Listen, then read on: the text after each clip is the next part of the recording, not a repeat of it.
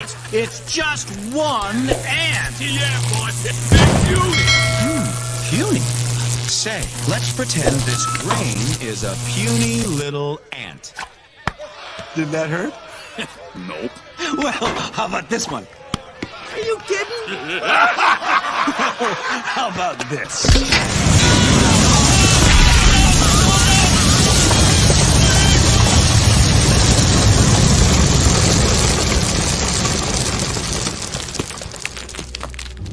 You let one ant stand up to us, then they all might stand up. Those puny little ants outnumber us 100 to 1. And if they ever figure that out, there goes our way of life. It's not about food. It's about keeping those ants in line. Resist!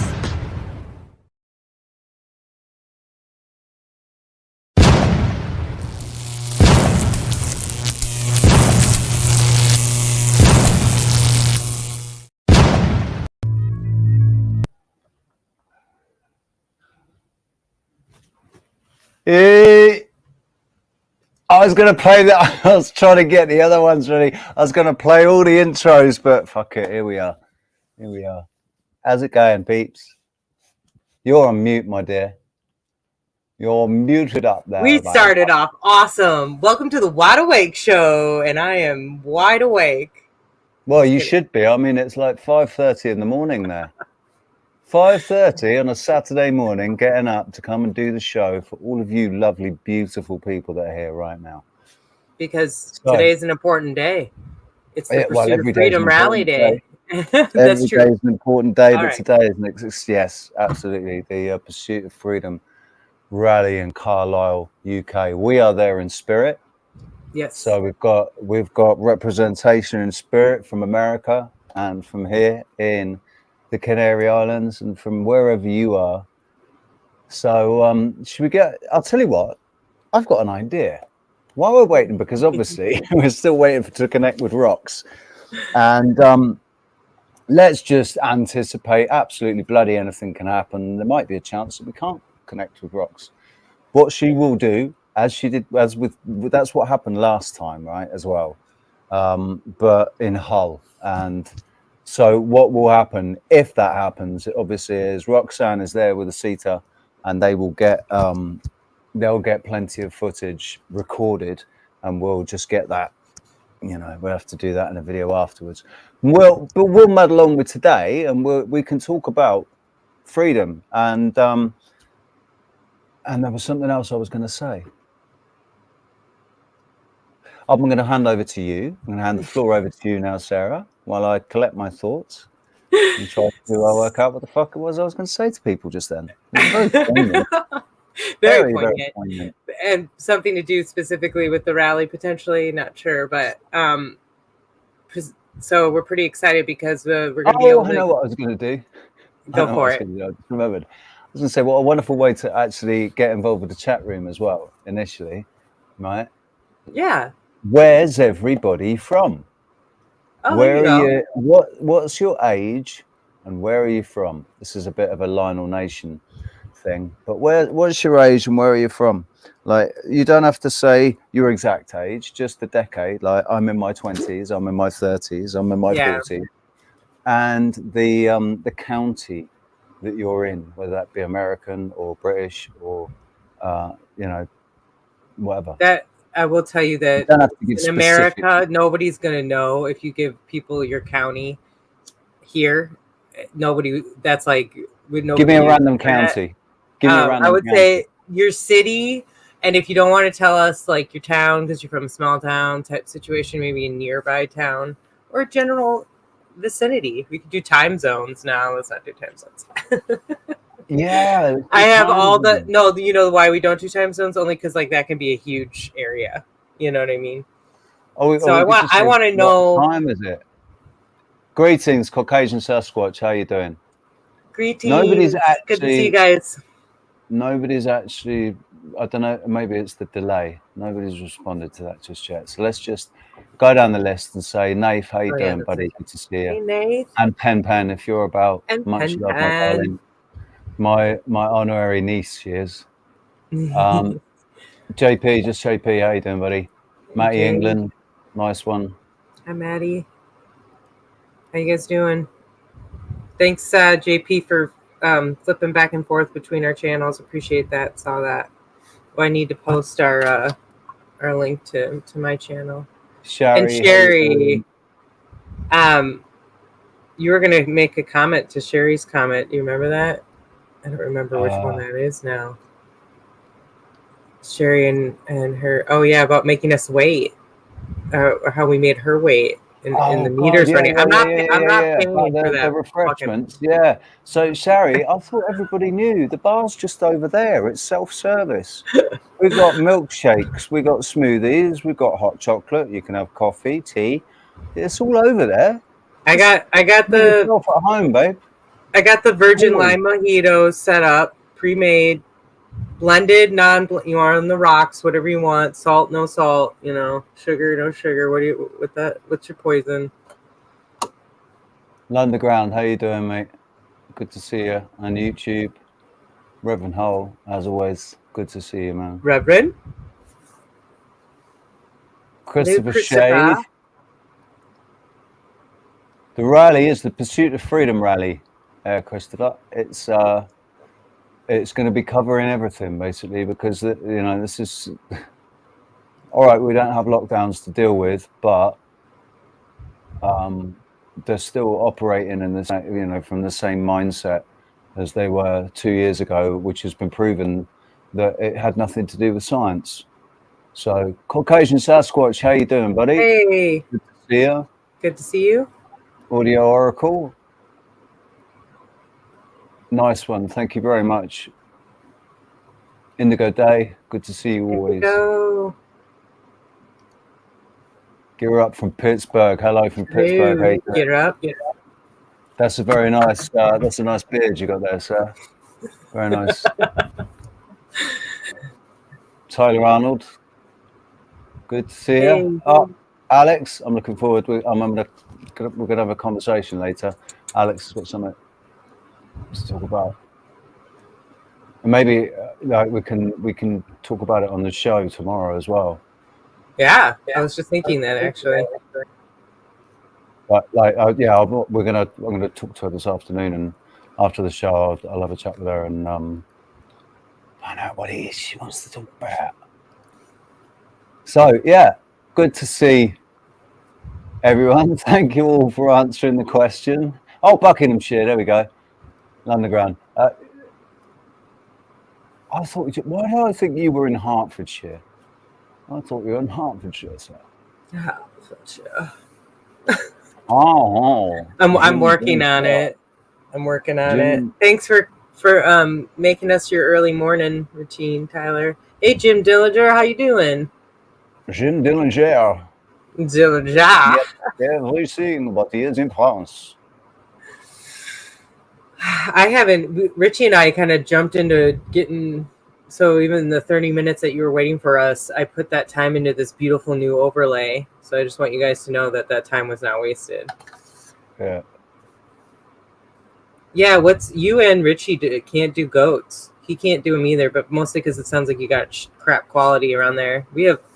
I know the other day, somebody was like, "Ooh, I want to do some peppered jelly on this, my dad's homemade bread, and with some cream cheese." And I was like, "Ooh, or goat cheese." And they're like, "What?" See, I like goat's cheese. The goat's cheese that my mum used to buy, which was like from Marks and Spencer's and Sainsbury's and those sorts of supermarkets. I hated it. Had a really strong, horrible, disgusting taste. But then I tasted goat's cheese in Portugal, and it was creamy, beautiful. Like, didn't taste anything like the goat's cheese that I'd had in England, and it was really nice. And there's different, they're big on goat's cheese. Well, yeah, and we know we know that the quality of the soil is obviously really important. So if you can imagine, if the animal's getting really good nutrient food and it's eating that and living on that the quality of the soil is important for the quality of the grass and the stuff that they're eating, isn't it? Yeah. The thing is with Yeah, I think in the UK, I don't trust that they're, because goats are renowned for eating anything, and I think that a lot of capitalists have cashed in on that and said, mate, they fucking you can feed them the straw out of the horses' stables, and they'll eat that. You know. Yeah. The used straw out of the horses. When you muck out the horses, feed that to the goats, they'll fucking eat it. Chuck in a couple of jumpers, couple of shirts. We've already had 4 of my shirts, the bastards. And I'm still wearing them. I was about to be like, and on that note, my dog has just yep, and so I will be right back. No problem at all. That gives us wonderful. Ladies and gents, you'll have to, because like today's show is predominantly, this is about the Pursuit of Freedom rally, and we're not quite linked up with Roxanne just yet because of traffic and signal and all of the issues that you have to deal with when you're trying to do a live stream at a live event. So you're just going to have to bear with us a little bit. In the meantime, yeah, exactly. State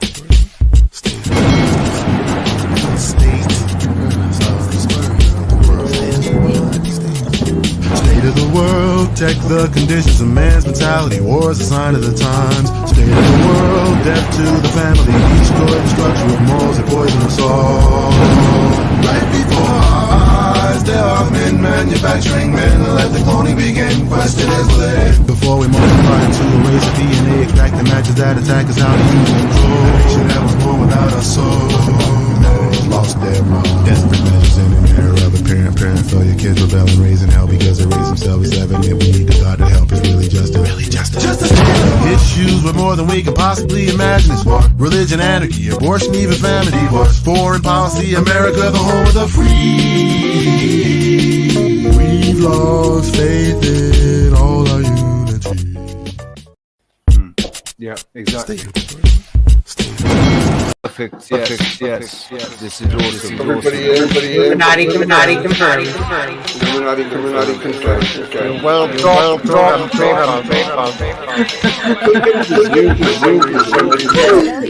Double Illuminati. Double upside Yes. down.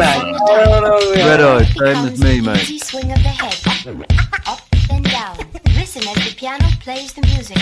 Exercise just for the head and throw head back. Up and down. Exercise just for the head. Flash lights over the left. Exercise just for the head and throw head back. Up and down. Exercise just for the head. Flash lights. I battle cast a food. Perfect.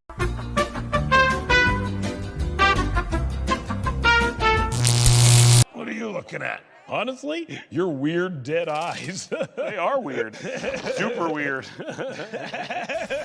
So. Illuminati confirmed, Jack. You're well talked to on paper. It's you for some reason. You're in voting now. Vote and let your senators know how strongly you feel. Vote now. People who live in glass houses shouldn't throw stones. Is that okay? Have a nice day.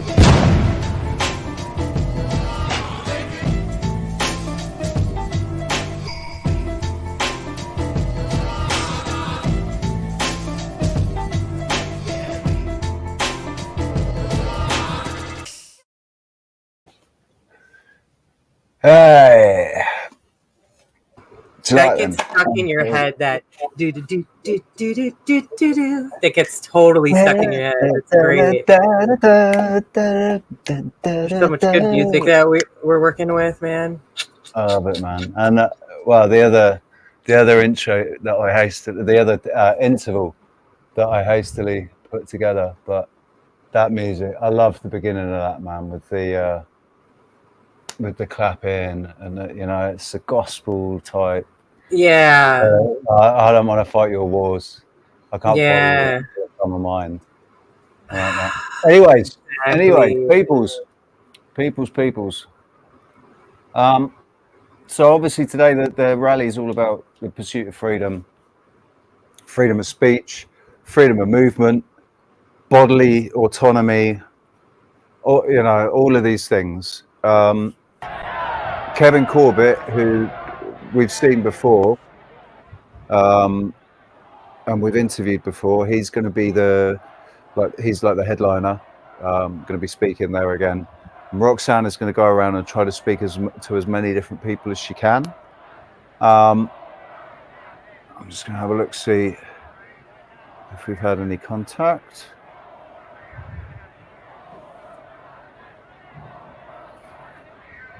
I'll just send her a message. Did you? Oh, by the way, did you? I wonder if that's what I'm hearing. I added my own thing, but I saw all the ones you just added. That's what you were talking about. The whole world is watching. Yeah. Ladies and gentlemen, we have. Now you hear the beginning of that song. Yeah. Who sings or who knows where that is from? We'll do a little trivia. The whole world is watching. And what context that was from. We were just talking about that today. So that one has stuck with me. My dad used to listen to that song all the time. So you like that one? Fun with audio. The other fun thing I've been doing is looking up a lot of stock footage. So more or less what we're trying to tell you is there's a lot of really fun visual sound in store for you all. So we're going to make this an enjoyable, intellectual, mind-provoking. Have you got a fucking umbrella? No, I'm just going to get wet, man. Just deal with it. If you live in Oregon, that's sort of the joke. If you have an umbrella, you're lame. when Roxanne does finally get through to us live, we are anticipating it being raining there. So we just wanted to, give you that feel. Yeah, that's very relaxing. Now, ready for this? Oh, sorry. It wasn't timed as well. I like to use thundercracks for transitions. Hence the next transition. I know you've got me thinking about that now. This is very relaxing. I see we turn it down a little and leave it on. This is a really nice.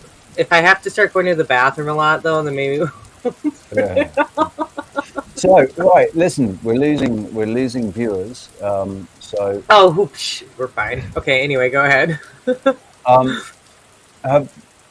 JP, have you heard from Dave lately? When he's still living.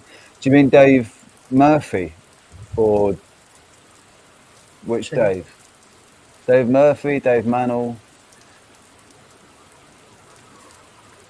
I don't know all the Daves. You mean Dave Murphy? I can pretend. I do know some Daves. Does he have a slap sound? I could probably find one. Oh, that would be hilarious if you played a slap sound in the middle of this bar sound. And just like, That's a whip sound. Yeah, that is a whip sound. You're trying to do that. Yeah. You're trying to do that. I'm moving my hand so fast, it's actually creating a whistle. So. Wait. There's one from a movie that's like, it's like real long, drawn out. It's like a Will Ferrell movie. It's like Step Brothers or something like that. Let's see if I can find it. Not sure. I'll put it on a list to look up, but my only reason that I'm not going to go do it right now is just because I get really distracted. And if you've noticed the last couple of shows, I've been focused on.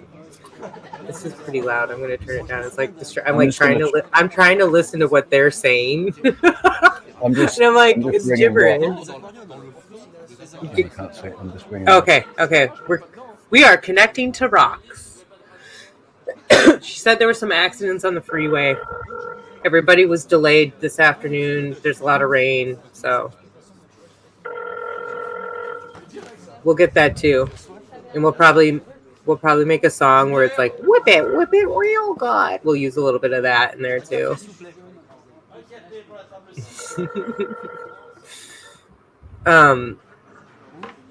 Speaking of which, I was trying to see if I have it loaded. There's some other good ones that I thought we had in here. Now I got to put it in here. All right, grab your drink. Okay, so anyway, guys, did anybody try to guess to what that was from? We don't really care, do we? I'm teasing. That audio. No one. I'm gonna play it again. This is from. Yeah, I'm going to.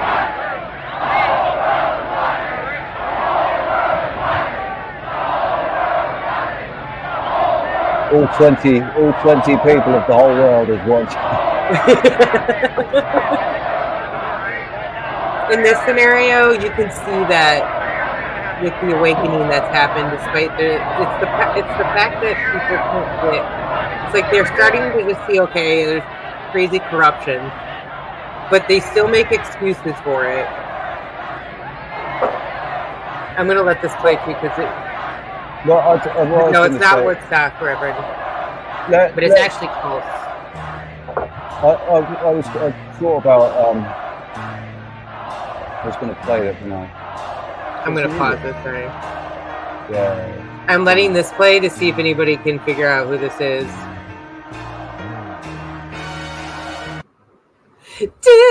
I know I ended it right there for that reason. Okay, tell me who the band is. Oh, is it looping? Oh, you played it again? You want to play again? Can you tell who the band is? It's a little more of an obscure one. Yeah. Okay, anyway, let me just tell everybody. It's from the 1968 protests. It had to do with the political race at the time. And there's a lot of protesting going on, but the police came in and were very brutal. There was a lot of, there's footage of it too. There was a lot of injuries and footage of them just being just ridiculously gross, brutal. So, more or less, Chicago, the band, did this song, and I think they chant this twice, but they turned it into this audio, and then they turned it into this song. So, it's a really good song if you guys haven't heard it, and I can always record the whole thing if you want me to sometime, so. Because this is a little more old school, this is 70s, early 70s, late 60s, so. Okay. Is it playing again? Come on, man. I'm just kidding. I'm teasing you. Okay, so we can't get a hold of her yet, but we kind of knew we were going to be in a little bit of a delay. So, you know what I was thinking about, too, about some of the questions I wanted to ask, we could ask the audience, get you guys more engaged, is related to how you feel about, your next steps. Some of you, what's your plans? And maybe because plans are a big word and future is excessive, I shouldn't say, that was kind of a weird way to say it. Future is sort of, what is that? You're anxious if you're living in the future. You're anxious if you're living in the future, if you're feeling anxious, you're living in the future. Yeah. So just think about the future.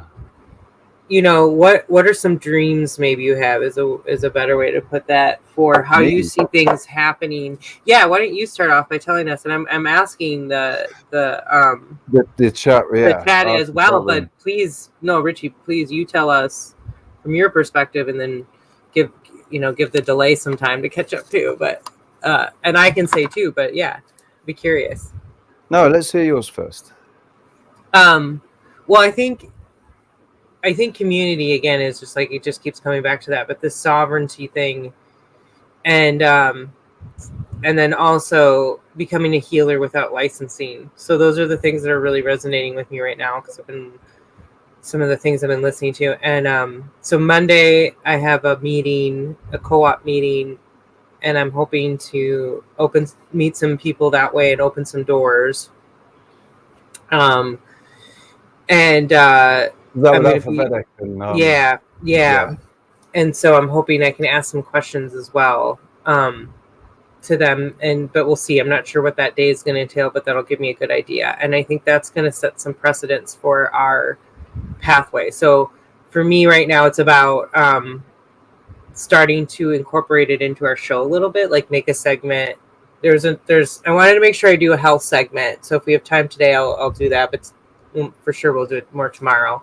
We're not always going to, I think, do shows that are, as fluid necessarily with every little thing that we want to do. But, and then I want to do like where we're going to start looking at some of this paperwork that you and I are going to start analyzing for, and when I say paperwork, more like, like the sovereignty law literature, I think is more what we're going to be trying to look into to see like, what's the next the PMAs step. as well. PMAs. An association, remember you and I talked private about member associations. Yeah. We're going to hook up with Beth Martins and talk to her about that. Yeah. And who was it? Somebody else was talking about it. Oh yeah, no, it was Dr. Bear. Dr. Bear Lando was talking about that's what they did the first time they did it. They did a private members association. So that they were able to practice on their land. Okay. You have to be. That's right. I think you really to be in a strong position in that situation. You need to be a freeholder. You need to be a freeholder of the land. You need to have freehold of the land that you're on, because then you can essentially it makes it like a sovereign state. I don't think that, and I'm not positive, this will be a question to ask them, but I don't think that they had the patent to their land when he started the private association. I think it was, I think maybe that's come later in life as they've paid it off, because you have to obviously pay it off. I'm not saying you need it to have a private members association. I'm just saying that you are in a much stronger position if you're freeholder of the land and the property, because then nobody that's can the come goal. and say, I so think that sorry, all I was going to say is with our communities, that's what I want to see. I want to see us be free on our own land. And make our own, because again, we've talked about, we don't see hierarchy. We don't see that existing. I see people having roles that feel like leadership, but they're not. That's not what it is. And at the end of the day, there's a board, there's a panel.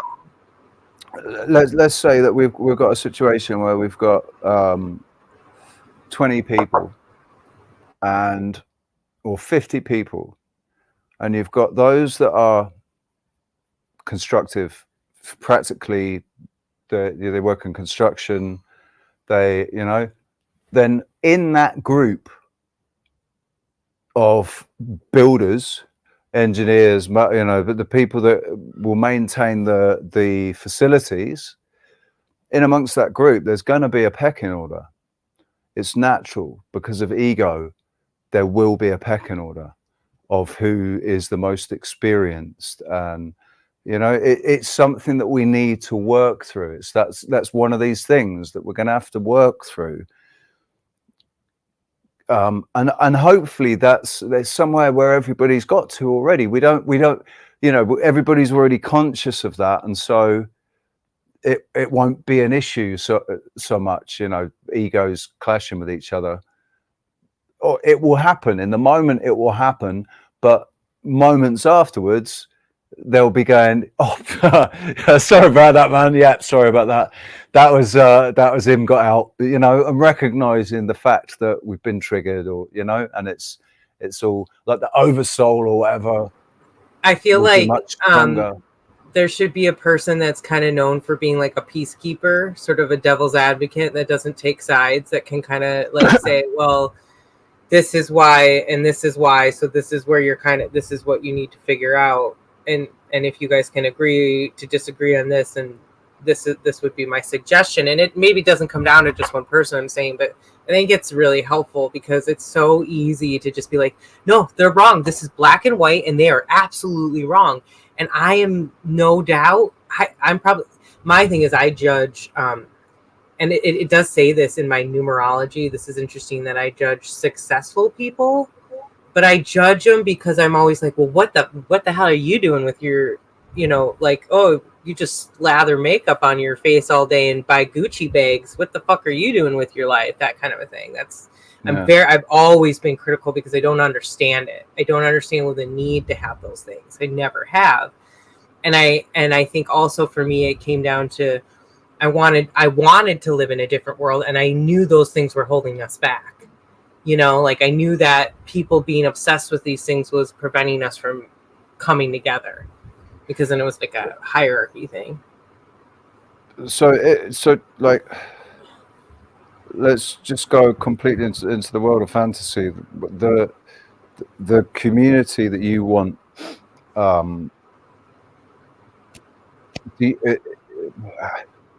expanding out further, what's happening outside of that community? It like in your, is this after the split? Like that's the thing. It's like, yeah, and that's the other how question. Are we imagining this? Then I want to engage. 20 years, Yeah. the next 20 years playing out as it is playing out still, where we're going to have to create a separate community. Sorry, I don't. Okay, so I do see it this way. I actually do see it starting with one and branching out from there. I do totally see that, because I see certain people setting certain precedences right now, moving forward and getting everybody to be like, all right, I want to go do that. I want to go jump in on and help with that right now, because I actually see a shift. And by 2024, I think we'll be ready to, if not sooner, but by that time, I think we'll be ready for sure to start new. Like we'll be able to separate and branch off from whatever chaos these other, cohorts want to, hook themselves up to Borg style, versus we'll be able to go live this kind of in this setup that we've discussed in a more sustainable, just with the earth kind of situation with free energy as well. My issue with trying to imagine it is every time I do, what I want to try and do is be realistic about what's going to happen in the next 5 years, and it's difficult because, well, it's why we keep saying, like, we got to stop talking about it. We got to start doing it. Yeah. And because it is almost making us anxious, because we keep just sitting. So, but we're making steps. We have to remember, okay, Monday is a huge step. And it's going to, for me personally, because if I get a chance, because my thing is with Dr. Lando, is that he was an MD and he gave up all his credentialing to do that. And if I can start doing that right now, that gives us all the precedents to start doing it. That gives you the precedents to start doing it, Richie, because that's something you want to do, is healing. And maybe we have other training that we want to start with. He would give us a great window into that, great resources on where to start and get that information. But then before you know it, you're able to offer your services. And yeah, it might be virtual, but who knows, in your community, you might be shocked if you can find some way to translate and you're just doing hands work and you don't actually need to have that much verbal conversation with somebody. Do you know what? I've thought about this, right? I have actually thought about this. And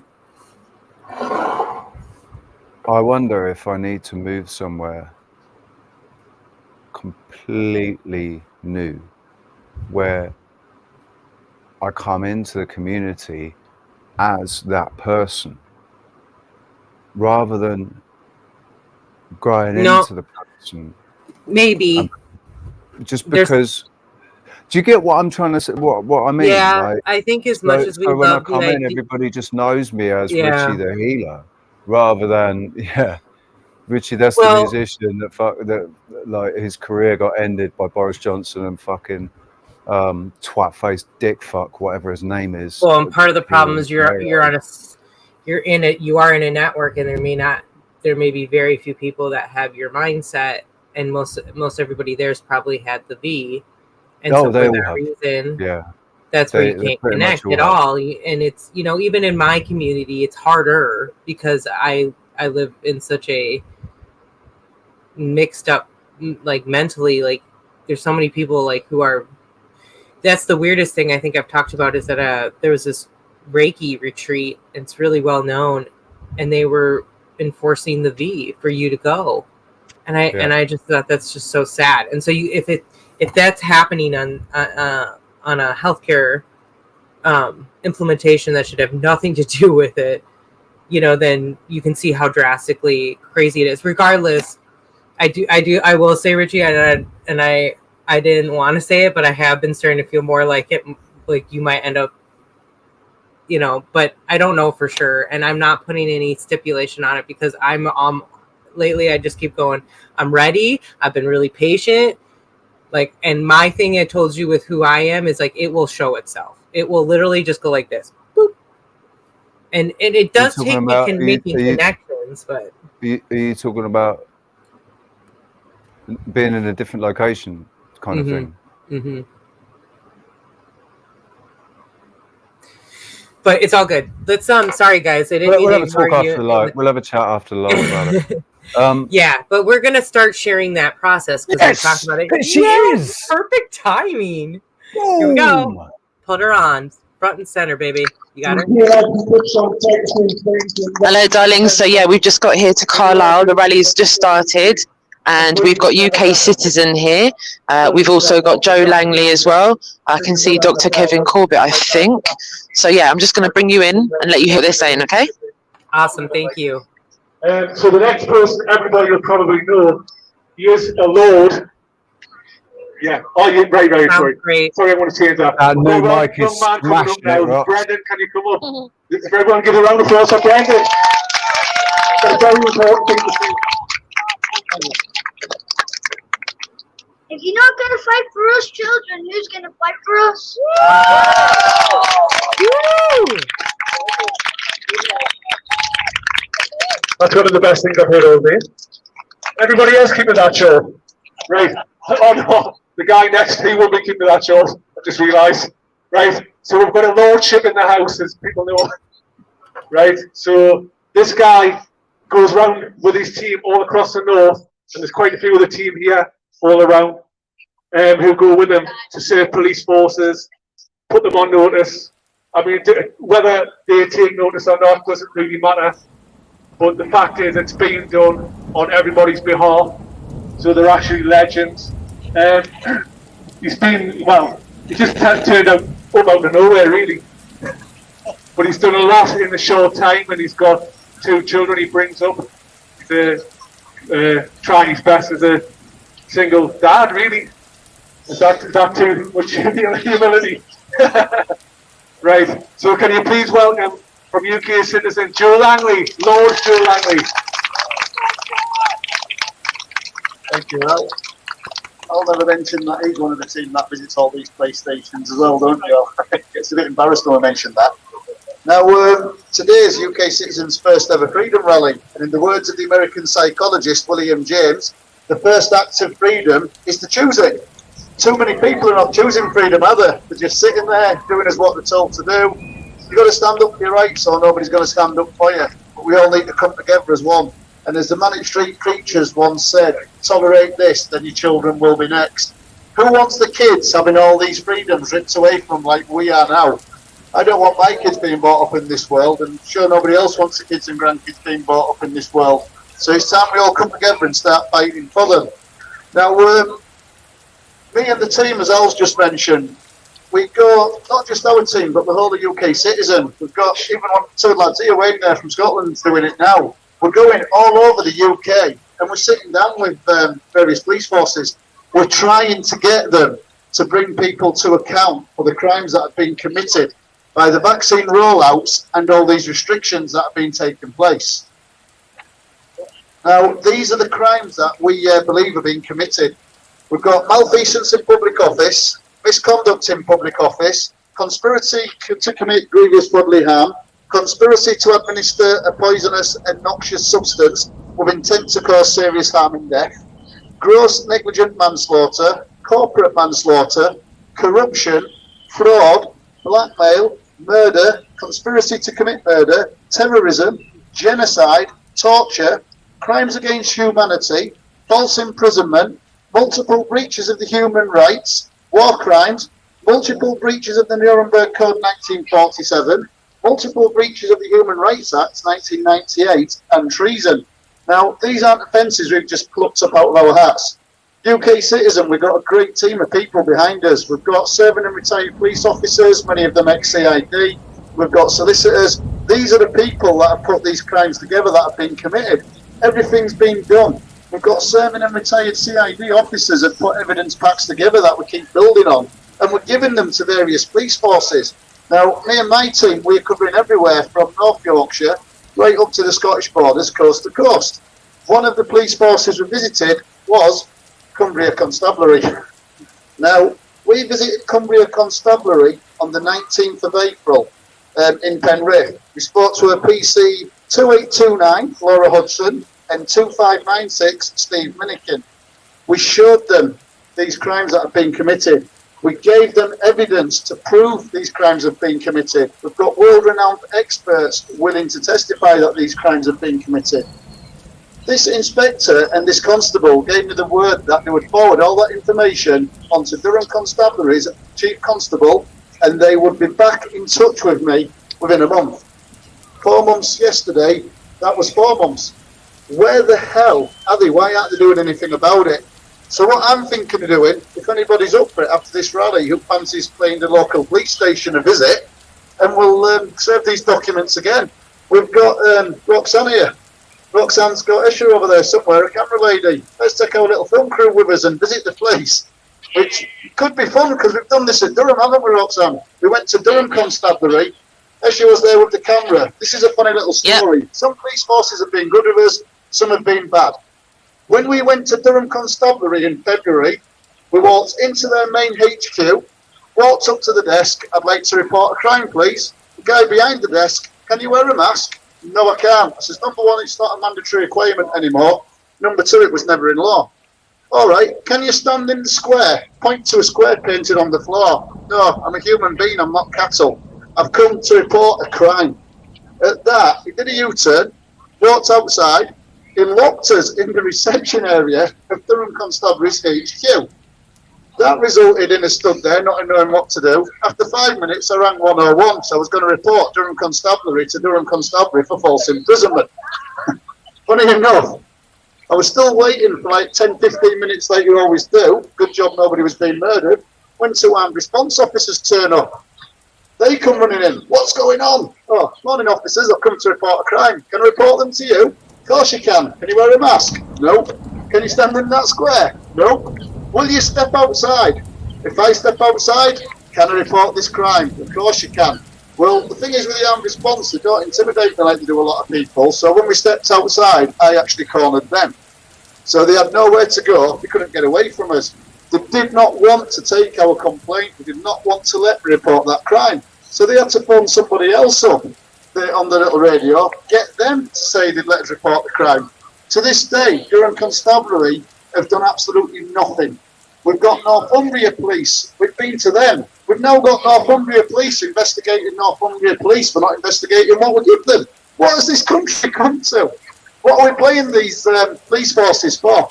They're not police officers anymore, they're policy officers. They're there to fight for the politicians, aren't they? Not the decent ones like Kaela, but the dodgy ones we're trying to get rid of. We need to all come together and keep fighting for this. Now, that was 4 months ago we was last at Cumbria. So like I say, after this rally, we're going to go back there. Anybody that wants to come along with us, let's all go for a walk together. We might get a bit more of a response if there's quite a few people stood outside the police station when they're walking. We'll just have to see. But we all have to come together. Winston Churchill once said, if we fail, then the world failed. Including all that we have known and cared for will sink into the abyss of a dark age, made more sinister and more protracted by the lights of perverted science. Let us therefore bring ourselves to our duty. How relevant is that right now? Has it ever been more relevant than it is right now? So these are very, very dark times, and too many people are allowing the minority to take all our rights and freedoms away from us. Nobody should be forced into having injections that they don't want, especially, you know, these things aren't even proved to work, but they are proving to be killing off a lot of people and making a lot of people very, very ill. We all need to come together and keep pushing this across the whole spectrum. There's so many different organisations out there. We all need to come together as one and keep pushing it. So the question is today to everybody that's here, ask your friends as well. It's not about who you're supporting, who you're following. It's what are you actually doing. Everybody needs to do something. Because as I say everywhere I speak, alone we are strong, but together we're going to be unstoppable. Thank you.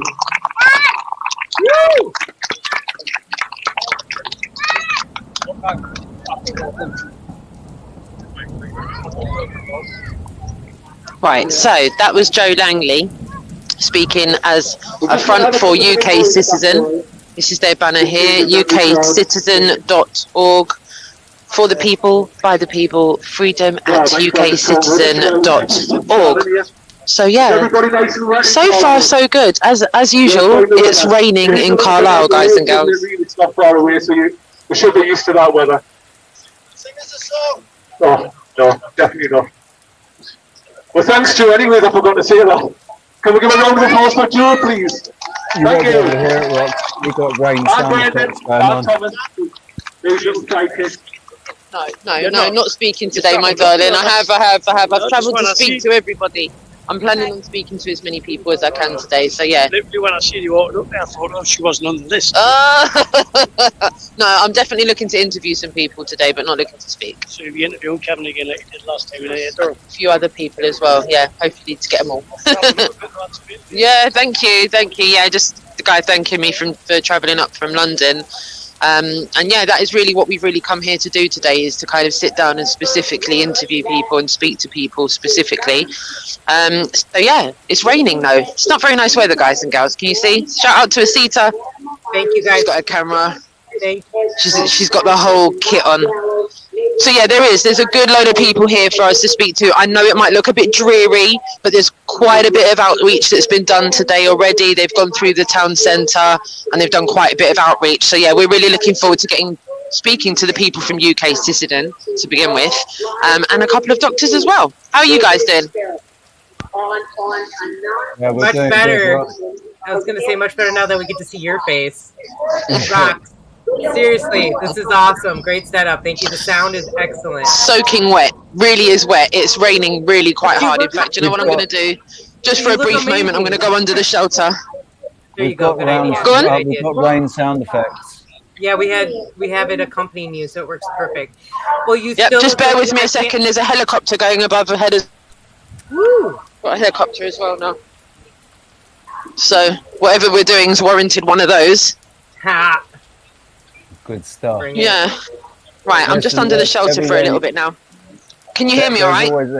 Yeah, there's always that microphone is smashing it. There's always a helicopter. Can you hear me, guys and gals? Yes, we can hear you.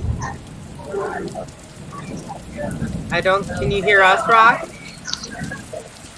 No worries, if you can hear me, we'll come back to you in a bit. For now, we're in Carlisle for the Pursuit of Freedom rally today on the 20th of August, and we will be speaking to various doctors and representatives from UK Citizen today. So I will tune back in as soon as I can, but until then we are going to be here in Carlisle for the next few hours speaking to people from UK Citizen and various doctors, and actually just people that are mulling through the town. I want to kind of understand where they're at with the situation that's going on. We're going to have a little chat with some people that are in the shopping centre and whatnot. So yeah, it should be fun. Despite the weather, it should be a lot of fun. Awesome. We're looking forward to it. We're going to hang with you all day. All right, my darlings. We'll be back shortly, okay? Cool. All right. Yeah, thank you. There we go. That was great. So, Roxanne has made it. And it looks, I mean, when you consider it's miserable weather up there, absolutely miserable weather, and there's people hanging around you know, with their umbrellas. I know Roxanne had her umbrella, and she left it in bloody London. She had it, and then she forgot it. Oh. So yeah, but okay, well, it'll work out. Just yeah, it's good, man. I'm really pleased because that was a really nice, clear, beautiful signal. I'm so happy that it just went really nice then. And really to be able to hear that speech really clearly was great. And I just, considering the weather, I think it's a big deal that there's as many people just stopping to listen even. So this is awesome. So I say awesome a lot. That's so like millennial. Awesome. I say dude. So American. Awesome. Dude. So yeah, but it's kind of a, you know, this is awesome, dude. That is it's still valid. It's still absolutely 100%. Awesome, dude. Absolutely I know. valid. This is where we have to stop beating ourselves up. That's like one of the dumbest things to beat yourself up on, right? So my mind has gone blank. I was going to go on. Sorry. No, I'm sorry. You go. Finish what No. you were going to say. I keep interrupting you, and then you don't. Then you forget what you're going to say because I keep interrupting you, and then it becomes this like perpetual cycle of us forgetting shit. And we're supposed to be. We can do this, Richie. We can. You know, I think we're not. I think we're so used to our Sunday show, and we're going to keep our Sunday show as casual as ever. And not saying that we're going to be all. But yeah, just trying to, you know, make this relevant, good information. Every show we're gonna do is gonna be pretty casual. As soon as at the end of the day, right? In my experience in the last 4 years, every time we try and plan anything, it fucks up. Doesn't matter what it is, or you know, like it just fucks up. And we stop stressing about how perfect it looks. And we set a time, and it becomes impossible to start at that time. And we always end up putting it back at least half an hour. You know, and it's like you should just all plan on that from now on. It's just it kind of makes us look disorganized or whatever, but people just have to appreciate it. Just I have to. You got to let go of this need. You got to let go of this need for things to happen, like bang, when you want them to happen. It's like, let's just go with some divine synchronicities and timings, and just let what will be. I'm very, very Taoist now. I'm very Taoist. Right. Just go with the flow. And I know you're not. There's instances where people say you shouldn't go with only dead fish. Only dead fish go with the flow, right? I had not heard that. It's funny. And do you know what my answer to that is? Do you know what my answer to that is? I'm not a fucking fish. So sometimes fish do like fall back. They don't always 100% fight it. Salmon don't do that a lot. Salmon have this ADHD about getting to the top of the fucking river. What is that about? Like they throw themselves. What's the ocean? Because the ocean's, you know, its own ebb and flow, and the sea creatures go with the flow there. So that doesn't really make sense. That's I think they understand the flow much better. And driftwood, dead fish and driftwood go with the flow. Sorry. No, okay. Anyway, I choose to say no. I'm a human, and I'm floating on my back, and I can either float down the stream, or I can stand up and dig my feet in, or I can swim against the current. Yeah. It's up to me, isn't it? So, but it's actually, it just feels like anything that we try to push, there will be pushback. And if we just allow things, just allow it, dude. Right? Just allow it. You know, I am actually an ordained dude. Technically, I can marry people because I've been to university and I've got the certificate. I'm an official dude. Like, big about you. I was about to say though, are you the? I mean, where's Callum? Are you the original dude? Yeah, I don't know if Callum got the. I was going to say that actually. I wonder if Callum. I'm going to apologize, Rich, because I didn't know exactly how we were going to do the show, so I did not send the invite to any of our regulars. I only sent it to So the Wide what Awake we Show crew. do I can is, send it right now. I can add them right now. yeah, do it. Like, okay. Bernie's it. gonna just to get you guys all excited. Bernie's gonna try to jump on tomorrow, and I think on Sundays we might push it out as long as Richie's okay with it. Push it out later because I think sometimes that might work better for some people too. It's fluctuate. We'll fluctuate just people. It's like Cam. Later means it's much later for Cam. But yeah, because what's early morning for them? Like noon for us, I think. And that's 8. We could do that. We could do like 1 o'clock in the afternoon show for me and a 9 o'clock at night show for you, right? Because I mean, not always, but some days you can stay up that late. Yeah, I mean, we're such early I'm not going to want to do an 8-hour. I won't be able to do an 8-hour stream if we start at 9 o'clock. I think that's pretty rare. I mean, I've noticed that we've actually started going like we started off. We had like a 7-hour, 5. We had an 8-hour, and then we started kind of because we only can talk about the same thing so many times in a row. And what we want to do is part of this show is to also talk about. To show that we're going to start doing the work, that we're not just going to talk about it.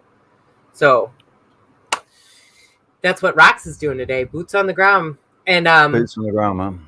I definitely I haven't looked recently, so I'll be honest, but I did initially try to look for I should try to see if there's probably like a flat earth Oregon, and because I was so previously like in my own. Do you know your best bet with that? What? Get the app. That Dave Weiss app. Yeah, get the app. You have to pay for a year's subscription to be able to contact anybody. You have to pay a year's subscription, which but it's works like out 99 cents a month or something. Oh, so it's like $12. I thought it was a little less it's like $11 or something. Okay. Yeah, $11.90. The thing is, I know there's groups in California. So anybody who's on right now, I was going to try to go back in the chat, but I'm curious because I know of events that go on like Colorado, but a lot of it's on the East Coast. A lot of those people live over on the East Coast and meet up over there. Like North Carolina and South, I think both. I don't know for sure. Regardless. 33 watching. Illuminati confirmed. Right, How many times can I say that? Did you guys know I tried to post that? So I tried to post the video Richie made of that first one with all of us, and I say that in it. And it told me it was banned in 71 countries. In some of the it didn't do that to me, which is the funny thing. That is super funny. And then it said some of and the other thing too that's been happening to me a lot is when I try to repost Richie's videos, it tells me that I'm agreeing to the share thing. So we're officially on a list, and I am ready. Oh, I'm officially on a list then. Mm-hmm. Yeah. Yeah, so am I. Awesome. Could you screenshot that, or if you see it again? Because it didn't say we were officially on a list. It didn't say that. I'm just saying. It just said, "Are you sure you want to share this?" But yeah, the new quote unquote campaign that's going on. And didn't this resonate out of China or something? I don't mean to get this mixed up before we start talking about it, but it might be a good segue. The People's Health Alliance. That sounds interesting. Kimmy Spreadborough. Hey, Batman. Hey, Kimmy. Hey, Jose. What's up, guys? How you doing? Alex, glad you are here this morning. Hugh, what's up? According to the app. In London Ground? What's the app say, yeah? The app saying that there are two people with the app on the island. There are 2 people on La Palma with the app, and there's somebody in Gran Canaria, Las Palmas with the app. Interesting. So, but if I were to go to the UK, there's like a ton, right? UK. What about? Can you do me a favor and go to they are Oregon? everywhere. It's the same in America. I was trying to work out if I could do that. If there was some way for me to, but it means I have to scroll. The map doesn't go small enough for me to. Oh, maybe it's won't let you go because it won't let you see people over that far because it's sort of like this. That's good for privacy purposes. That's actually. I mean, maybe I can search if I paid. If I was paying the subscription, maybe I could do it. So you can have it without paying it, but it won't let you. I'm not paying for a subscription now, and I can see, but I can't contact. I can't actually contact anybody, but I can see them. Okay. The blue dots. You should just go run out in the street and be like, "Who's got this app?" Well, nobody really here has got this app. I think one of those dots is actually "Who are we?" That's awesome. I haven't seen "Who are we" in the chat, but if you're in the chat, "Who are we?" Is one of those dots you? It used to be that you could put. You could go on to the Find Your Friends, and you could put as your name. You could put your contact details, so you didn't have to if somebody wanted to contact you, they could just see your contact details and get in contact with you. But now they've scrubbed it, so you can't enter your profile unless you've paid for the subscription. Gotcha.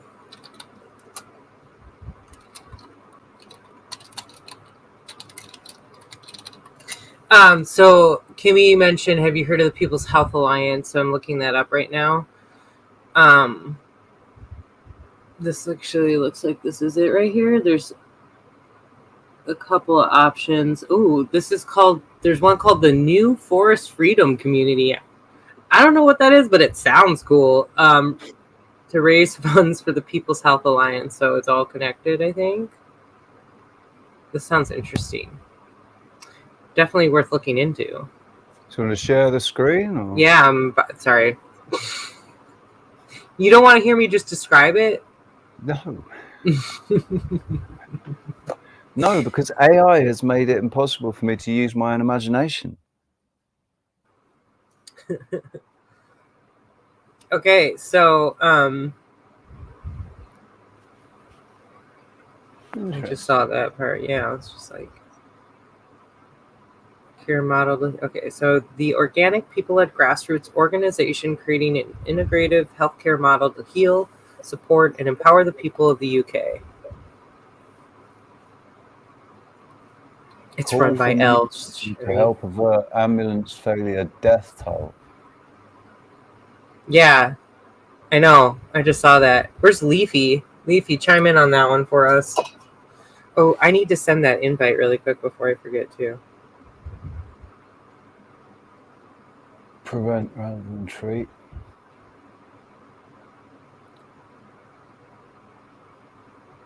No, that's good. Gorgeous little dog.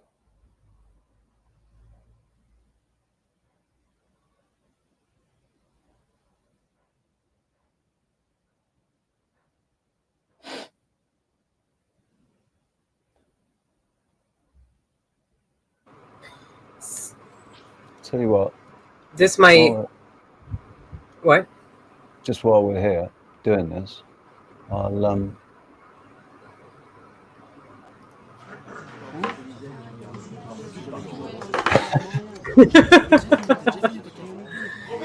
So anyway, yeah, this guy yesterday came up to me and just smacked me in the face. I was like, "What the hell did I do?" Just kidding, I had to. It's like conversations you have at a bar, right? Reasons why we don't drink anymore. Anyway, so came up and smacked you in the face. No, I'm kidding. That's not real. I was. Just... right.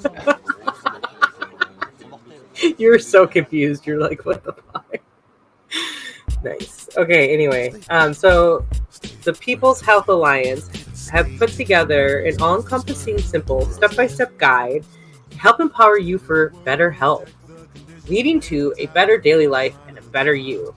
Fully thrive at all levels, physically, emotionally, and mentally. It is important that we look at those parts of our lives that are out of balance and work to rebalance them. For most of us, this starts with what might seem to be simple changes, but those changes can make a huge difference, not only to our health, but also to an understanding of what supports our health, and importantly, restores a feeling of being in control. This step-by-step programme is designed so that, I did that on purpose, shut up, so that each phase builds on the previous phase, depending on where you are in your health journey. You might want to begin with phase 1 and work from there. If you have already incorporated aspects of phase 1 in your life, you might want to add to that, or move directly to phase 2. The optimization programme includes how to avoid stress, and it will introduce relaxation techniques and meditation. That sounds exactly like what we want to do. How to improve your digestion through balanced diet. When to introduce the right supplements to aid in reducing stressors or inflammatory processes, and importantly, aid in boosting your immune system. And how to improve your overall health. We wish you well in your journey. This is cool though. I don't mean to read it all sarcastically. I'm just having fun. So I would recommend maybe checking this out. I'll put this in there. And I would also recommend, and I'll do more research on this too. This might be somebody we want to even do an interview with. So I will actually make a new folder for that exact reason.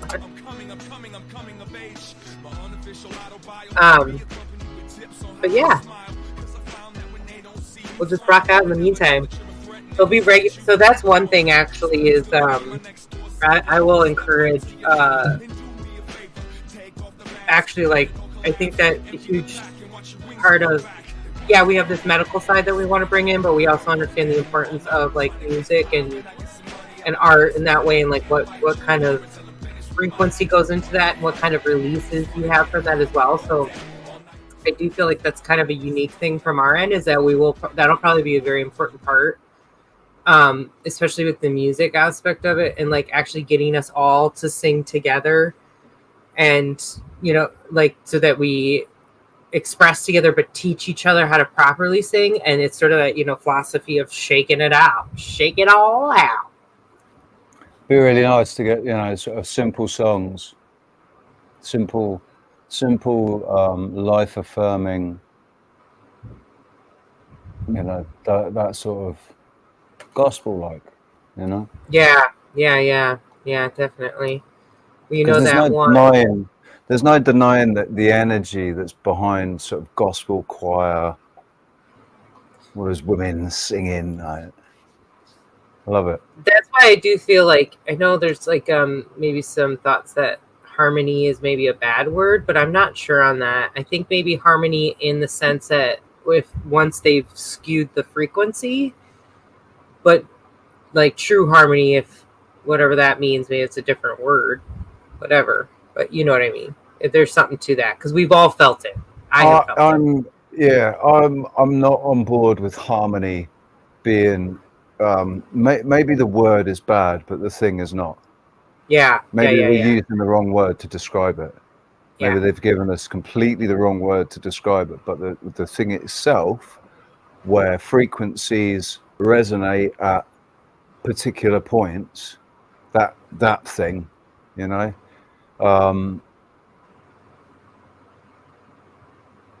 because I've always loved harmonies. I've always loved finding harmonies, harmonics, all of that. It's been a important part of music. That a cappella, when all of a sudden there is music playing, and then you get that beautiful harmony. Rox sent us a video, so I want to share this.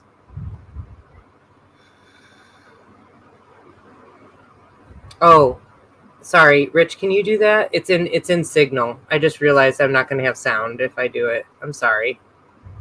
And I'm going to take a quick pee break. We are an hour in, so this is your reminder, everybody, to 1 hour stretch. in. Let's take a quick break, and then when we come back, we can watch that video with Rox. Does that sound good? Yeah. I was actually going to... I was going to play this, too. Did you? Sorry, go ahead. I'm going to play our little intermission video. 2 minutes, 37 seconds. Do you want to do that? Do you want to do a stretch thing? Oh, yeah. So everybody, real quick. Kind of show myself a little more. Okay. Up above your head, and you can usually feel it. Like if you start to push your arms back a little bit like this, but only go as far as you can tolerate. Once you feel that good quote unquote pain, if you know what I mean, you know, when you hit that point in your stretch, and if you push it too far, you might pop something out of place. So you want to push it to that point where it feels good, but you're working some things. So you can almost stretch, and it's sort of like meditation. You can almost stretch any way you want. Like it's like Reiki too. What feels right to you? What placement? But I do a lot of like. You know where you feel stiff. You know where you feel stiff and where. Use like, this. where you can't move. I need a damn good massage, man. Oh. Oh yeah, just definitely imagine right now. Imagine like me right now with my thumbs just right up in that shoulder blade area, right in here, right where it gets real tight, and right up into the neck. So remember that you can sort of envision like somebody's like massaging you and getting into these areas that are really bothering you. But like whenever I massage somebody, I always end up going into the shoulder blades, and I take my thumb. My mom always goes, Sarah, give me that thumb of yours. Because I'll just get in there. And then once I loosen her up, because sometimes I have to really loosen her up, then I'll get into her knots that sit right in the shoulder blade right here. And she can feel it. And I rub it up against the bone because I'm nodules. It's built up of bloody fluid. horrible they are. Nodules. So, and I'm breaking them up, and I'm releasing it. It's the best feeling too when you feel one release. It's like ooh, and it just takes over your whole body. Okay, all right. We're just going to take a quick break. Grab yourselves some coffee and roll a doobie and all that sort of stuff. We will be back in a number of minutes, undetermined as to how many so far at the moment. In this life what do you think you've learned? Absolutely nothing. Well, I've tried to learn, but I'll calculate not a lot really. I've learned that you must treat people properly, and that you must proceed in a certain way, and you must try and have a vibe of how to sort of enjoy situations. So I've learned just to, don't get miserable or fight the misery with some intelligence. This is like the most difficult area of the whole malarkey, really. It's hard to turn something around when it's going, and it's not something that you can learn by as far as I can see, it's something that comes to you with a bit of luck and a bit of instinct, yeah? But therefore it's not something you can ever bank on. I'm not smart enough to figure out what the hell it is or how it works at all, That's why I treat it like hoodoo.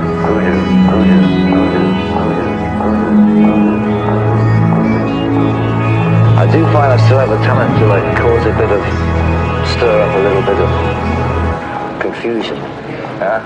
But I'll do what I can to create as much chaos as I possibly can. But my chaos is always well-natured, or has a positive goal at the end of it. When I start causing chaos in a situation, it's because the situation really needed to be changed, for example, or something is going to happen that I've thought would be a good idea. And 9 times out of 10 I'm on it, I must say. But hopefully that hasn't unjinxed.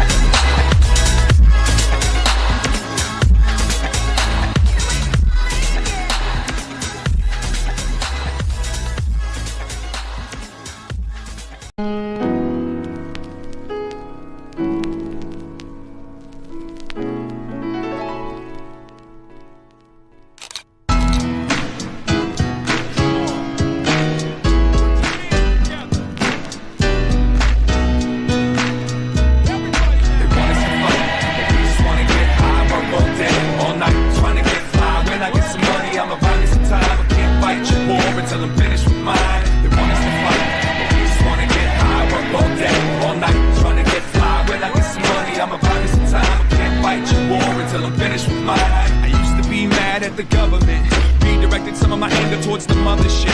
Trying to guess which shell live in hell sleeps under when the grand scheme plan keeps all these people wondering why we still running in place, frustrated. Pride is mistaken for hate, it's upgraded. I got a little breath left, less suffocated. Pointed the epiphanies and call them all drug related. The time I spent with my life on bent, trying to find the friends inside my head. Must have disengaged every phase and stage of my I'm coming of age. My unofficial auto-bio will be accompanied with tips on how to smile. Cause I found that when they don't see you frown, they never know that you're a threat and they don't sweat you when you come around. So who's gonna be my next door savior? Step up to your neighbor and do me a favor. Take off the mask, let it all collapse.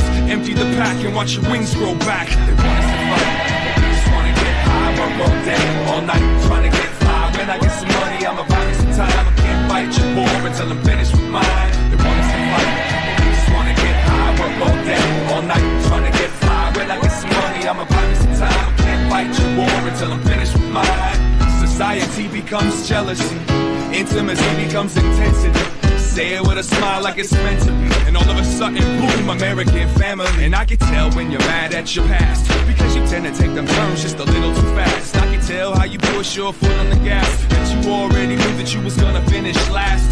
Slow it down and take a little time to look up at them clouds with the fake silver lining. Up in a tree knowing damn well you'll never reach the top, but you don't stop, you keep climbing. Well, okay, it's settled. No more nights in this weed and thorn infested metal. From this day forth, only forward I pedal. Get the memo, I'm cutting the strings to pedal.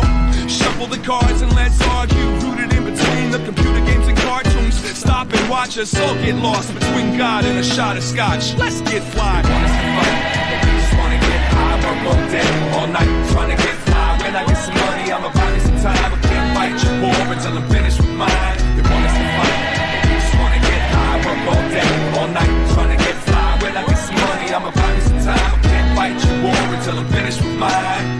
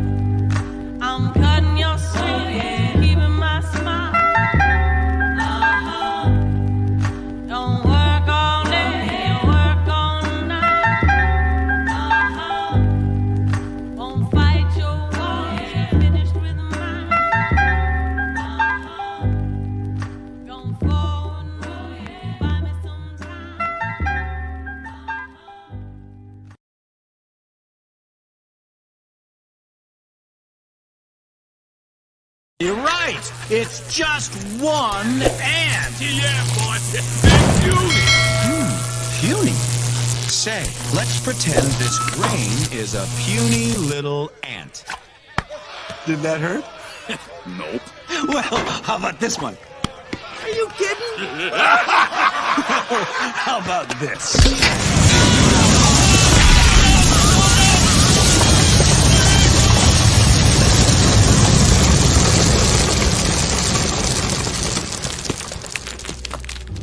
You let one ant stand up to us, then they all might stand up.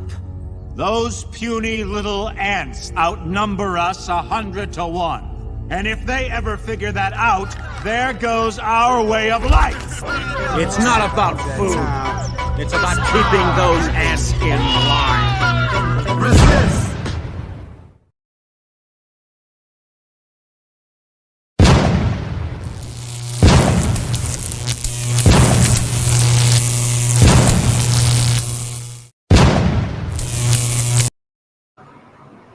So apparently we did the intro again. Wait. It's not complete until you have the long delayed. Oh, the volume's all the way down.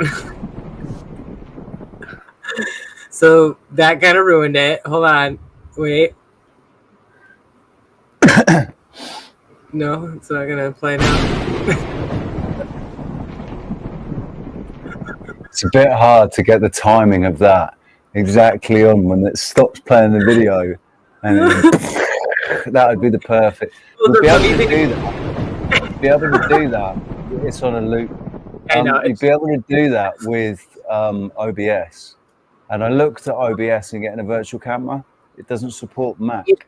I can't do it with the Mac because I can't get the VB cable that you need. You need a virtual cable, and it's not supported by Macintosh. So. Oh, really? Oh, that sucks. Because I was about to say that once Kevin gets back on in his setup, then he like I told you, he was messing around with that, and I thought he could potentially help us figure it out. But if you can't use it, then there's no point, right? Yeah. Sorry, I'm just picking at that quite frankly, because I love quite frankly. I've been listening to him. Oh yeah, I haven't listened to everyone, but I've been starting to listen to him again, or not again. I didn't know who he was. Do you know what? I like his voice. I think he's got a really good. He's got a really good radio voice. He's got good energy. He's got yeah. There is a good energy. And I've seen him. He did a little 5-minute video with his daughter, Aurora. Oh no! Oh. And he was in the studio making some music, and so he decided to just do a quick hi. And she was sat on his lap, and she's only 2, I think, so she doesn't really have a vocabulary yet, but she can make noises. And she was pushing he's got it all set up, hasn't he? So he's got his pad set up, so that he pushes a button and it comes in with a little GIF or a quick soundbite, funny video or something. Yeah. I want to get that set up. The one thing I was thinking, do you think he sets himself up? And then he only looks a little bit because he has it so he never looks at himself. Yeah. Because how it's so, and I do a good job. It's really helpful when you have somebody else. I hate looking at myself. I agree. It doesn't mean though that you probably you catch yourself. You can't help it, but it makes a huge difference for me to be able to focus. I spend the whole time looking at the other people. If I look at myself, every time I catch myself, I just think, you handsome bastard.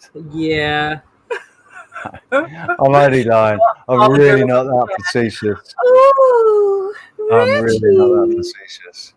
But I'm loving my new cut. Yeah, that is nice. So it really does. It feels like I've had a shave. There's no itching or anything. It's just nice. It feels like, but I like to have a shave. I like to feel like I've had a shave, but I also like a little bit of hair there. But only while I'm single. That's the funny thing as well. Only while I'm single, because when I've always, whenever I've been in a relationship, I didn't have hair on my face, and then when I got in 2019, I got together with that. 2020. Early 2020, I got together with that girl from Liverpool, and I didn't like it. I didn't like kissing as much with this hair on my face, because I could feel it, I was aware of it, and all I was thinking was, man, that'd be disgusting. My lips are hair, No, we only don't like it when it's prickly. As a female, we like beards. I mean, I do. I don't. Maybe there's female who don't at all. But interesting. Does your father? I don't. I definitely. Yeah.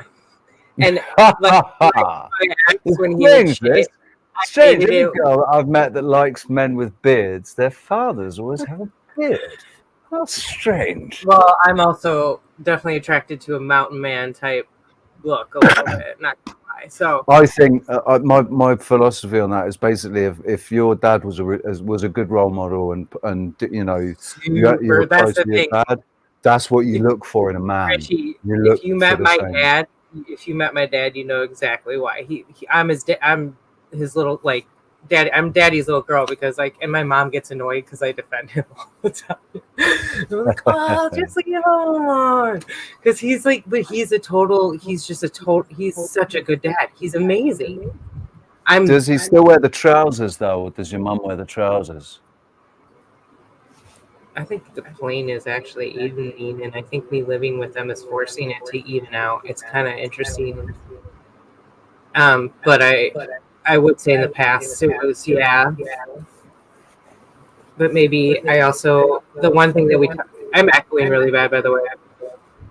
I don't know if everybody else can hear it, but maybe it doesn't bother it. Yeah. Can you hit your echo thing again? Sometimes I feel like you have to do that every once in a while, and then it works. What's that? But there we go. It's gone. I don't know what you're talking about, darling. What are you talking about? Shh, I'm crazy. It's all in my head. Okay. What I was saying.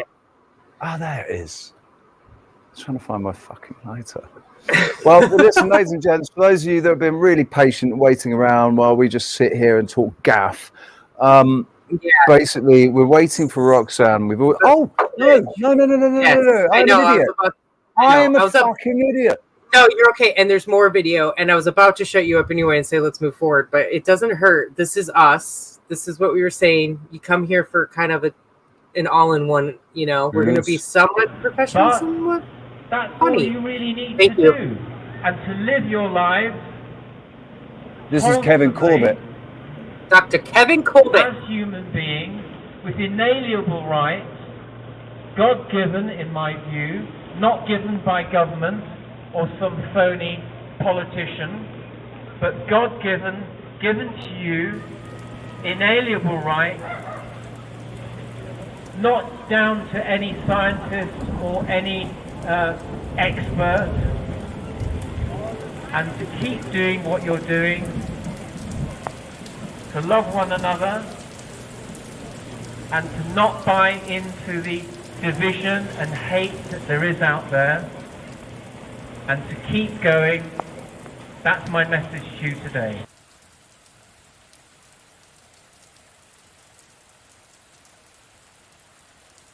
There's that one, and then there's this one.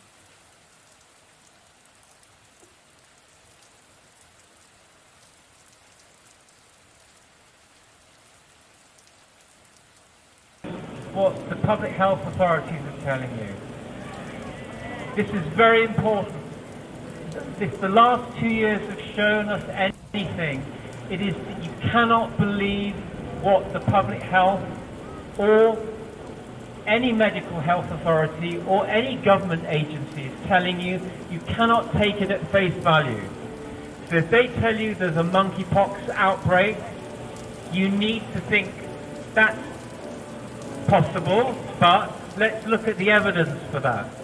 And you have an entitlement to do that.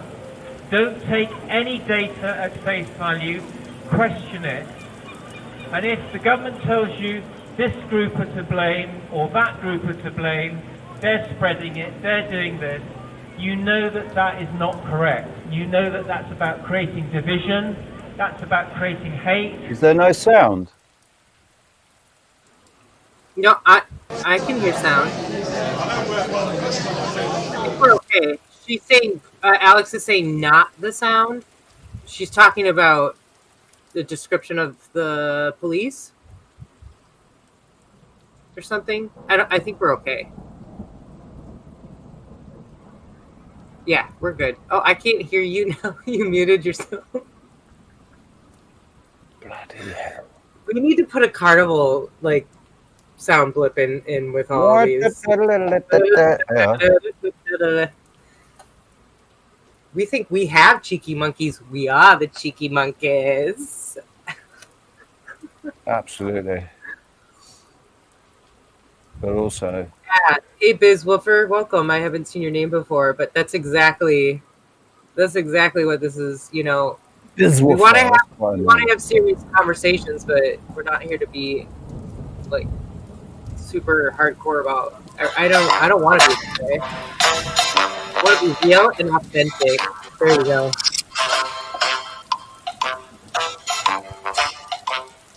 Yeah, we need to upload that so we have that handy.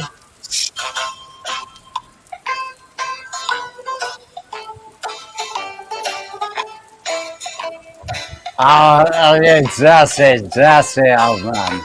Yeah, that's it, old man. Oh, my name's Grenville. You like that, pops? Bottle down. That's Put the bottle down, Johnny. Huh? Put the bottle down, Johnny. I love that. Yeah, so we are waiting for Rox. Come on back, but let's keep chatting about what we were talking about before too. And I'm sorry that we didn't get into the chat when we were talking about it, but like, you know, I know that it does feel. I still feel like doing what they're doing today is important, even while we need to be making steps. And this is all my personal opinion. You can do whatever the fuck you want, because I'm not here to force anybody to do anything. If it vibes with you, it vibes. But I think it's a good time to maybe put a vision out there, not to put. This is sort of like when you want. This is the concept of like wanting money. You don't seek out the money. You don't visualize ever how much. You might envision it. You might see, you know, bars of gold or something like that if you want. But £1 gajillion pounds. They always say, you know, don't put a big stipulation. It's sort of on it. And this is a balance. And I wanted to say that too with the stretching is you can do whatever kind of stretching you want, but try to make sure you do balance yourself if you can. And so it all coincides like Reiki, you know, it's all about not focusing. I can't. Oh. Can you smell that? Oh, this is nice. I can hear a fire. I can hear a fire burning. I mean, I got soaked, so inside. So now we've got the fire burning. Do you like that, people? We have the fire burning in the background. Now I want some more coffee. I actually haven't made any more coffee yet. I need to do that. I'll make some more coffee. I've only got one serving left. Guys, it is going to be. That's also the reason why it's going to be more casual, because this is going to be it could be a longer day. So expect plenty of. I love the fact you've got a bloody cafetiere sat there with a, you know, to fucking hot coffee in your thermos. Love it. Yeah, I gotta have it ready to go. So in this, I have to make mine fresh on the hob. I don't have a decent thermos. Do you want to go? Put some hot water on, and I'll ask some questions and chat with the chat until you come back. Yeah, we could do that. We could do that while we're waiting for Rox. Yeah, and we should go put some hot water on, and I'll And have you sent invites to? No. Okay, then you talk to the chat really quick and let me send that. I don't think they're going to be available. It is a little early. Well, it's not early for. I don't know. I think it's late for Cam right now. Yeah, it's too late for Cam, but I think it's like 10 o'clock in the morning for Bernie.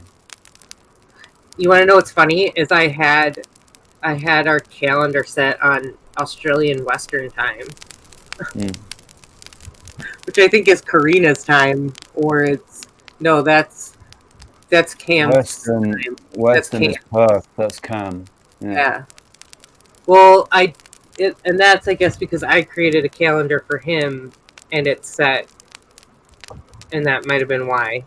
I don't know though, because I created our calendar first, so whatever. See, you thought we were disorganized. We're not disorganized because we have this beautiful lady here is really, really organized. That's how we know for certain that we're getting fucked with. Because otherwise, it'd be like that. It'd be snappy. Like start at 1 o'clock in the afternoon. Bang, 1 o'clock in the afternoon, we'd be starting.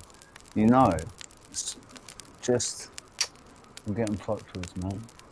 Well, but it's not about that either. It's also like part of our journey. And I think what I realized, Richie, is master builders, we had to actually, what sucks to me is like, I feel so fortunate. I wonder, I must have had a shit life in my past life or something. I think what it is everybody is where they need to be. I agree with that. But it's also about like how you come to realize your spirituality path as a master builder. And you and I both had to go through shit so we could see through it and see what the true purpose was on the other side. And I think that's why we've connected, especially on my end, because and now understanding that, it's like, oh, now I have somebody who kind of understands me. Callum's joined us. Hey, Callum, I was about to send you a link. Well, let me do this right now. If you're free, Callum, to hop on the panel, and oh no, we don't want to fill the panel up too quick, because obviously we're waiting for Rox to come in with some more stuff from Carlisle. But depending on the time, you know, maybe in an hour or so, depending on what's happened, we can bring some more, you know, and Alex can join us. Yeah. And I'm sending right now. I'm just going to put some water on, make some coffee. I'm going to leave you on the lonesome in the treehouse while I go and do this. Callan, I'm sending you a link if you have time. It'd be awesome. See you momentarily. Sure. That I put in one more person, and then I will look at you all in the camera. Awkward, not looking at you. Okay, guys.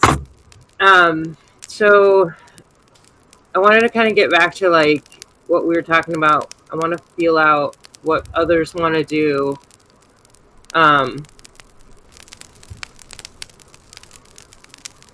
I'm like distracted trying to pay attention if I did that right just now.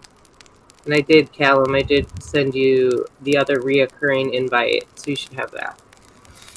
And I'm also going to Skype it just in case. Okay. Okay. Oh, hey, Kevin. What's up, dude? How you doing, man?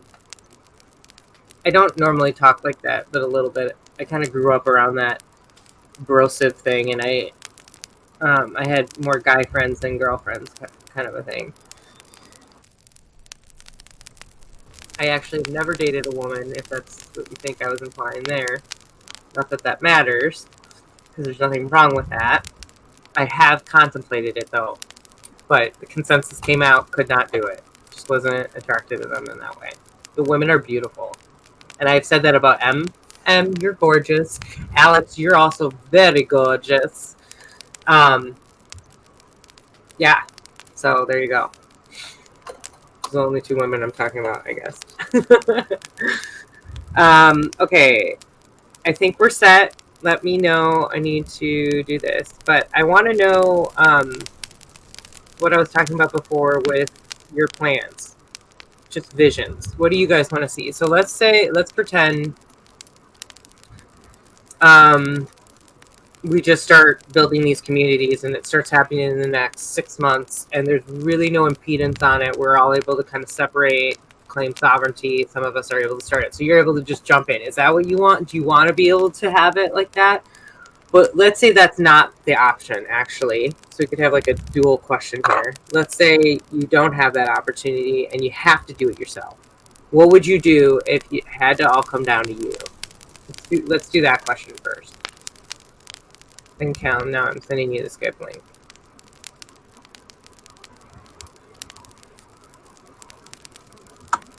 Or not Skype, through Skype. You get it. What's up? Kevin has been through the ringer lately, and he was with us last week and explained that he had gotten some help. So he's still getting some repairs done on the car. But hopefully that's all looking on the up and up, and I hope your other situations are as well. Yes, the fire crackling, by the way, is a sound effect that Richie put behind. Do you guys... Here, how about we listen to this little... Switch it up. It wasn't, to be honest, it was kind of getting to me a little bit. It was a little loud. Speed.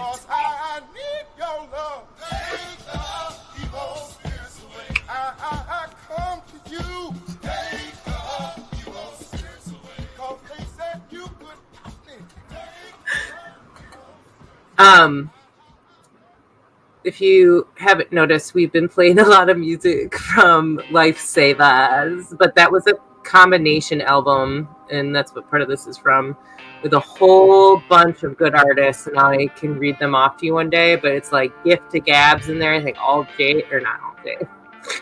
All J is that alternative guy. It's somebody else, and I'm not thinking of the name right now, but there's a bunch of, if you're from the US, if you know of early 2000s hip-hop, then you know what I'm talking about. You know, this is just, we're going to use this for a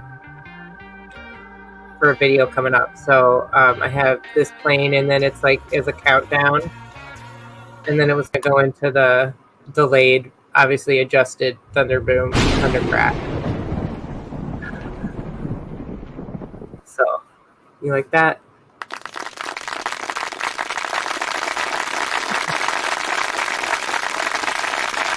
Time with Sarah. The other thing I wanted to explain, because I don't think I've ever really said this before. So Esra, if you've ever seen that, and it's so sweet how many times people don't want to say the name or anything because they're concerned about saying it wrong, but it's just Esra, so it's just like my nickname. I've often gone by nicknames throughout my life. Usually I don't get, most of the time I'm not called Sarah, but because I'm newer to this crew, and I forget that, is like every time I come into a new group of friends, I'm always Sarah for a very long time. Usually that changed. We'll see, but maybe not. I did some interesting research on my name too. And it's like, it's like if there's any truth to like there being, aw, that's so mean. Oh, okay, well, you can just leave. We're waiting for her, so hopefully she's coming back. But thank you for your commentary. I'm glad you felt that was important. So yeah, that's my name. So the people who know me and appreciate me, it's Esra, which is like friends. Just like one of my friends calls me S Face, and then I had nicknames based on my last name most of my life. So. Anyway, we're waiting for Richie to come back. He's getting some coffee. We are going to kind of be doing an all-day talkathon. Maybe not all day, but we're going to be hanging out as long as possible because we are going to be on and off with Rox for the Pursuit of Freedom rally, which is happening in Carlisle today. There is quite a bit of rain, and if you had tuned in earlier, you might have been able to watch some video of some of this already. So we had Dr. Kevin Corbett. We'll play that video again later, too. Speaking, and then it kind of started to downpour on them. So I think they're also waiting it out a little bit, and so we're hoping to stay on so that we can help with the conversation. So, okay, well, I'd like to ask specifically what you want to talk about with that. I'm not like the number one person to go into a lengthy conversation, but I have a million questions. So maybe if somebody wants to answer my questions, we could do that. I did just see a video I wanted to watch because I'm still learning some of the concepts behind it. But I wanted to learn about what their thought are on the tides. And I know that we've been told the moon influences all this, but we've also been told the moon influences a lot of what we're doing. Regardless, there is some kind of ebb and flow, and we've talked about that women run on the cycle. So it's like, you know, what is that? You know, if we're made of water, what is pushing that water? Is it just that toroidal field? Is it that magnetic pull? So I love to talk about anything like, especially on that side of it, because that's my background. If you are new to me, my background in the medical professional is sleep health. I used to run sleep studies, and then I was actually a clinical sleep educator and used to have to give results and then provide follow-up therapy throughout some time. Usually, though, I didn't have to deal with patients very long. But the interesting thing about my career was that I used to teach a lot of alternative health. I used to teach a lot of breathing techniques to try to get patients to look at a way of getting actually off of the machines that they're often putting people on too. So that's a huge part of it. But so anyway, nobody really, I'm not sure if Callum is jumping on here in a minute or two, but I hadn't seen if anybody had responded to my question about, let's just say, like, I want to know right now, like, if you had lost all connections, if all connections were immediately removed and you were left on your own in your own little community, what's like the first thing you would do? And especially in pushing the truth or in helping, helping like that community get to a point where maybe you want to be now. And see, that's my thing right now. I want to talk about moving forward. I'm happy to talk about the science and talk about like breaking things open. I think it's important to actually, if you want to wake people up, it's also important that you need to break down the narrative that's been played. So you kind of have to start back in some way and then build up to this. And that's my opinion, because that was also my pathway. And I've seen a lot of people I know not want to even open up their ears because certain words or certain things are thrown at them. And so I want to talk about, like, well, what do we do from here? Like, I don't just, there's a point where, and it's still good. I still want to listen to this stuff, but I think there's a point where we need to push forward. Yep. Grow food. And we definitely need full, you're muted, Richie. We definitely need full exploration of as much as we can. But I also, right now, wonder if we have the ability to, but it'd be amazing if we could get, Richie, I can't hear you.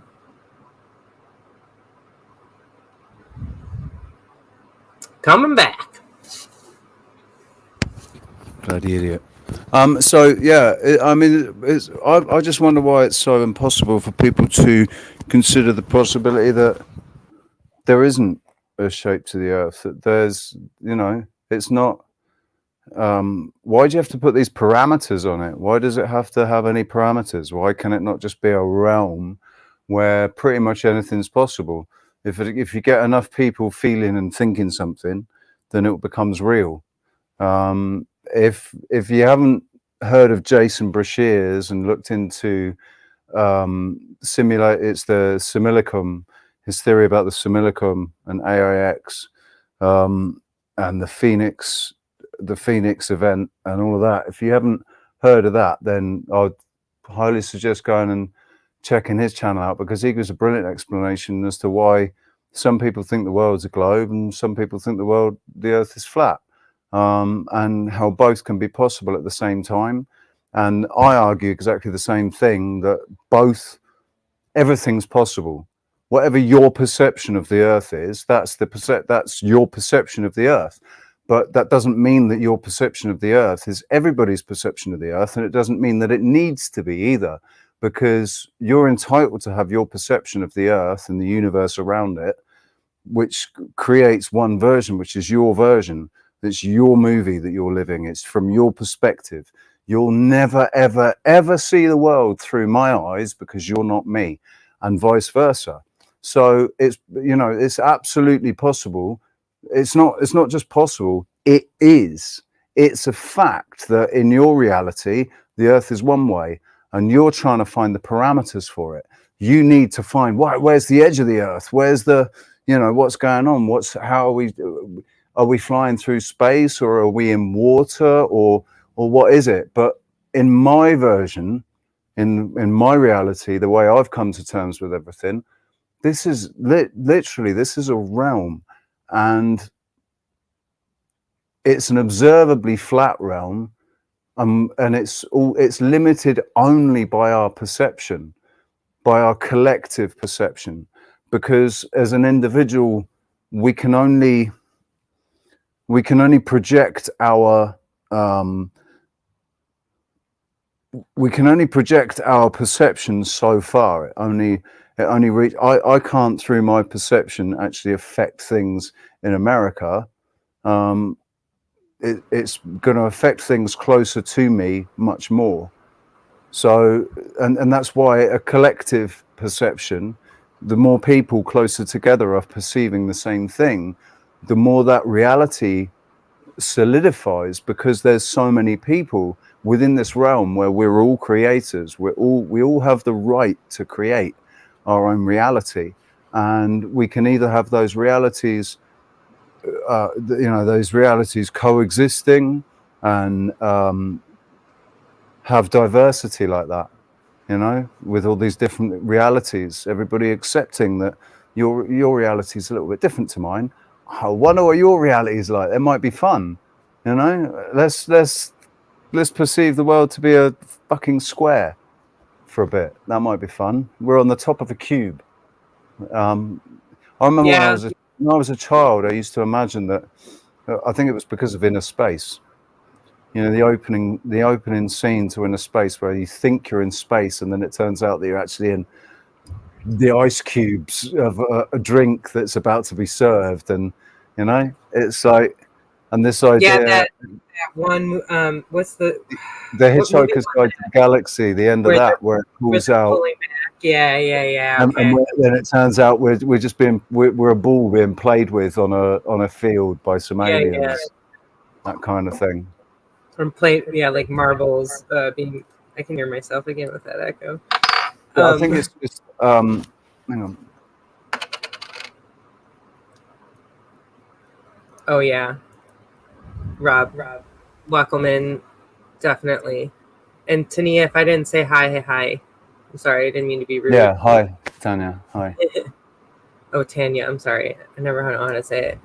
Yeah, 100%. And we need to talk about Photoshop, and that's why I thought it was really good with to at least have that comparison or look at all those images that Cam had. Okay, sorry. Okay, I like this one. I know I do with our setup. I do like that. But Cam's show, not about the airships, but last night with Dave, and they got into the AI generator.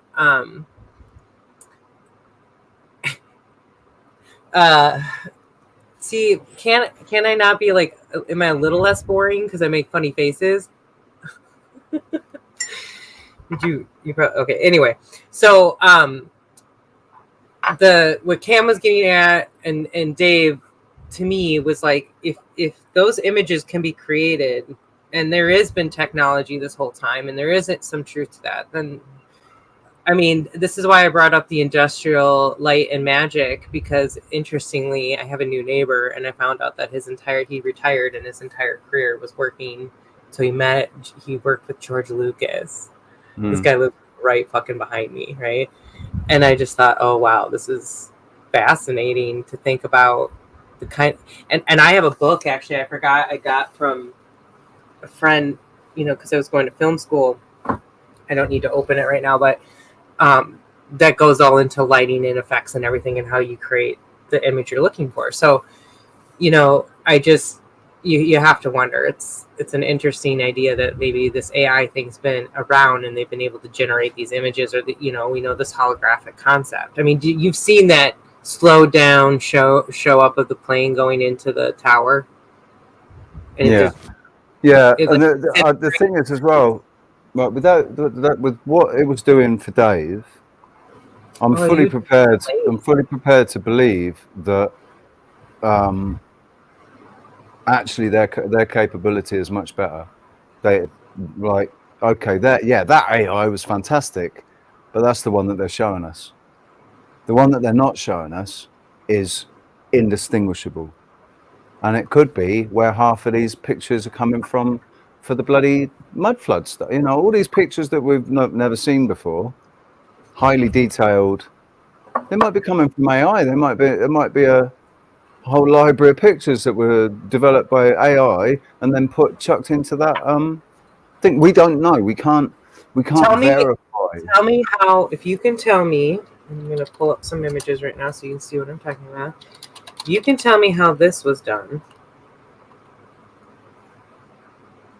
then I think then, then I guess we can explain that what we're talking about isn't relevant or real. What is more relevant or real anymore nowadays? But interlocking blocks, Pumapunku. This is Bolivia. That's interesting. Are they there? These ones, I don't know if they're. How do they interlock? Where do they interlock? You see, there's like here. Let me show you. There's like a. My brother was like quizzing me like crazy. This is from the same. This is all the same. So see, they show it from a different angle, and there's like pieces that that they showed a top piece too, so you can see. This is part of it though, like that's what you're seeing, I believe, right here, if I remember. They did show this in Ancient Aliens, by the way. Not that gives it credibility. I've seen interlocking stones, but I'm just wondering about those big H ones. If they interlock with each. Do you see now, kind of based on the pictures I showed you, this is like a model of how they see, like one piece goes into the back of because of the way it's set. You see that now, kind of. I remember I was trying to look up images in there. Have they found any walls? If they found any walls that are built like that? Yeah, because it seems like.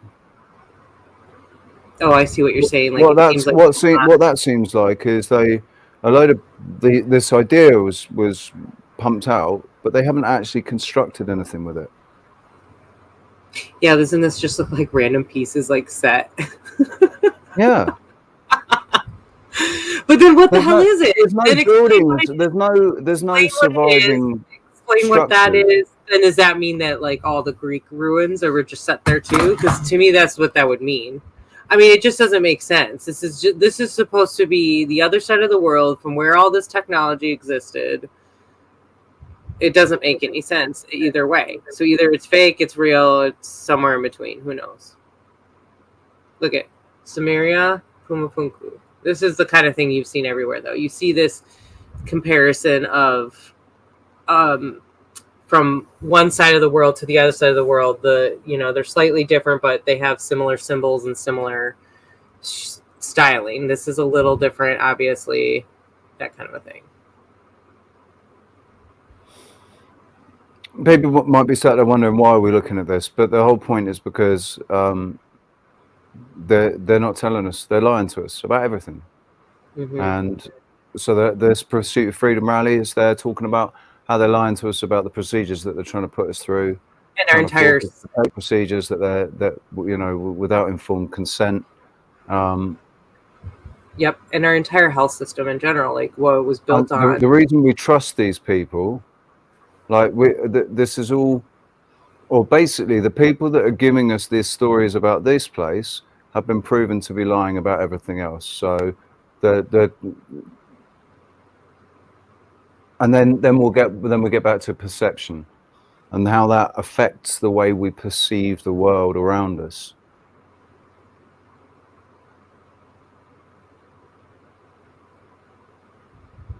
Yeah, Paul Cook, Brian, Paul Cook, I watched that, making geopolymer, making a geopolymer mix.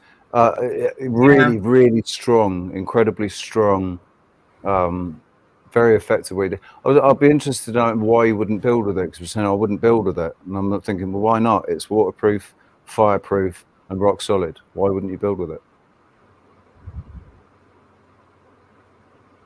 It would take some, that would take some mixing and so, like, imagine how many bricks you'd need to build a house. How much of that geopolymer mix you'd need to do that.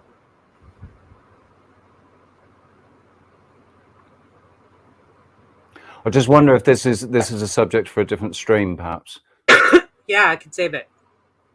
I just found this video, so now I'm going to save this video. So there you go. Okay. Anyway, just wanted to, I don't know why I brought that up, but. So, Tanya, everything has been misrepresented because they know that it's all about the way we perceive things. So they've been frantically trying to control the way we perceive. So they controlled the way we perceive the world by indoctrinating us through school.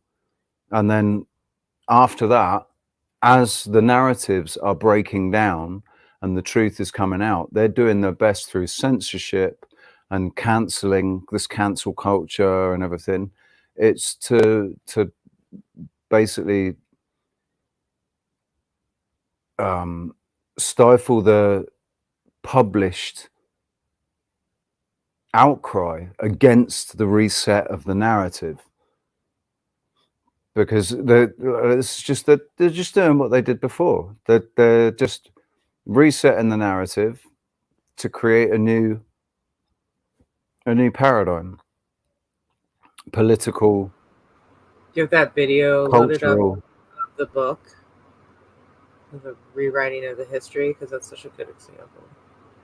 I think you do. Put it in here. Not the Jamie Johnson one, but the you know what I mean. The what's his name? I forgot his name already. But the textile heir. Oh God. Yeah, I'll tell you what. Like, so that brings us. So the other day I was talking about pathocracy and pinerology, and that's talking about all the people that have got to the top. You're just gonna have to bear with me 1 second. I'm just gonna have to. You're just gonna have to give me 1 second, and I'll finish what I was saying. But I have to just pop outside just for 1 second. All right, no problem. So I'll take over again, but I don't want to bore anybody. I'm just kidding. I'll let that go. I'm serious. I'm making myself so close. I'll tell you what we could do. Hang on. I know we can. I can always play video. It's okay. I can take it from here. Go do with what you gotta do. I can handle this. Yeah, I was going to say you could play that Jamie Johnson video. Because I will. basically it's just talking about where all the wealth is. Like Yeah. what I'm talking about is where all the wealth is and where all Well, the and control is. actually, that's a good way for me to talk about kind of my background. So, like, I'm a big follow the money, and that's kind of how it started for me. That's how I woke up, because I was constantly questioning that anyway, and it always to me was like so ridiculous how we never were holding people accountable for very specific things. Like, we constantly have child slave labor in so many of these companies, and that's like my big thing with Trump, just saying that, like, yeah, it looks all peachy and shiny and pretty, but at the end of the day, they all supported that and they knew what they were doing. So there was something else I was going to say, and then I got distracted because he laughed. So more or less, we just need to, I think, analyze. I think that's one of the best ways to wake other people up too, is once you start dropping the follow the money information, it's hard for people not to see it. And one of the things that, every time my dad was always, and it's actually decreased significantly, but he would always, his favorite term is republicards.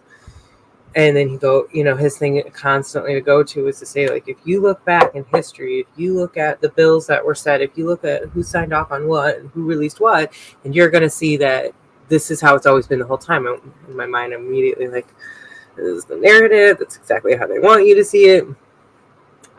And what I said to him is like, the problem though is that not only is there just weird crap going on behind the scenes that we know about that just keeps getting swept under the rug, and it all ends up coming about money, but also losing that train of thought again.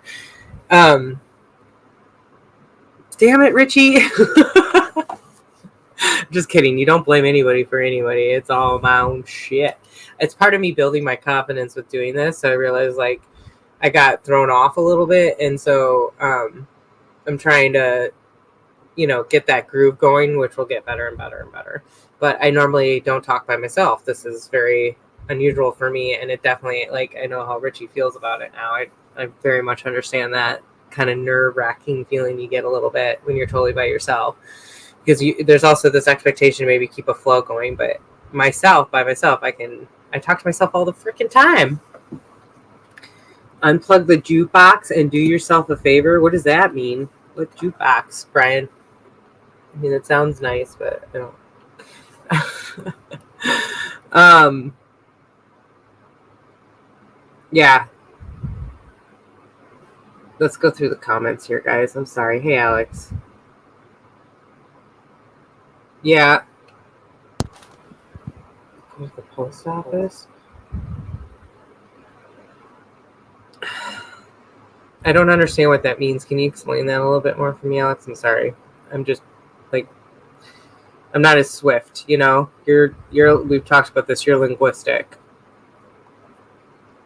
You okay, The Rich? revolution will not be televised. Absolutely, man.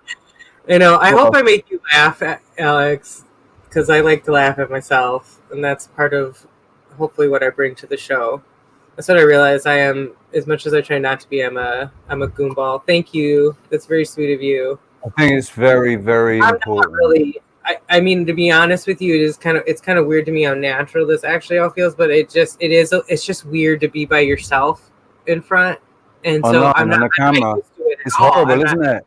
Isn't it fucking horrible? I'm not going to say it's horrible, Richie, but I'm so not used to it. I have no flow. Like, guess what's going to happen after this? I'm going to think everything through, like, you know, after this to be like, okay, when this happens again, these are your go-tos. Do you know what I mean? Like, and I have enough to talk about, and then there's the chat. Like, guys, how you doing? And everybody else is like dipped out. Okay, but hear me out. We'll put this interview together later to make an interesting compilation. And those of you that enjoy hanging out with us for the afternoon, we're really glad you're here. Right, Rich? You okay? Ask Richie, he gets it. Ask Richie what? Ask Richie what? What are you looking at? Oh, right there. Alex. Oh, she said this, and I did not get it. Don't keep email address to have to go to post office.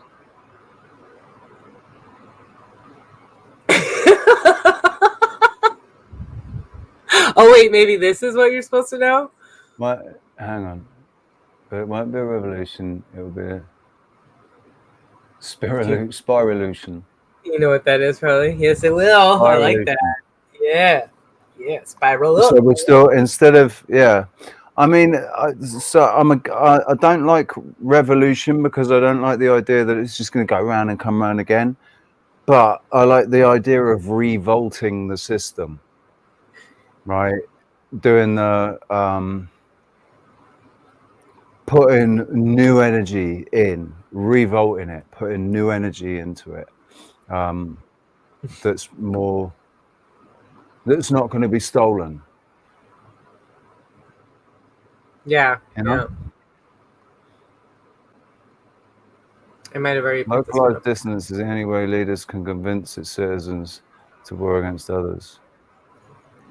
I saw actually something that was interesting. Ian Crossland on Timcasts was saying about how he fantasized about everybody wanting to kill him and how long he could survive for. And I just thought to myself, there's going to be quite a lot of people that are thinking like that. And it's just interesting and it's sad that people would go there. Instead of going to, imagine what the world would be like if everybody liked and loved and trusted each other and would never ever hurt one another. You know, imagine if we lived in a world where nobody would ever hurt you or want to hurt you. The only thing anybody ever wants to do and the only thing you want to do is help everybody else. And so we live in this symbiotic, you know, but. Well, I do feel like there has to be, this has to be an extreme, what we're going through right now, like where the world went to. Because there's such a disconnect, and people have been feeling that for so long, the disconnect with others that's missing. And I do think there's a connection to the whole burying our dead 6 feet under, and when we started putting them in this certain types of coffins, maybe not the 6 feet specifically, but well, maybe, I don't know for sure. Anyway, and that disconnect with spiritual self and that disconnect with your ancestry. So then therefore when you reproduce, you were like completely disconnected. So I feel like the duality got worse and worse and worse. And if there's any truth to that, And then so we're at this convergence right now where the bubble has to burst. There has to be some kind of rebound. And we are going to be on a really kind of, things are going to be more like that, but then it's going to slowly creep back, right? Like, if there's any truth to this cycle, if you're doing that kind of, right, you know what I'm saying? We live so the world is really dualistic. It's polarized, and maybe that's the whole point, because that's the way they've had to create it. That's the way they've had to make it in order to be able to, for energy to be created the way they want it, so that they can steal it. And that is this combative, dualistic, polarized, left versus right thing. Maybe the split to the new world is going to be, maybe in the new world, instead of yin and yang, this dividing line in between the yin and yang, that's what splits it or dissolves, and then it becomes a beautiful pearl. I don't know. You know what I mean? Yeah. Like it fractures into these different. So there's the duality. It is no longer, but then as dualistic. Like but then it will flow back. Do you know what I'm saying? Like or maybe it does. Yeah, it'll flow back, and at certain points maybe it's really intense as far as like years or time goes.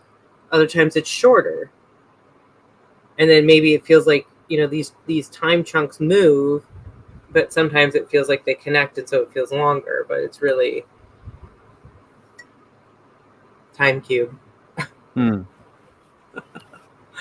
look out your window and you see someone sleeping in your yard, so you pull out extra plates and invite them for breakfast. Well, yeah, invite them into the treehouse. Instead of doing what most people would do, which is either open the window and scream, "Who the hell are you, calf my land?" Or take out a gun or some sort of weapon. What are you doing? Take that off. I'm still here. Just 1 second.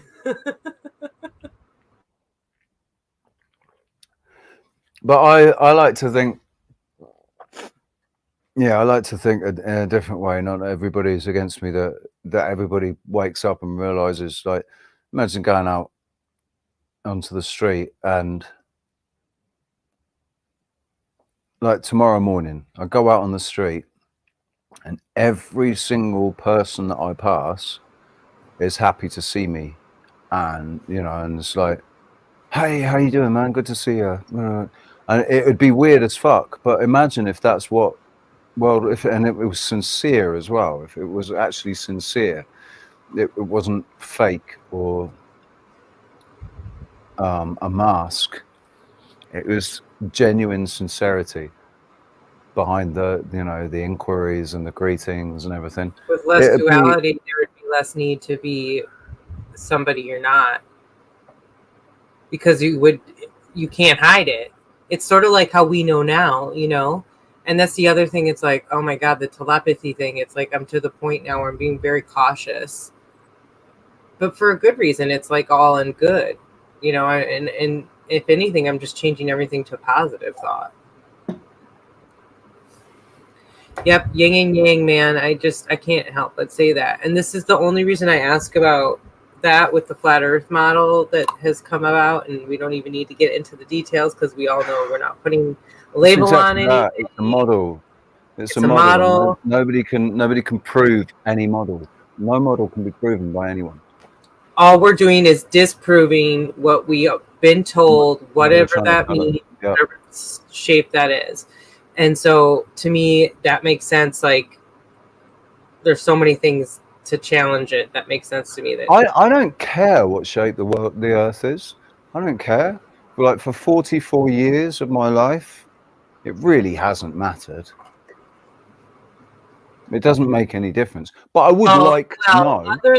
Other than that concept does push that we are little peons, insignificant. We're going to die and disappear, and that's it, and that's our life.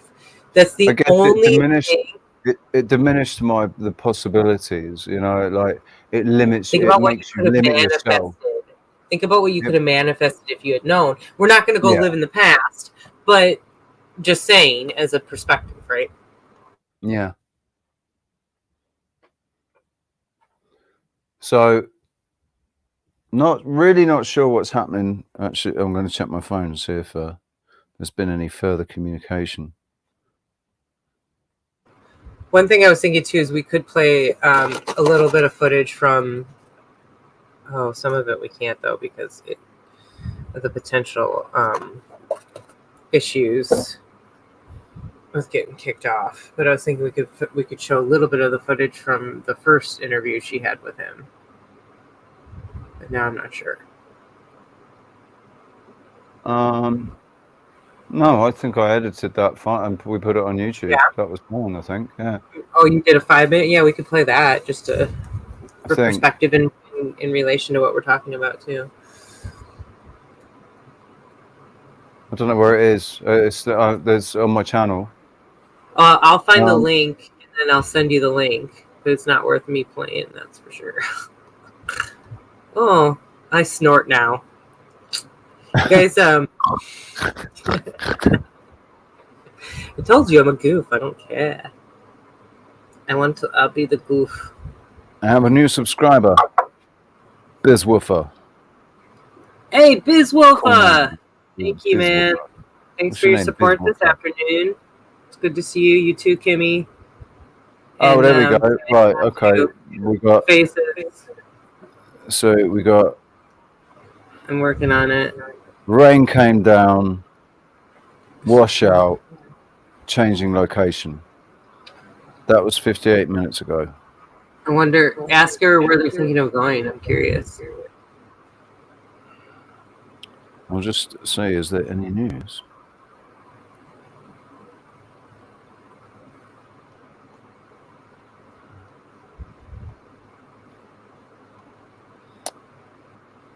I'm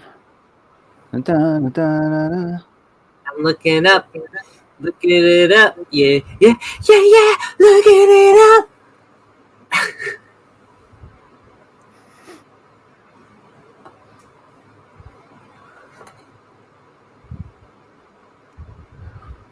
Right. What did it do? I don't know what's going on with Rox. So, just for the sake of taking a quick break, I'm just going to play a video that I made the other day and posted it up about our friend Jamie Johnson. Jamie Johnson is of the Johnson & Johnson family. He's a multi-millionaire millionaire heir, and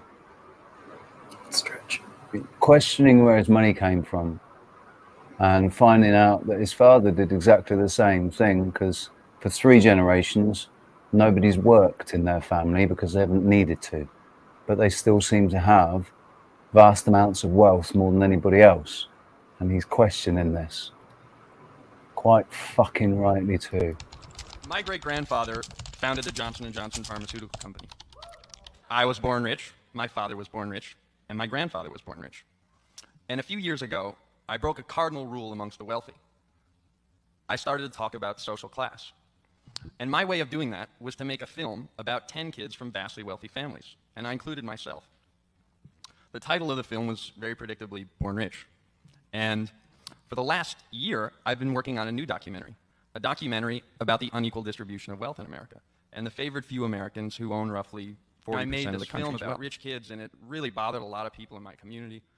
And a lot of my friends got really mad at me for it, and my father had always told me from an early age never to talk. I included my dad in my documentary against his wishes, and that he was so mad at me that we hadn't talked in months. And we hadn't spoken since the opening of the film, which was months and months ago, and I didn't really know what to do about it. And I even went one step further, and I told him that the reason why I was there was that I was making this other movie, and I wanted my father to be in that film too, but he was so pissed off at me that we weren't talking, and he refused to, so I didn't even bring up the subject. Why haven't we talked recently? And he said, you know what, Jamie, you shouldn't have made that movie. You did the wrong thing. And I didn't want to be in it. And I said, well, you know, Dad, I really actually thought it was important, and it got a fairly good response, and you should probably know I'm making another one, and it's about a similar subject. And he said, you just don't get it, Jamie. You just don't understand. There's a reason why rich people don't talk about money. There's a reason why it's unspoken. And I said, okay, fine. I'm totally open to that. What is the reason? Just tell me. I've been curious about this, and I wanted to talk to you about this. And he said, you just don't know. And I thought, no, I don't. You know, tell me. And he was kind of serious, and he's like, I can't. And we were sitting in his study, and at that point, we're just silent for a while. And then he walks over to a bookshelf, and he grabs something, and he comes back, and he hands it to me. And I'm thinking, what is this? And I grab it, and I look down, and it's a VHS tape. And there's a date on it. It doesn't say anything else. It's just a date, and it says 1972. And I'm thinking, what is this? But at that moment, things were kind of intense. And it was almost one of those things where it was like, be careful what you wish for, you just might get it. I'd wanted to relate to my father in a real way, and all of a sudden we were, but it was like new for us, so it was almost too much. Neither of us could really handle it. We didn't know what to say. And the conversation didn't really resolve itself. He just kind of walked out of the room, and I sat there with this tape, and we were both a little bugged out. And later that night, you know, I decided to watch the movie. And I put it into the VCR, and I start watching it. And it's a documentary film. And it's a film that's critical of Johnson & Johnson's involvement in South Africa under apartheid. And I'm thinking, what is this? And I watch the movie to the end, and the credits start rolling, and it says, producer, James L. Johnson. And part of me wanted to run upstairs, he'd gone to sleep at that moment, and wake him up and ask him and say, what is this? What happened? But I didn't. I waited till the next time we saw each other. And I brought it up, and I said, hey, I saw the film. I saw your name in the credits. What's the story? What happened? And he told me about it. He told me that when he was a young man, he'd made a documentary, unbeknownst to his family, that was very critical of Johnson & Johnson's involvement in South Africa under apartheid. And he told me that because of the bad press, the tape had gotten back around to the people at Johnson & Johnson, and the executives had seen his name in the credits just as I did. And the CEO called him up and called him into the company to reprimand him. And he did. He told my father, I think you're wrong. I think you did the wrong thing, Jim. We don't know what you were thinking about. And he said to my dad, life isn't going to go well for you if you keep working against the world that you're a part of. And my father had a choice to make at that point in his life. And he chose to change. And for my whole life, I've known a father who's never worked against the world that he's a part of. And in some ways, that's the ultimate benefit of being really rich. You can always take the path of least resistance and have a very smooth life. And I think in some ways my father did. And as a result of that, he lived a bit of a limited life. But, you know, now I have his example. And thanks to his example, I don't have to live my life that way. Don't let them have that power over your body. Retain the sovereignty of your own body. Keep control. If you give your data to somebody else, to a doctor, nurse, or health service, without your consent, you lose your control. As you already know, the Wide Awake show was in Durham for the In Pursuit of Justice rally on the 4th of June. Roxanne was invited up as a guest speaker, and she also caught up with the other speakers, Mark Steele, Joe Langley, and Kevin Corbett. And in this video, we're going to bring you Roxanne's speech, the first part of Kevin Corbett's speech, and then an interview with Roxanne after the rally. That is the introduction.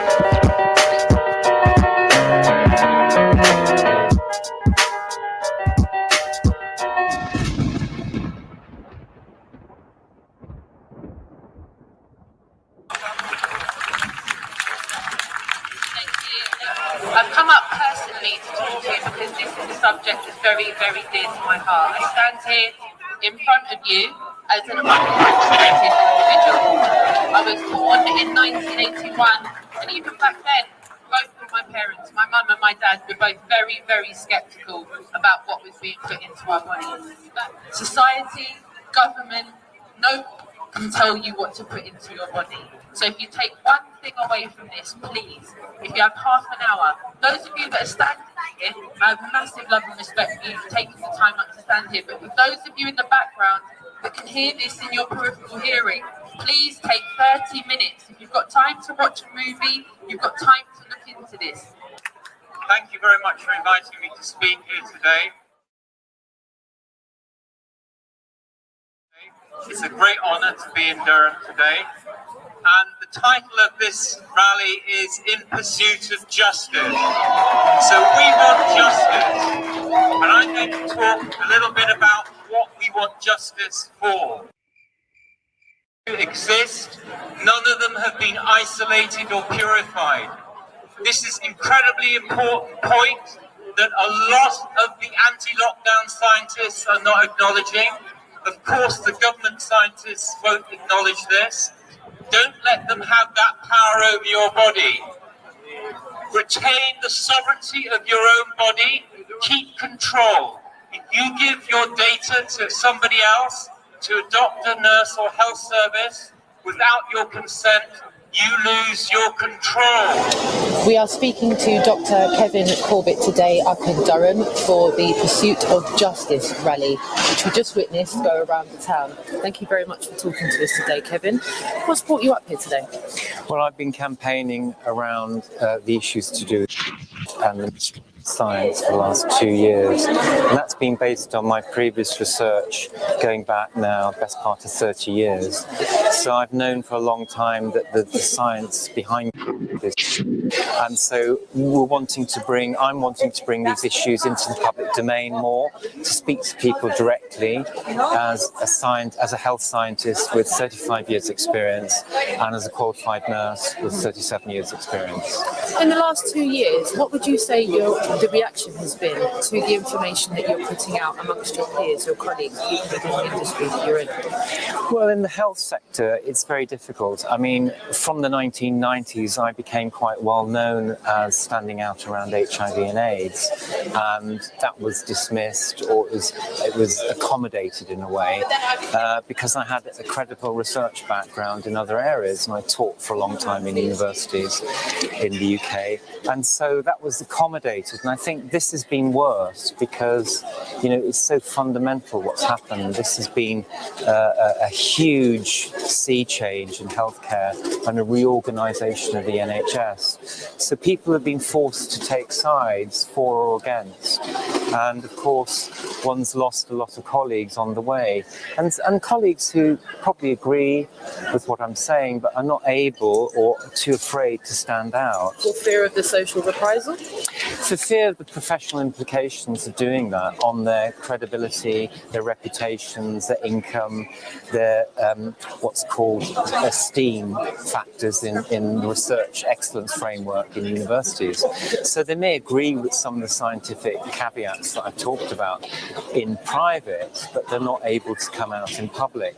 And indeed, within the anti-lockdown movement, there's a lot of very well-known scientists involved in the anti-lockdown movement who privately agree with what I'm saying, that there's been no isolated or purified virus, but they're loath to come out in public and say this, again for fear of challenge, or they don't understand this, or they feel they're going to be vilified even more than they have been. So it's this issue of polarity and division that is the big issue, that needs to be dealt with, I think.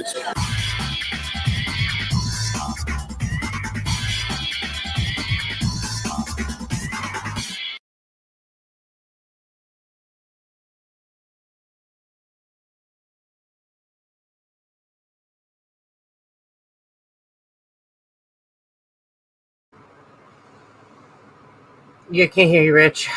You're muted.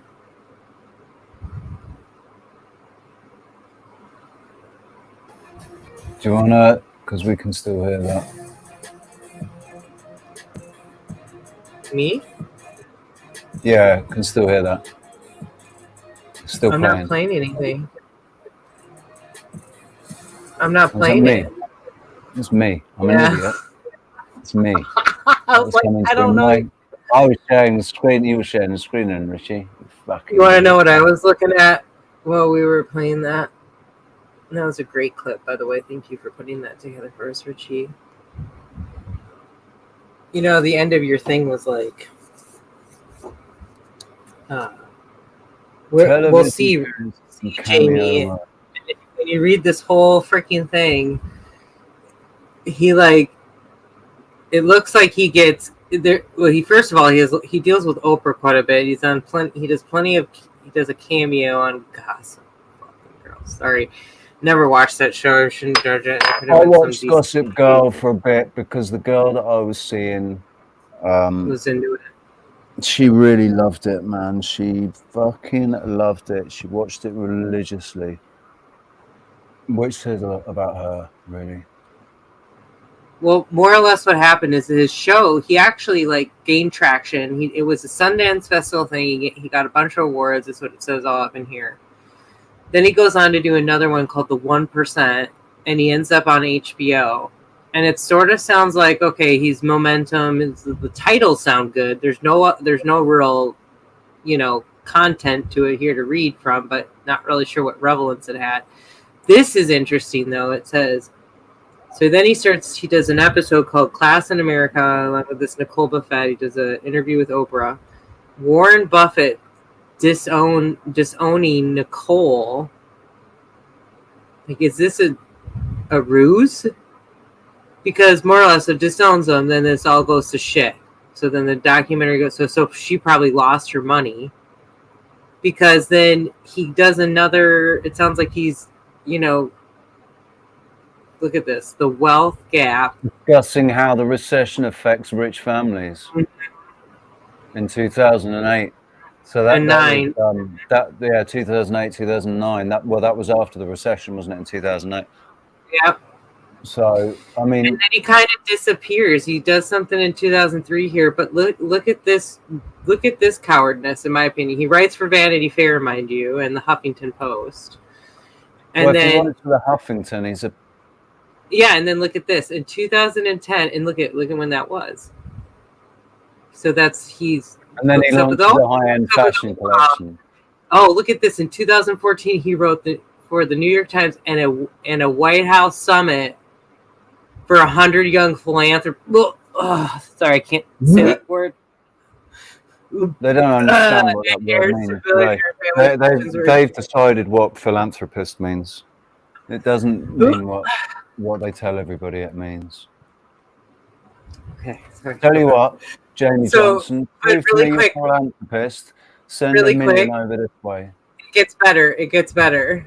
He's now a fashion designer because his friends commented on his custom fan. So he called Black Sweater. I'd like to see what child slave labor is out of that. So there's your famed Jamie Johnson. He's probably gone into business with his textile buddy, hasn't he?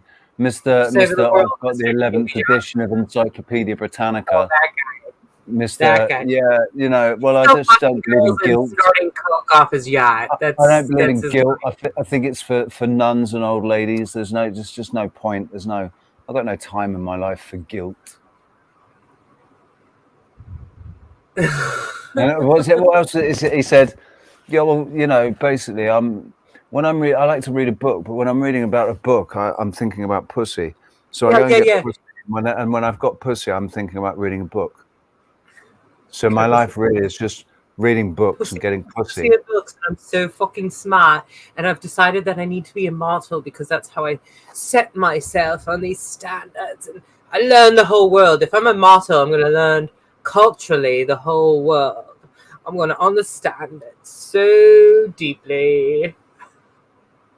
No, I'll be able to describe it to the chaps down in the golf club. And explain to the chaps in the golf club and maybe to the Thai prostitute. Anyway, let's not give this guy any more is it credit, jealousy? Right? Is it because we're jealous? Like no, if having that much money meant that I'd have to be like that person, then you can. I'm happy where I am. So I'd rather not be like that. You saw my hippie pictures. I did get a modeling offer once. That was like, it's one of those gimmicks, and like she, like, stopped us on the street and everything. It was me and my friend. It was my guy friend, and he was very attractive, but I was very tall, so that's why you get anyway. So, and And it was one of those gimmicks where it was like, yeah, we'll make you a model. Your parents just have to pay like $2,000 initially, and then it's one of them. $100. Yeah, we both looked at each other like. Basically, what we need is some face shots and some profiles and some. We'll get your portfolio done. That's just going to cost $2,000. Because you're mediocre, girl, it's going to cost you. You want to be a model? It's not free. Yeah, it's scam, absolute scam. I got scammed into a dating site for men, like is it Bumble? like an escort service, but not. They said like it's not a sexual thing. It's a, for discerning women to take to to evening events and stuff, and they scammed. That was a scam. Paying for you had to pay for your profile to get done, and absolutely nothing came of it, man. And I'm not going to sit there and think, oh, it's because nobody picked me, because that's just destructive thought, man. Everybody, I got no time. I got no time for thought like that. Well, if you don't mind reminding him. What's that? Say that again. People in the chat, if you don't mind reminding Richie, he's not a bad-looking fellow at all. No, you don't need to remind me. You don't need to remind me. I know what I look like. I said he doesn't need it. No, I don't need it. I know what I look like, man. But I agree with you. That's how you know it's a scam. And there's a lot of that. And that's why I'm a little bit resentful, because I think, come on, I should have riches. I should have, you should have all of this shit, man. How's that ugly fuck got anything at all? But no, I'm joking. I just joke. I'm not sure if we're going to get back. We're going to be able to speak to Rox again. I'll be honest. No update, right? Yeah. I'm not feeling. Out of cell range, would that be a possibility now? Well, I mean, you'd think not, wouldn't you? In today's day and age, you'd think not. Yeah, you'd think not. You'd think that's fucking ridiculous. Area. But if there's weather, if there's a weather situation going on, that might be affecting the signal, and then we've got all the other. Yeah, it's 19 minutes since I messaged her, so.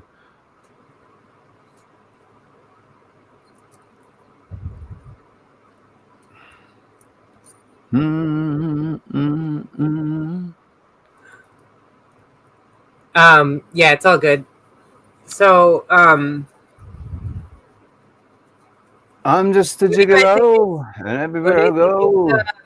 I know, it's just about to be like, what do you think is going to happen next? It's like, do we want it? That's the problem. We're at this point now. It's like, we don't want to talk about the negative. I only want to talk about the positive. So, again, people are like desperate to fantasize about how everything's going to collapse and get really bad and terrible, and oh my god, it's just all doom and I'd just like to think, yeah, maybe for them that's what it's going to be like, but it's going to be really weird, because I already feel like I'm kind of walking around in a little bubble that can't seem to be touched, and I don't see any of that around me. I'm seeing people at odds with each other. I'm seeing arguments and, people getting, and I'm hearing people getting really angry and fighting with each other. But I'm not seeing anything else, really.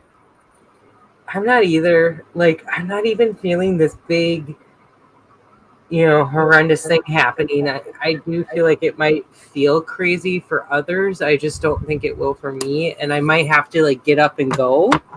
I don't feel that though, but I am just like, okay, I'm prepared if I need to, but no big deal. Actually, I do. It would be good for me to maybe have more of a maybe what it is, right, is there'll be a couple of moves that take place between now and 2040. And in 2040, where we end up in 2040 might be completely different, but we're going to end up, that's where we will end up together.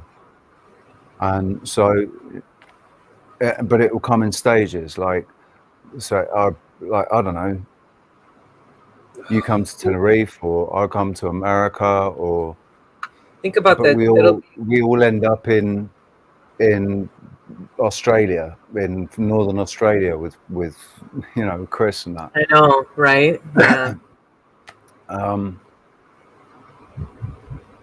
I know, because actually that's funny, because he and I were just talking about that. Oh, I started again. I don't know, that's becoming a thing now apparently.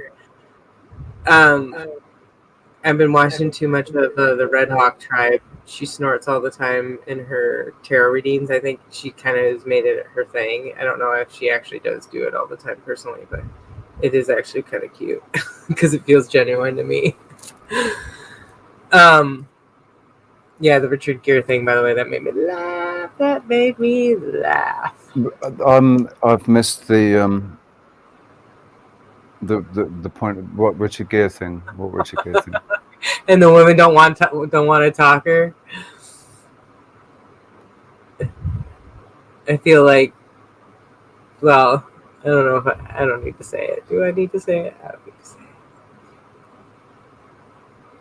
So, listen, do you want to, we could call it, and then we could hop back on. We could always put up another quick one, you know, and go back live if she comes back. It's up to you, though, if you want to hang out for... Does, or Alex want to come on? Do you want to come on, Alex? I'm an Alex. Did you send him the link? I'll put the link in the You got it? in the treehouse. Okay, with that, I want to go make some more coffee. And we'll just have another little break. And yeah, we'll come back with some more chitter chatter, and then hopefully if Roxanne can come back in, we'll go back to that. Yeah, this will be great. The links, right? And Alex, the links in the Magic Treehouse if you wanna. But I don't have a proper speaker. Oh, you mean earphones? It just means that what will happen is you'll get cut out when anybody with a microphone talks. It will cut yours out, but we can still go. We can still just make sure, Alex. We'll just try to make sure we give you the floor, so that's how we'll work that out. And Rich, you're good at seeing people like talking without hearing them and saying, "Hey, what were you trying to say?" What you're inclusive that way. Yeah. There she is, the domestic goddess. Well, I'll bring you on, Alex. But we are going to take a break. That's going to be at least 4 minutes and 5 seconds long. All right. So don't go anywhere. All right. Because unless you want to make a coffee or something, because I think that's what. No, already done that. Sarah's going to make a coffee. Anybody else, if you want to go make a coffee, we're just going to have a quick break. We're going to dance with the gorillas.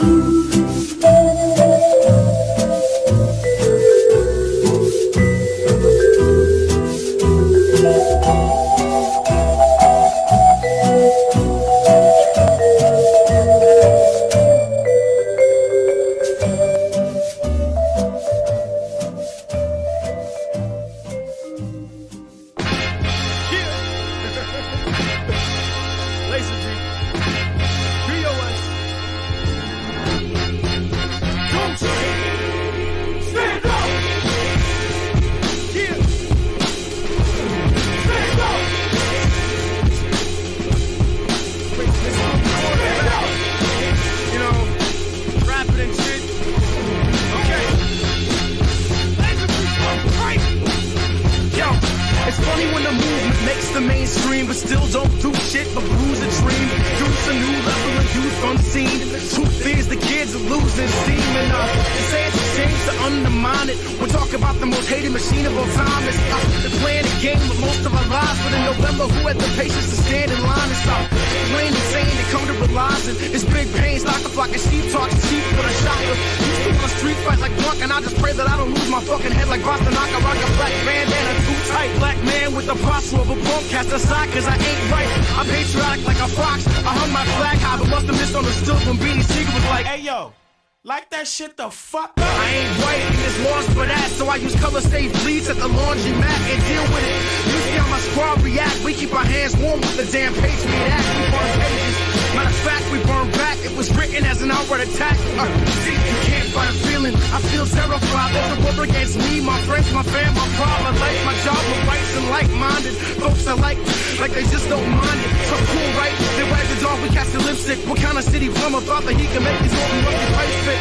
Well, they don't. I'm catching the drip. I'll practice holding my breath and stick with the shit. It goes hands up if you're broken, but find a way to stand up. Give it up if you're hoping and never give it up.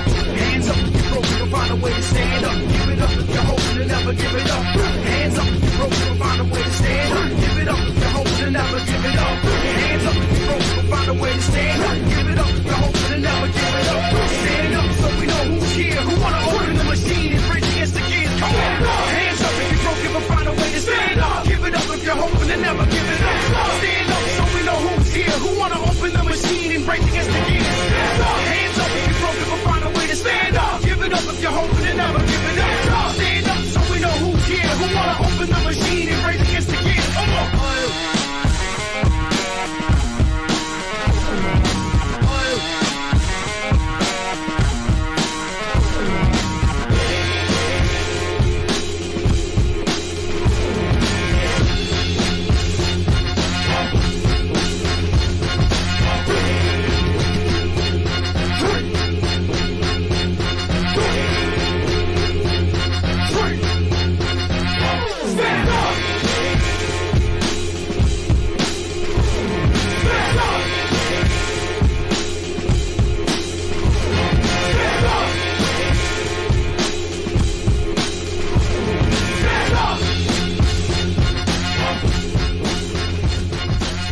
You're right. It's just one ant. Yeah, boss. Big Puny. Say, let's pretend this grain is a puny little ant.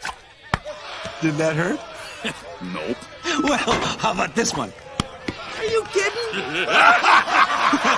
How about this?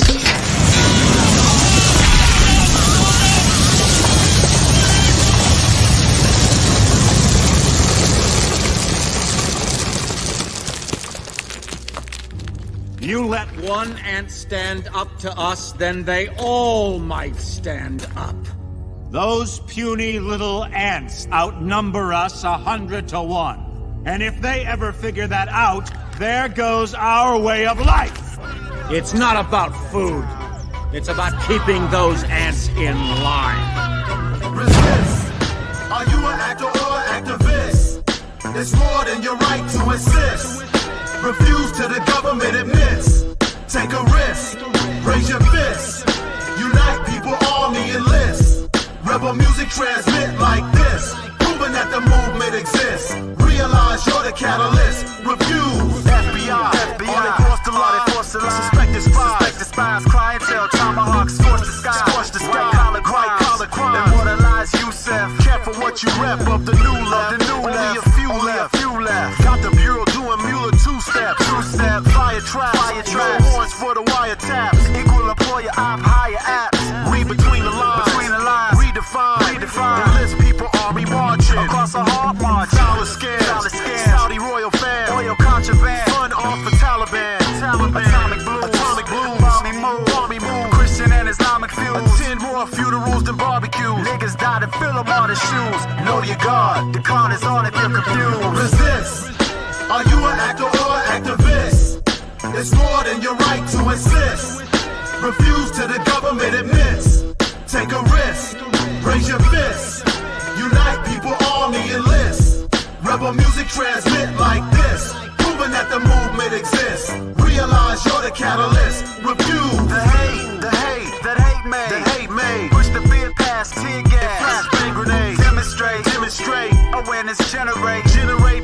Protest and disregard the pepper spray. Don't stop. Overthrow the legislature. Till they pay us reparations every day. Filthy pigs. Murderers. They hate made. Maybe you heard of us. Revenge for the engineered virus. Slit their eyelids. Carve an image in their iris. So slaughter, bloodshed, brutalizing. The truth rises. The CIA trained to crash test pilots. So feel wise. Don't believe. Cause they don't want you to see through the real eyes. So realize. Don't accept the realize. Refuse. Resist. Are you an actor or an activist? It's more than your right to insist. Refuse to the government admits. Take a risk. Raise your fist. Unite people, army enlist. Rebel music transmit like this. Proving that the movement exists. Realize you're the catalyst. Refuse, resist. Are you an actor or an activist? It's more than your right to insist. Refuse to the government admits. Take a risk. Raise your fist. Unite people, army enlist. Rebel music transmit like this. Proving that the movement exists. Realize you're the catalyst. Refuse.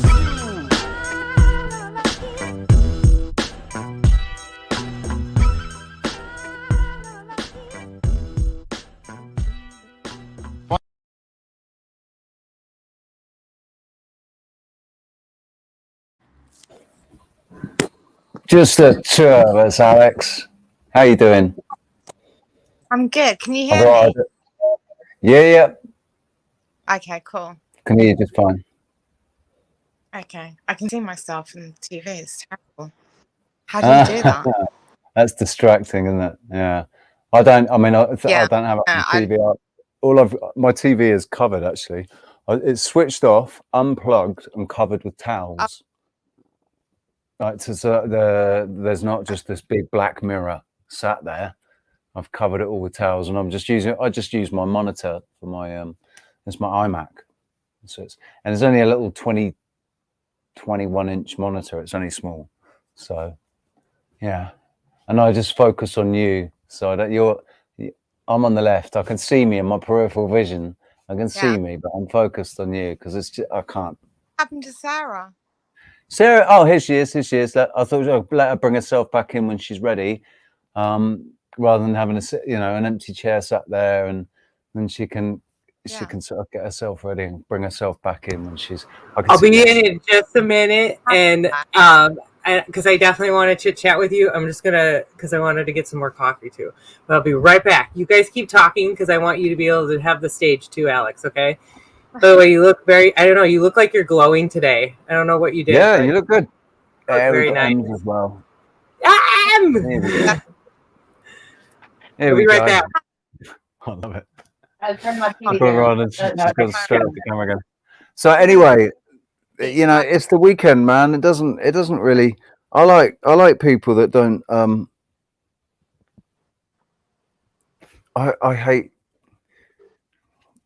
I hate being on camera, and I like people that don't like being on camera as well, because it's it's like you're not. No, Ems, you have to have your camera on, babe. I can't see myself. I have to. Okay. I don't have my hair. I'm not hair. My hair's not ready. Hello. How are you doing anyway?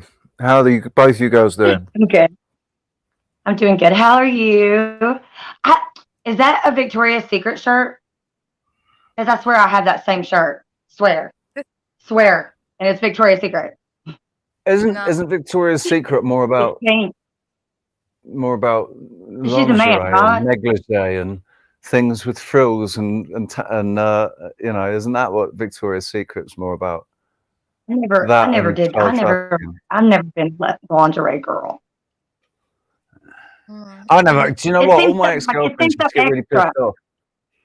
Oh, every ex-girlfriend of mine was pissed off because they're like, God, you don't know how much that bloody whatever it was cost, and you just didn't pay any attention to it at all. You just chucked it on the floor. Like, I'm sorry. I'm sorry. Yeah. Like anyway. there was another point besides chucking it on the floor. Yeah, like acknowledge it. It's like it's underwear. It's meant to come off. Like, what's the point of underwear? It's a barrier. Get it off. It's meant to be. That's why they invented Primark. That's why what? That's why they invented Primark. Yeah. So you can, do the good deed of buying, something fabulous, but then it doesn't really matter if it ends up on the floor because it only costs you a couple. Where unfortunately, all in his money are soon parted, and when it comes to lingerie and the tossing of it on the floor, well, it's just not etiquette, is it? It's just not done. We should take more care. Types, I would include myself in that. But if that's not the type for you, then Nah, I'm just Primark, much better. It's all It's worth buying underwear that is going to end up on the floor, and whether it's worth it. And if it's not worth it, then buy from Primark. Well, the whole point, the whole point the girl buys it is to make the man feel sexier, and so it's like, yeah, it did the job. Get off. Lovely. Get off. It's costless women's underwear.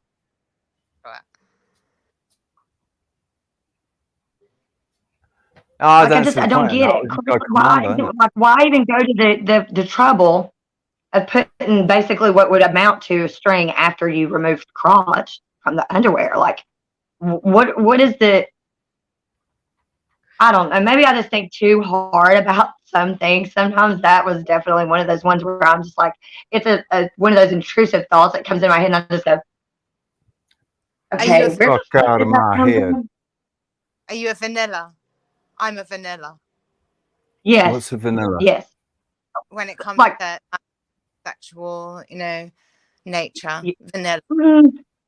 It's. What are the choices? Hang on. I guess you could say. What are the choices?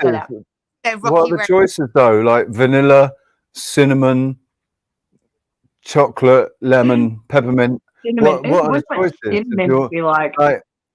I don't want to categorize myself as vanilla if there's peppermint available. Be pistachio. Pistachio. Pistachio is the best ice cream flavor that exists. Right, pistachio ice cream is the best ice cream that exists. I've never had pistachio ice cream, but I love me some ice cream. Like, I'm obsessed. I love ice cream. Like, oh man.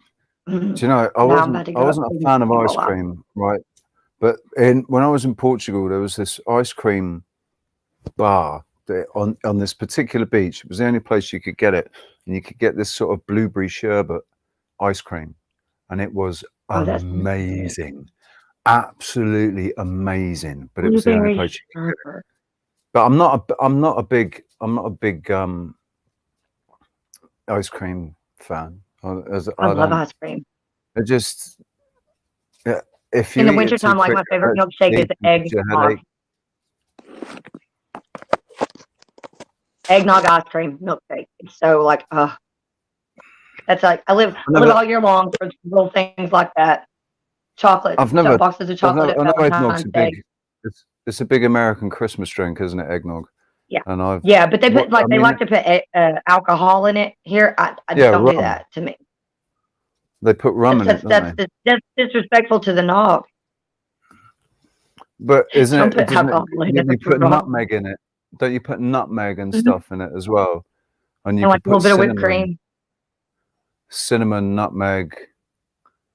Yeah, that's not. That's it. That's all I need. But I don't know about the egg. I don't know if the egg is needed. So, Alex, earlier you were saying about an idea. You have a new idea. Yeah. It's just being new to everyone, but it's very old. There's nothing new under the sun. Just an old idea. New. An old idea of what? Of how we can move forward. Yes. Of a way for us to navigate what's going on at the moment. Is that what it is, or is it more of a final destination? Most everything. Or it could be nothing. I mean, it really depends on the people, whether they like it or not. If they like it, they'll come, and if they don't, they won't. So that's not my problem.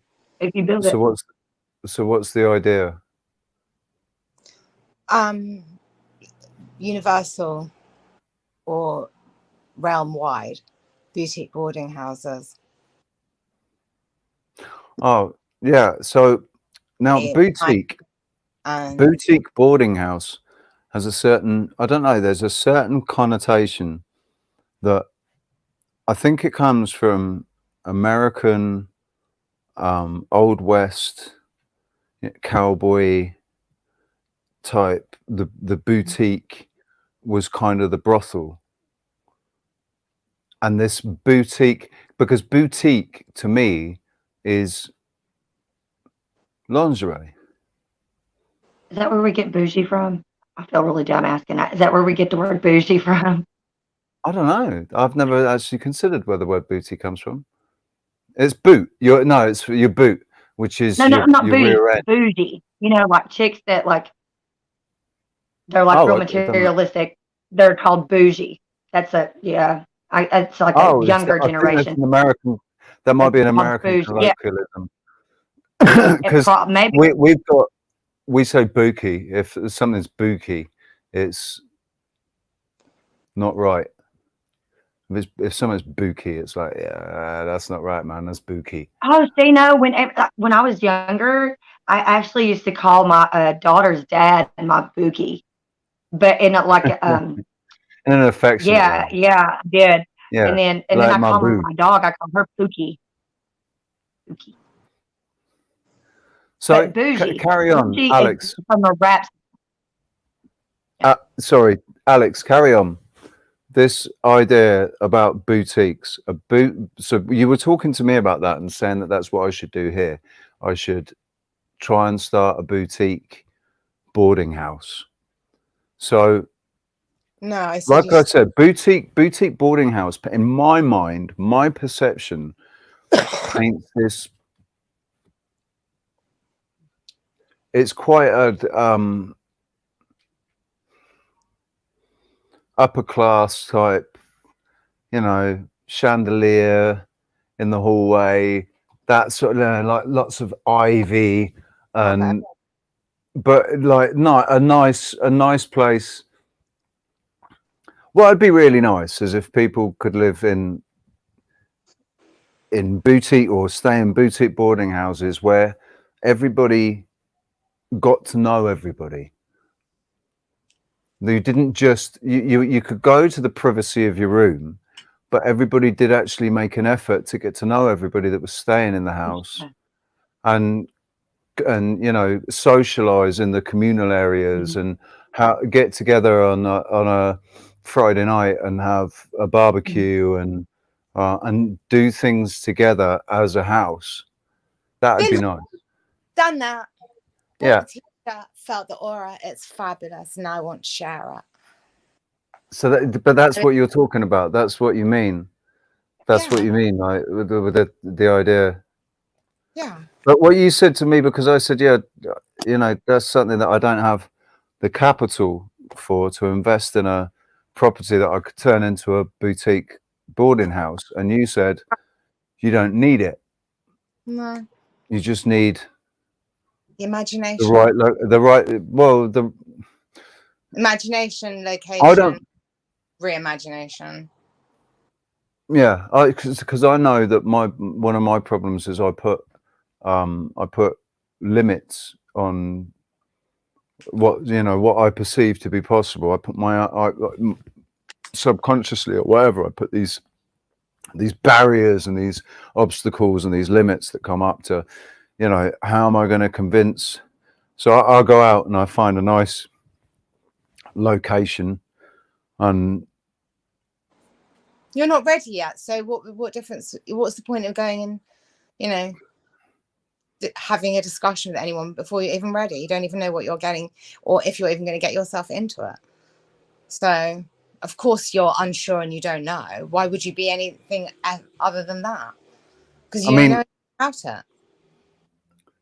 For me, I'm all about. I'm going to be all about doing the treehouse, getting the treehouse going. If we can have some sort of that's affiliation with a and then after that, then get a boarding house going and have an affiliation with Oh or yeah, don't worry something. about that. That's on its way, but not now, not tomorrow, and certainly not probably by the end of this year. But I can see Sarah backstage. I'm just waiting for her to come Hi, back in. She's just sat there. I don't know if she's listening to the conversation. Oh no, she's drinking her coffee.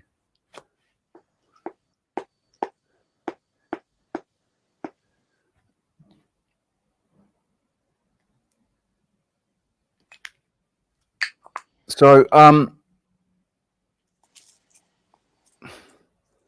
mean, do you want to elaborate on that a bit more, Alex?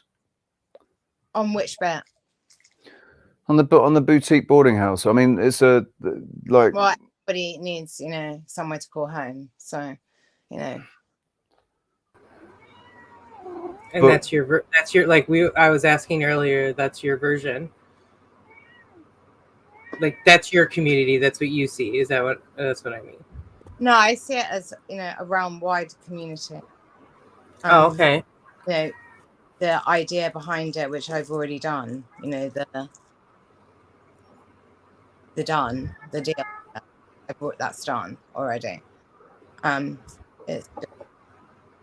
It's about the bigger picture, which is all encompassing, but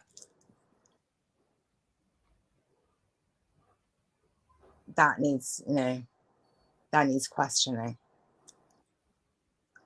Yeah. Because what's the big picture? Yeah.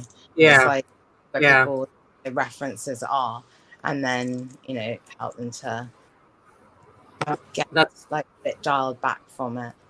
I've watched Matt McKinley. Quantum of Conscience. Yeah. Oh, that's his last name? I've been subscribed to Matt for probably 5 or 6 years. Oh wow. I've been You're longer. 10 you're the years for old me. boy. You're the head boy, probably. Or not 10 years. When did he come out with the books? Right? That was what he first did. He released all those books. Yeah, his- that's about when I. That's about me and when my I started. ex. Yeah, me and my ex. Well, it was more my ex found him, and then we listened. I sat, and that actually is what started my YouTube journey. And then somehow I found Dutch Sense through him, and then Did you see his channel before it was Quantum of Conscience? what was it Because he had a before? different name. It don't had know a about different name. It had a different channel, but it was deleted, or he deleted it. That man's a lifesaver. You were talking about He's life early. He's one of them. what I like about Matt is I've watched him grow. Like I stopped watching him because I thought maybe he wasn't, but then I sort of checked back in and realized that he'd actually grown quite a lot. He was contemplating things that he hadn't contemplated before, and he was actually talking about the possibility of us manifesting what was going on. That's not something that he ever touched on before. It kind of annoyed me that he was quite nihilistic. But he seemed to be a bit nihilistic for a bit. He became, for a small part of the journey, he became quite nihilistic. But yeah, he's grown. He's grown a lot since then. I don't listen to him as much as I used to. I don't either, but I have, because the only reason I say that is because he's still a little hard on himself. So sometimes it's a little. There's certain ones where he goes off, and it's a little hard for me here because I think that's what it is with me. I still listen to him, and it's the same thing with like that AGWN guy, because there's times where I'm like, oh God, no, what are you saying? And that's not how I feel about Matt. I shouldn't say Matt is more. It's more like, oh man, stop beating yourself up. But don't get me wrong. I mean, again, like he is instrumental in the waking up, because so for me I was immediately, I told you, I've always seen that the red and blue thing, and that's just a gimmick, right? And that there's the puppet fingers, and I was so irritated because I felt like no matter where I was looking or where I was going, they're taking sides. They're either like, oh no, or this, and I was like, where is my neutral in between resource? And it really started with him.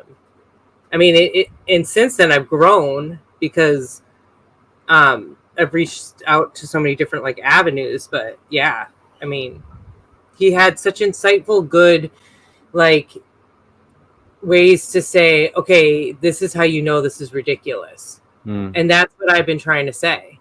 Like, breakdown of reality. The people who aren't awake. The I'm like, look at this what and he look at calls it, this. isn't it? He calls it a reality breakdown. Yeah. And like, if reality were real, how it would be different. He's put that into. I think it's just the subject of his book, or he's doing another book, or something. He's been sort of documenting it, hasn't he? What it should be like versus what it is like. There are a few things. Can you Say hear again? me? Yeah, just cut out there for a second. Go ahead. There are a few things said that he's, every time he posts them to people who watch him and ask and say what you're talking about.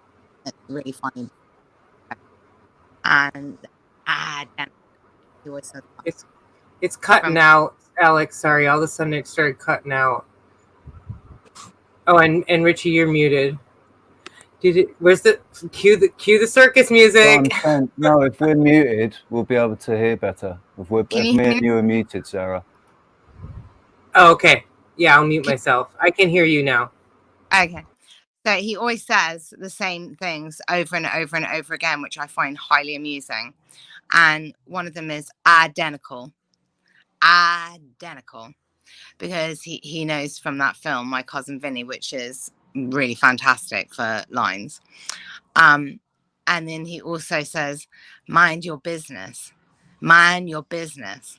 And with that, it really had a massive impact on me, that we're so busy, so many people, thinking about how we're going to mind everyone else's business, and we forget about our own business. And what we need to do is we need to back up, and see this as, as what it is, which is like a tennis court with many different games of tennis going on it. And every time you zoom in to a particular game, you want to take a side. What you need to be able to do is zoom in and then zoom right back out again, and take no sides. Take your own side. Stay in the middle. On the stage of life, if this world, as Jason Brashears and as Matt McKinley and various others are talking about, is a simulacrum, or Simulacrum.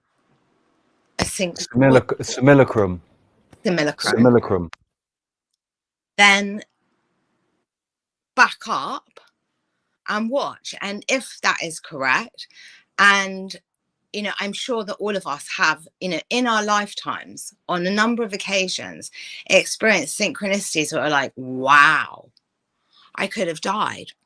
Wow, I could have, that could have been me. Or wow, we experience these things. So maybe we are a little bit special because we know what the fuck, and we're on a truth quest, and we're saying, okay, fuck it, if it's a game, let's play it, right? Yeah. What do you want out of this game? And there's no competition for excellence, because everybody is competing to be as normal as possible, to be as mediocre as possible. That's where the competition is. But there's no competition for that, none whatsoever, because people are too scared of it. So, if we want people to, experience their own brilliance and amazingness, let's experience ours, shine a little light inside ourselves, and, build it, and they might come. Which is all basically goes back to, leading by example. Instead of trying to lead people, like saying, I've got this idea, we'll do this, and we'll do this, and we'll do this. Just getting on and doing it. And if you're right, you'll be successful, and then that success sets an example for other people to follow suit, or or do their own little version of their own. Everybody can make their own version of it, can't they? Whatever it is. Yeah. Like with so private members' associations. Everybody's association could be slightly different. One association might be totally acceptable of doing hallucinogenic drugs and, you know, mixing that in the food and microdosing mushrooms and smoking weed and be absolutely cool with that. Something about distilling herbal. Sorry. Mine won't be anything like that. But if I meet anybody on the journey who is looking for that, yours will be the address that will be in my little pink book and say, oh, you want that? You go there. I don't do that, but I know a man who does. And you'll love it. That's and it. I Or like who says, I don't like that at all. That's not my thing. You'll say, I know, but I know somebody who would have something that's right up your street. yeah, like we've already sort of got our sister company in Italy with oh gosh, what's her name? It's Roxanne's friends in Italy. They're friends of the show. They haven't been on yet, but they've actually, because she was left a few hundred acres of land in Italy, southern Italy, and her father is a multi-millionaire, so she's due to inherit quite a fortune, and so they have basically trial and errored building this little retreat. It's not going to be a retreat in the same way that I'm envisioning the Magic Tree House, because theirs seems more sort of health orientated, like just maintaining health and keeping things at bay, like preventative health remedies and stuff. Whereas mine is going to be more about tackling tackling spiritual reconnection. It's not going to just be microdosing, but you know that. It's going to be. Oh, no, because microdosing won't be for everybody. That will be an avenue, you know, suitable to people that are dealing with addictions. Yeah. Or maybe depression. Yeah. Anxiety and stuff, you know. But Alex, tell us more about like what you would see for yourself, or like what you're talking about. And I apologize did you already talk about this while I was gone? I'm sorry. No, I've already done it. Gotcha. I know it works. So what do you see your role being in the future? Are you up for doing it again, or do you want to be a consultant for anyone else that wants to do it? You know, what's your, or are you just there to chuck the idea out to people and say, there you go, run with it? No, I want to be, you know, let's Hogwarts it so much easier to get it. I'm quite happy to be the Minerva McGonagall of the situation, you know. So I know a little bit about everything, but you know. So I mean, for that to happen, you'd need to have some sort of book, film, TV syllabus, kind of, you know, have a collection of some collateral to help explain and, you know, and illustrate to people what it is they need to do and the stages they need to go through. Yeah, my life's an inspiration. It's a work of art. Trust. You couldn't make it up. But that's part of the beauty of it, I think. Really quick, I don't want to interrupt too much, really, but my cat, you have to look at this. This is a picture of her, and her brother's a kitten, and she's been staring at it. She can watch TV, but she's been on and off. Hi. She's been on and off staring at this picture. She went up here and in the picture. Here, I'll show you the picture. It's a picture of her when her and her brother were kittens. But don't stay. It's my friend.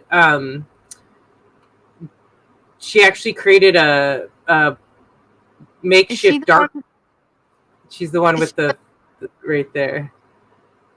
Okay. And now look at her face now. If I can see how her face is way darker. It's actually as she's 14 and it's starting to get light again. I've noticed because it used to be really filled in. But her brother, yeah, they're Siamese mixes. My friend made this. She made a makeshift dark room in our first apartment, like back in the laundry room, and she developed this photo in there. Cool. That's the one part. Yeah, right. That's how I feel.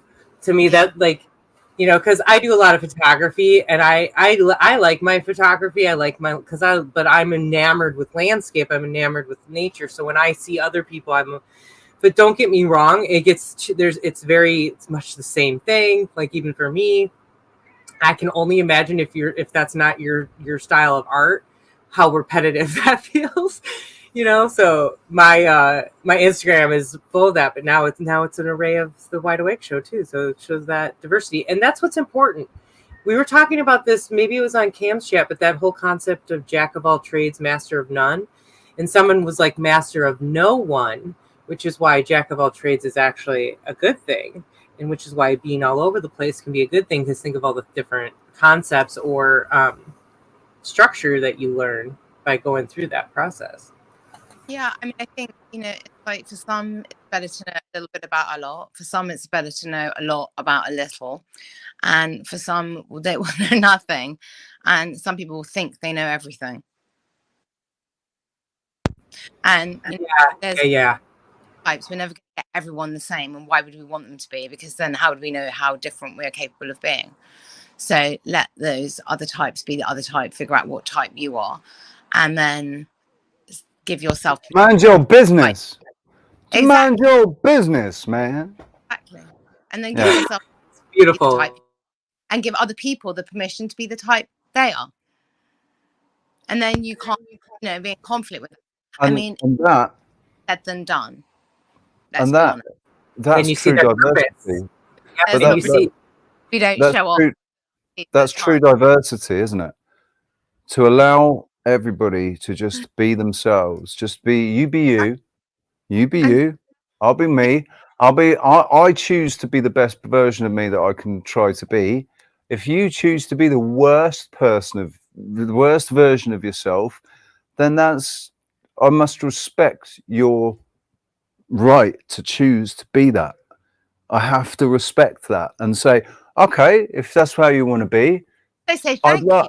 I don't have to be it. Thank you for being that, because you're the polarity. Exactly. No, you have to exist. You're the polarity to me, or, you know. That it's funny because it's like it was a lesson I learned. I knew before, but like coming into this group, it was just beautiful how quickly I was able to see that. I had never been in that situation before, but this time it was like, wow, we are all so different, but all so cool. And we're such puzzle pieces. It's really, yeah.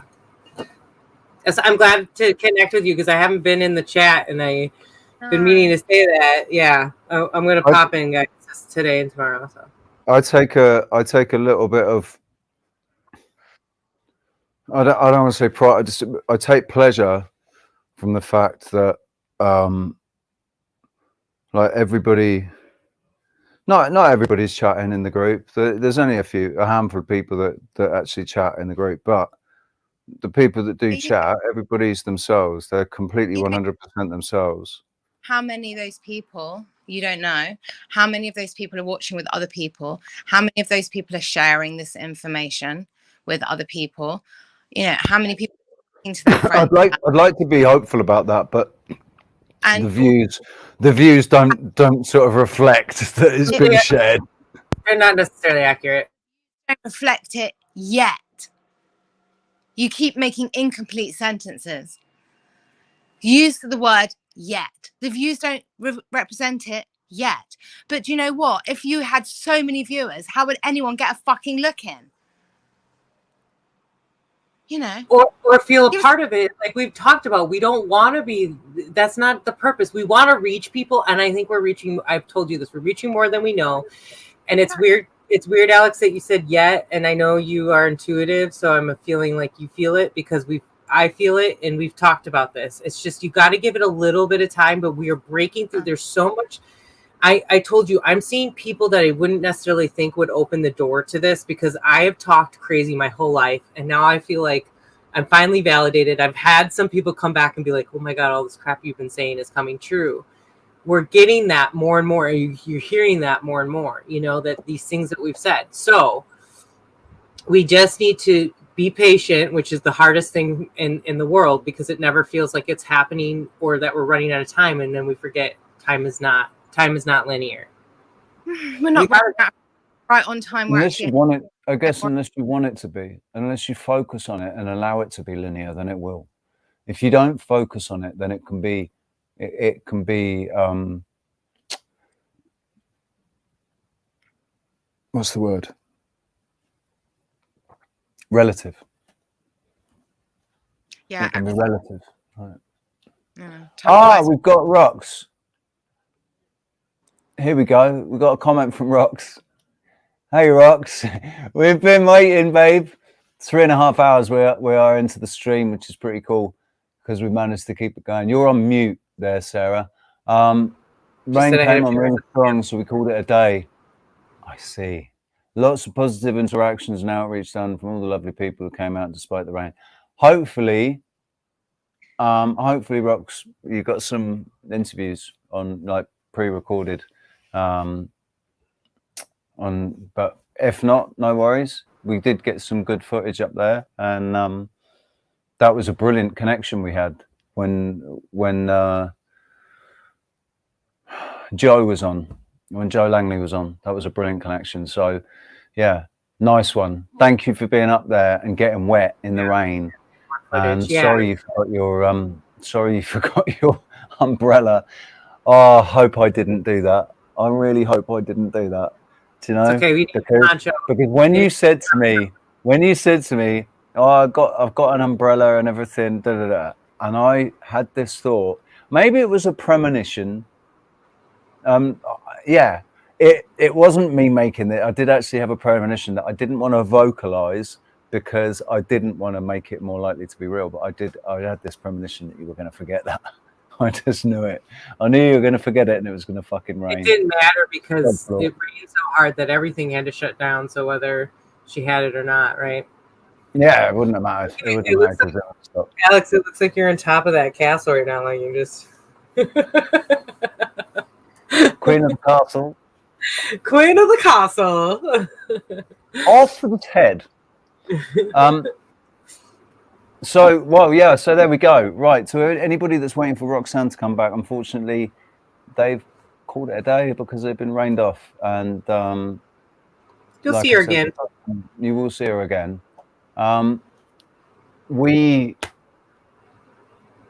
going to do? We got Alex. What are we going to do? Let's get back to that topic. That's not good enough. Oh, stop.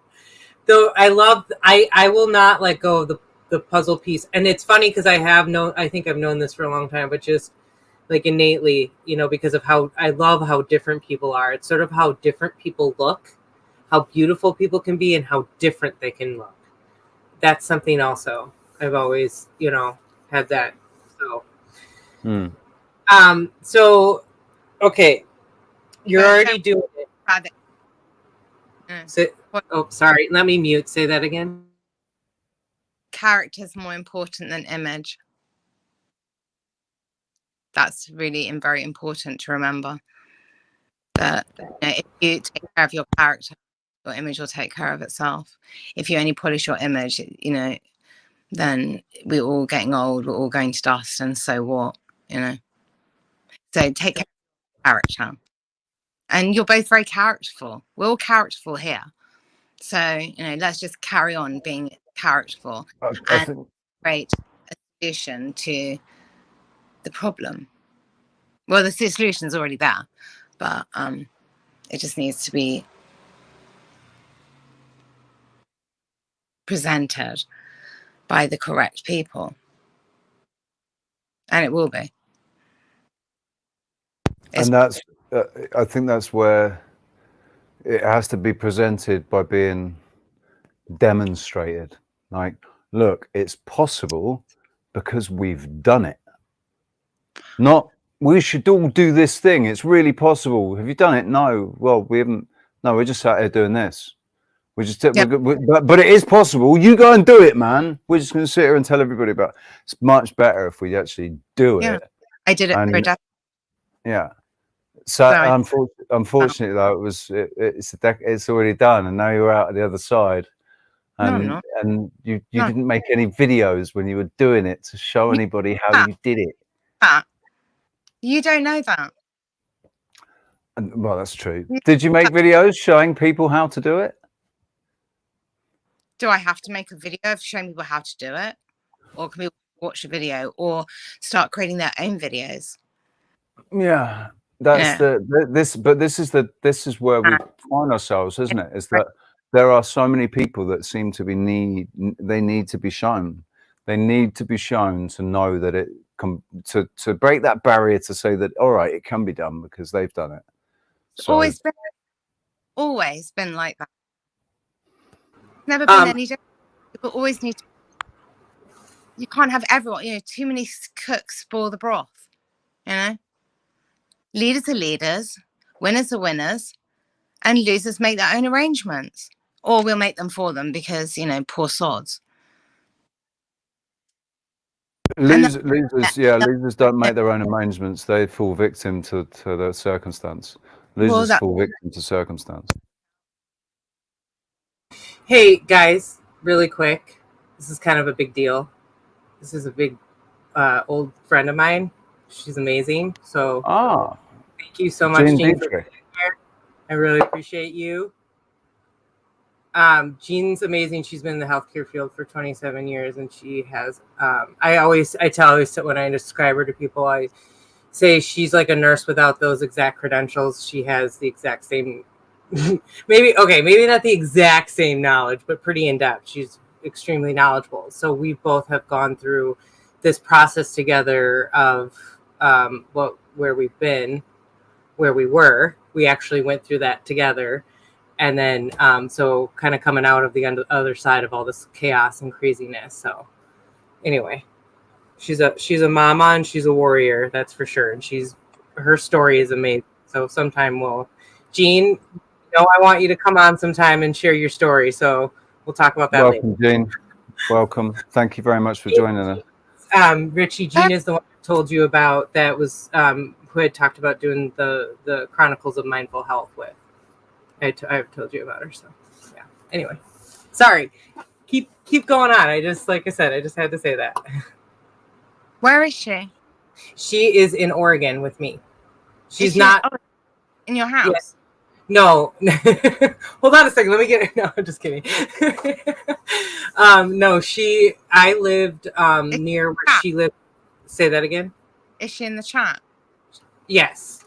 She's on the other side of the mountains. So there's like a big old, she's like 12,000 feet high up and then over. I'm just kidding. You can get across sooner than that. So you don't have to. Yeah. Her name's Jean. She's the shit. So if I couldn't talk about her enough. Anyway, I'm sorry. I did not mean to be rude and interrupt. And then my dad, I messed up and left my dog outside and she'll just sit at the door. She's so amazing. She'll just sit there and wait until we come and get her. Yeah. So anyway, I forgot about her. My dad got her back in. So then that happened. I was trying. So anyway, didn't mean to. What else am I good for though? Disrupting, right? This is exactly why, Alex, I told you I wanted you to be able to just talk for a while. I was going to disappear and let you just talk and then I'll come back in because you have a lot of good things to say. And if you didn't already hear me say this, I call Alex the linguistic lizard or lizard wizard. I'm sorry. That is not how I feel. You know that. Oh my God. Wizard. Wow, that's such a high compliment. Thank you. Hi, wizard lizard. I love that. What? Hi, wizard lizard. Yeah. I am high. Who was the lizard? But hi. No one's a lizard, but maybe a little bit. Who knows? Sorry, let me shout out Boston Ray. Do you know what, Boston Ray? We were talking about you the other day. We were saying we haven't seen Boston Ray for a while. Oh, he's brilliant. I love him. I went on his show. No, look, I watched his show. Dragons. Fantastic. I've watched a few others as well. I really like. I have one queued up. I was trying to find the name of it, but it was one that I really wanted to watch because it was what I was just talking about with one of the concepts of I don't see it now. Maybe because I opened it. Of the tides. I probably have it open somewhere else. Anyway, I'll find it. But yeah, exactly. It's great. Thank you for being here. I was in yeah, Timber Traveller, anyone's quite welcome to repost, so long as no alterations are made, kind of thing. So like trolling us, that's cool. As long as it's not to troll us, then that's absolutely cool, man. I only say that because I've had people making clone accounts, like making clone accounts and putting up videos of me, but then overdubbing the audio, so it's not me talking, it's somebody else, but it's saying really ridiculous things, but putting it forward as if it's me. That's the only reason I say that. Experience. Yeah, just know that our music and everything on here, we don't have licensing rights. Yeah, we don't have. We're just basically it's cool music, and I'm a musician, and all of my music is out there, and it's all copyright free. And fuck it, if somebody else gets rich off it, I'm a big believer in karma. So, what goes around comes around. I think Richie will get rights to these. I'm not opposed to just not making a priority to reach out to those guys to say, can we have the rights to use your music for our intros and show them the videos we've made and stuff, and see if they would let us. We're super. I mean, relevant. when you think about what they're singing about, I think they'd be quite happy. I know. I agree. I think Gene, you're amazing. Thank you. Appreciate it. Just wanted to say that again. Sorry. Yeah. What does that say? I like that emotions. Excuse me. So traveling 2 hours to Parliament every week, 32 times this year. So is that Parliament in the UK? Yeah, I'd imagine. But there is Parliament in Canada and Australia as well. So is that English Parliament? And what have you been doing when you get there, Timber Traveller? We'll have to get a link to your channel, your BitChute.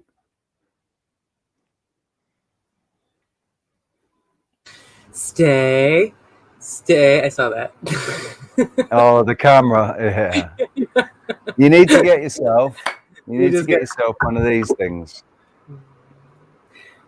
Is that a little expensive, but it like hooks in and it actually stabilizes, completely stabilizes?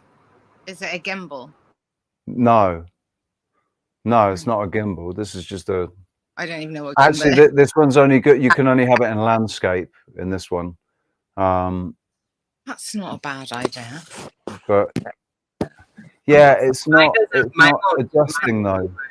You've got your rotate, or yeah, it's not adjusting. So you're on the side. I have the same issue. Mine won't do it though. Like I've tried to get it and it won't. Now you're upside down. My cat. My cat. What is she doing? Where are you going, kitty? I'm ready for my close-up, Mr. DeMille. Not ever bloody ready for a close-up. What's the cat doing? You look ready for. I don't know. That's what I'm trying to figure out. You look ready. Oh, is she gonna go pee back in there or something? No, I'm just kidding. She wouldn't do that. I'm going to go and sit back here. She's feeling goofy. She's like, I know. I just thought I would like to be on the camera. I'm going to peer through here. She's a very curious cat, and very vocal, and she's cool. I love her.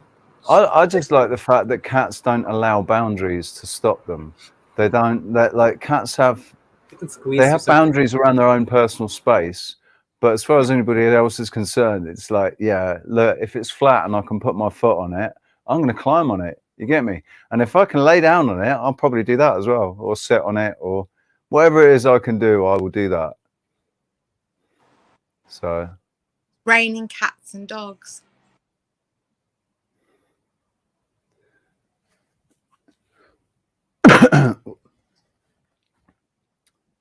I thought that was a fish tank or something behind you then, but it's not. It's a picture. It's just the reflection of the thing. You're muted. Can't hear anything you're saying. Sorry. Oh, jeez. It's no, it's that's the picture of her I just showed, and a bunch of random books on photography and other weird stuff.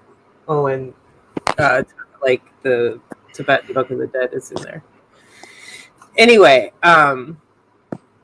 so when are we got to get this thing going, but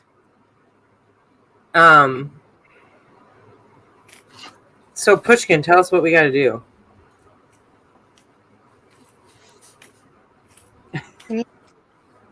Oh, sorry, let me mute before you.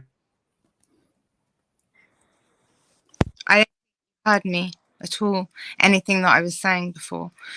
I just wanted to say to Ray Mudflood that I love your show, and I just wanted to know what you thought of my nephew's rap thing, and also my uncle, or somebody was like an uncle to me.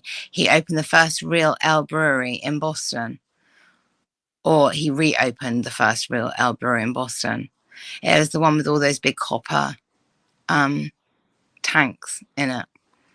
I think it was cool. His name was anyway. It was Richard Wrigley. So you'll probably know who he is. But I was looking around. Wrigley Field. Wrigley what? Is it WRI, like Wrigley Field? Yeah. In Chicago? Really? Yeah, his name's Richard Wrigley. He was like an uncle to me when I was small. When I got expelled from school, I went to Boston for 10 days when I was like 12 years old. And he showed me Boston because he was opening the first real ale brewery. Before that, he'd been in New York. He had the roller rink, which was called the Roller Wink. And it was the roller skate park because there had been ice skating, but he decided to retake it over and make it into roller skates for the summer. And there was a big roller skating revival in that park, and that's why, you know, he was known as an entrepreneur, and he did the Boston Real Ale Brewery. That's very interesting. So maybe he wasn't specifically the name behind Wrigley Field, but it's obviously connected. So you have family connections, I'm assuming, then that way. I have no idea. I don't think he was. I remember, and he was he was a friend of my mother's, a good friend, and I went to Boston. You know, yeah. Also I was expelled from school, so my mother had to do something with me because she was working at Harrods. So she sent me to Boston for 10 days. Interesting. Is that have you been to because I've never asked you this before, have you been to the US other than that? I've been to Las Vegas. I had a panic attack in Caesar's Palace. But I wasn't really, no one had any sympathy for me. It like shit and sympathy. You find it in the dictionary between shit and syphilis. Sympathy in Vegas. Because if you're crying, people just think, oh, that's another one that lost all her money. And that wasn't why I was panicking. I was panicking because I thought I'd been lost and abandoned and deserted in Caesar's Palace. And I was exhausted and too hot, and I didn't like everything. How old were you?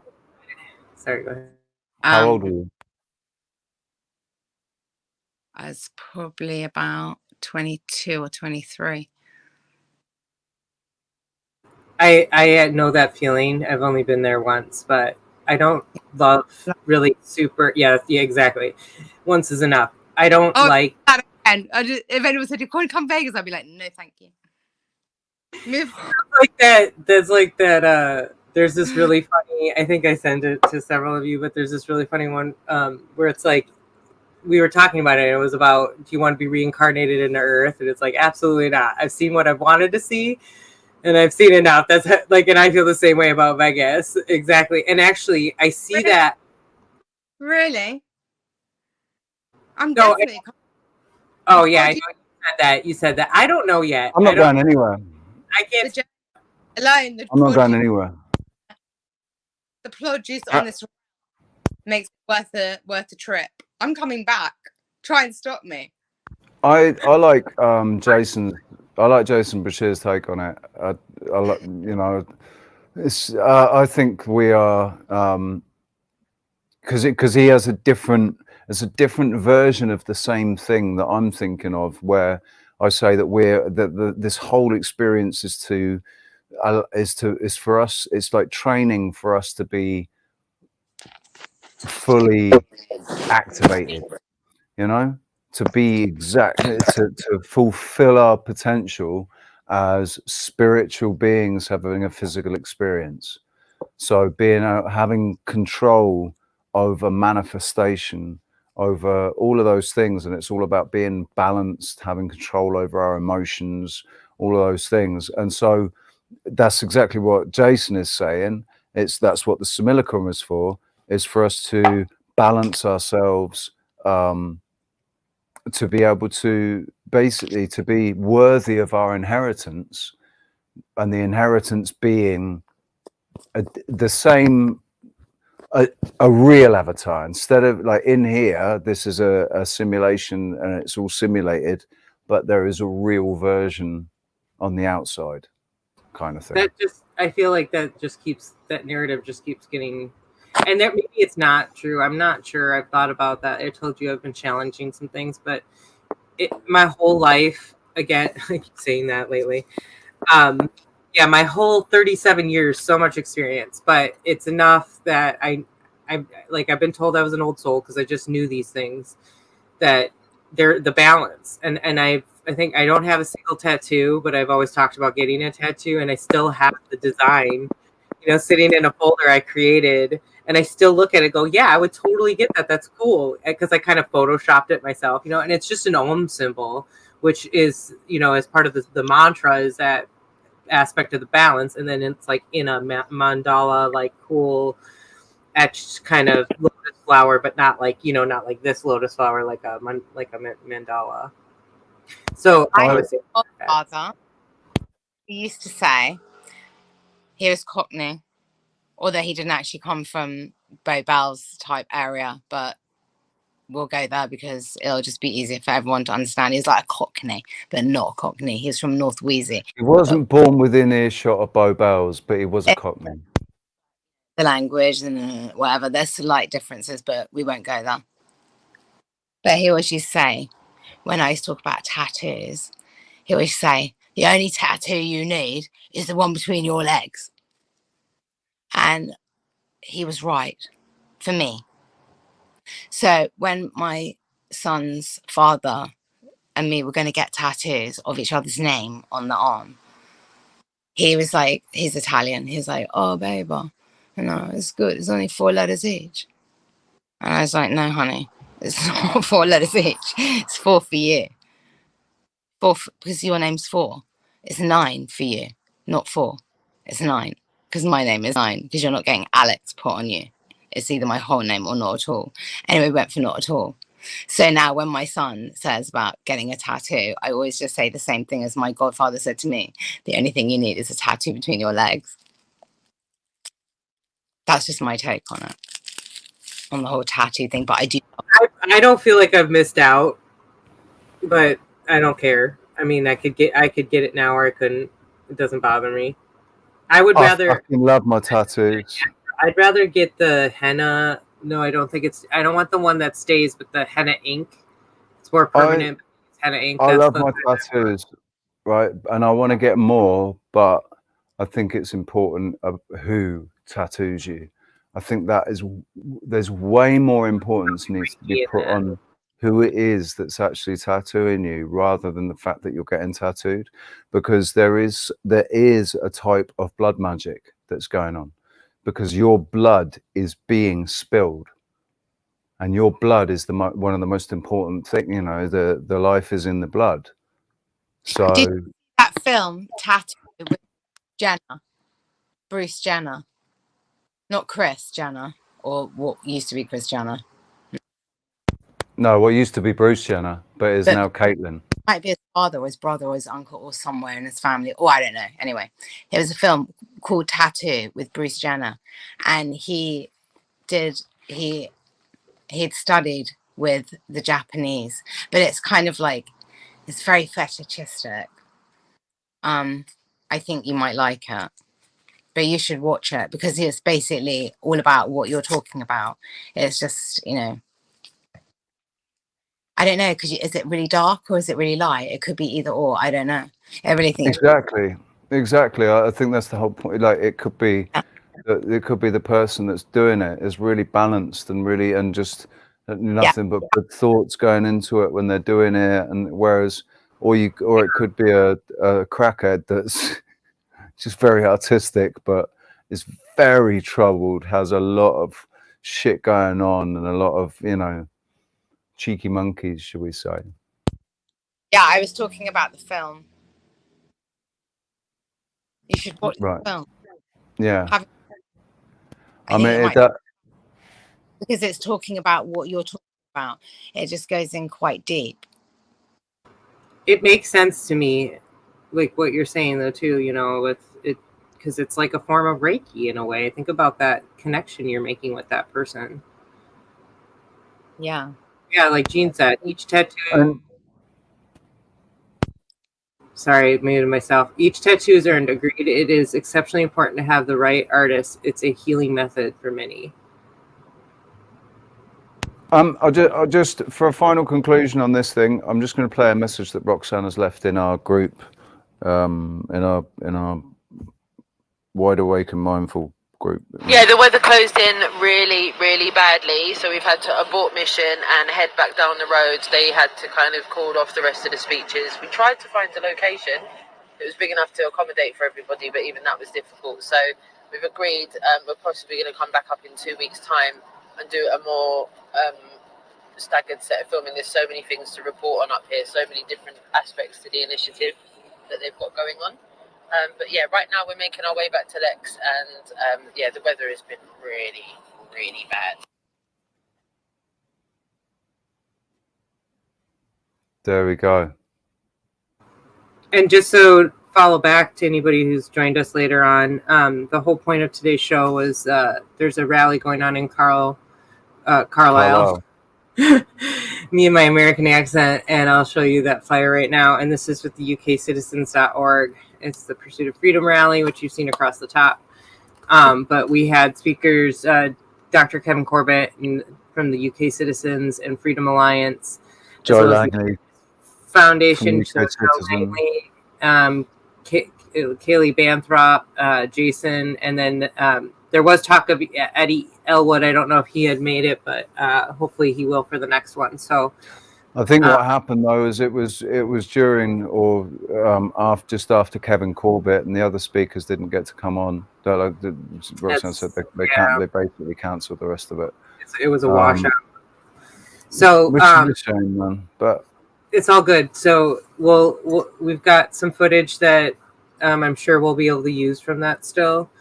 And we'll make a little clip of that, just like we said. So if you go back and watch this later on, or if you go back in the show, you'll see that we played some clips from it, and then also a clip from the last time Roxanne did, so you can kind of get an idea of some of the content. When she interviewed Kevin, yeah. She may have actually managed to get an interview with Kevin, filmed by Asita. We'll find out when she gets back. Loving those glasses there. Loving those glasses. They're very I do. You know do you know what they remind me of? Right? Do you remember Ghostbusters? Do that. Do you remember Ghostbusters? Right? Do you remember the secretary in Ghostbusters? That's what they remind me of. The secretary in Ghostbusters. I'm not sure what you're going for there, Sarah.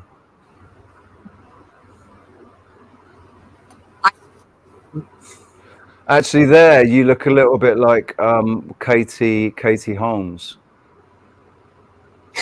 I've You been do told actually- that. Do you know what? Sandra Bullock a little bit. You do. You remind me a little bit. They You will. remind me. So can you tell? They will.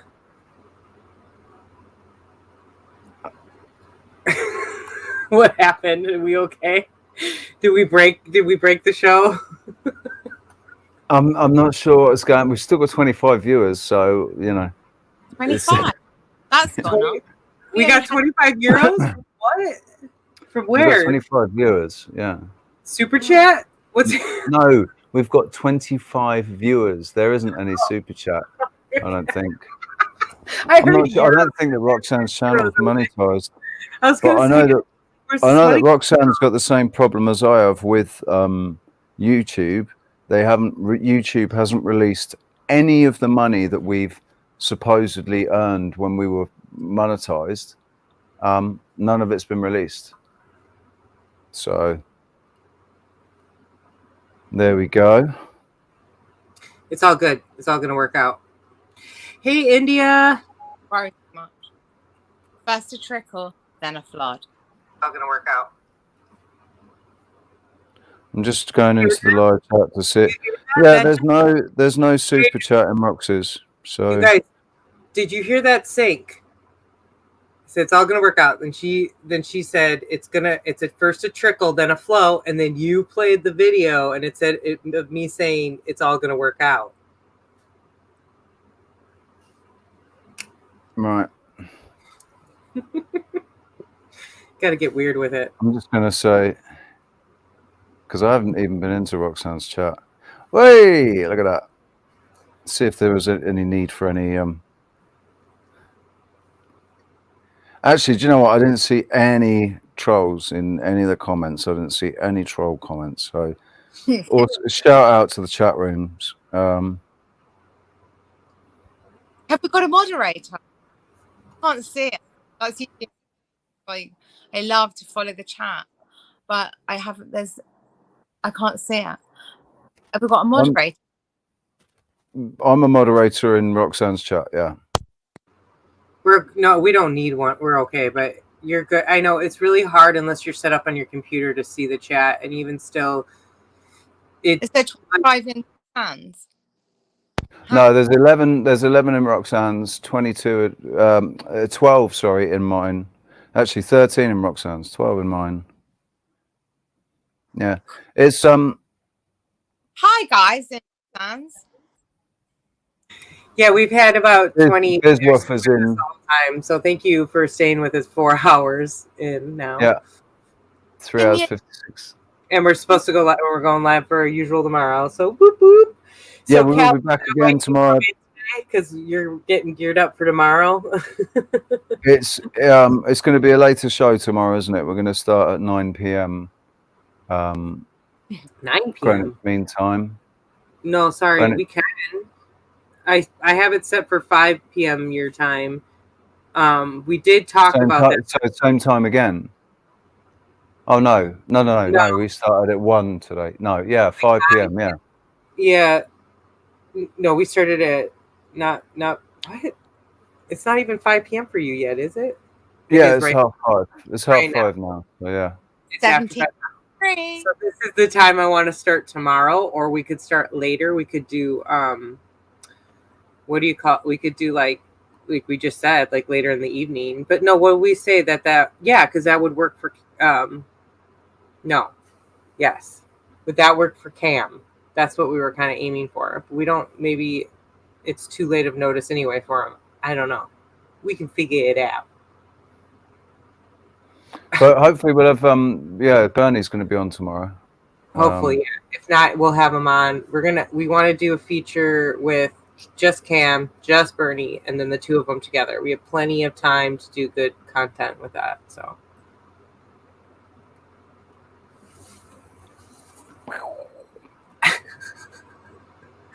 You're on fire. Ah! This is all for when Bernie comes on. Little plug for Bernie. I gotta make a overlay for autodidactic now. Brains, just like a bunch of brains around. Actually, I could make a big brain over the whole thing, so everybody's just like behind a giant brain. I could do that. That just made me think of the Futurama episode where they're fighting the giant brains, and he goes, "I'm a giant brain, and I'm leaving for no reason." Raisin? Yeah. That's funny. Okay, so this is a good reference. So it's 2 a.m. But see, we'll miss Callum tomorrow if we push it out. Unless Callum will make you stay awake in the morning. Because we could That's do the only thing is, that's quite late for Callum, isn't it? Or Yeah. very, very early, depending on how you... Well, or very early, because it's 4 hours from 5 o'clock is 9 o'clock for you. So if we did it at that time, that's 6 a.m. for him, and that's what, like 7 a.m. for Cam. He might be up. I have wondered often if Callum does actually sleep or not, or if maybe he's a vampire and he's nocturnal. No, we've discussed this. He does sleep, but he does actually take a lot of 20-minute naps, and then sometimes he catches back up on it, like gets like a longer duration at a time. Like he gets, because that's what we talked about with the 4 hours at a time and getting in through your REM cycles. So Are we finishing? anyway, sorry, what? Are we finishing now? Do you have anything you want to talk about? Oh, I want to talk about, but I'm quite happy to wait. I'm a relative newcomer to this, meta world of YouTube and everything, with being on of it. Do you see what I mean? I just want to say thanks. Yeah.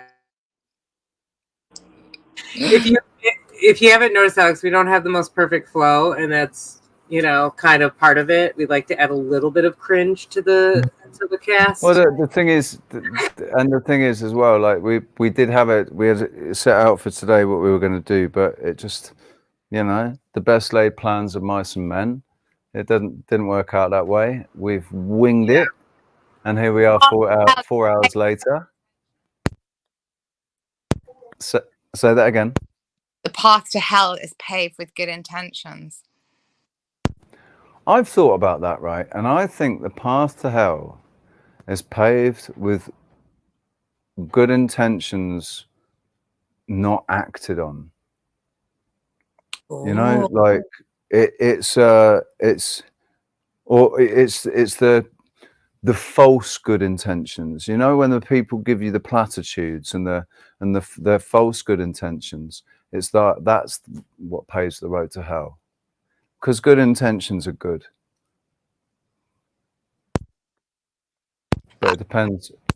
You know what I'm gonna say? I'm gonna say it doesn't have anything to do with the other person's intentions, or whatever comes out of their mouth is everything to do with your own expectations.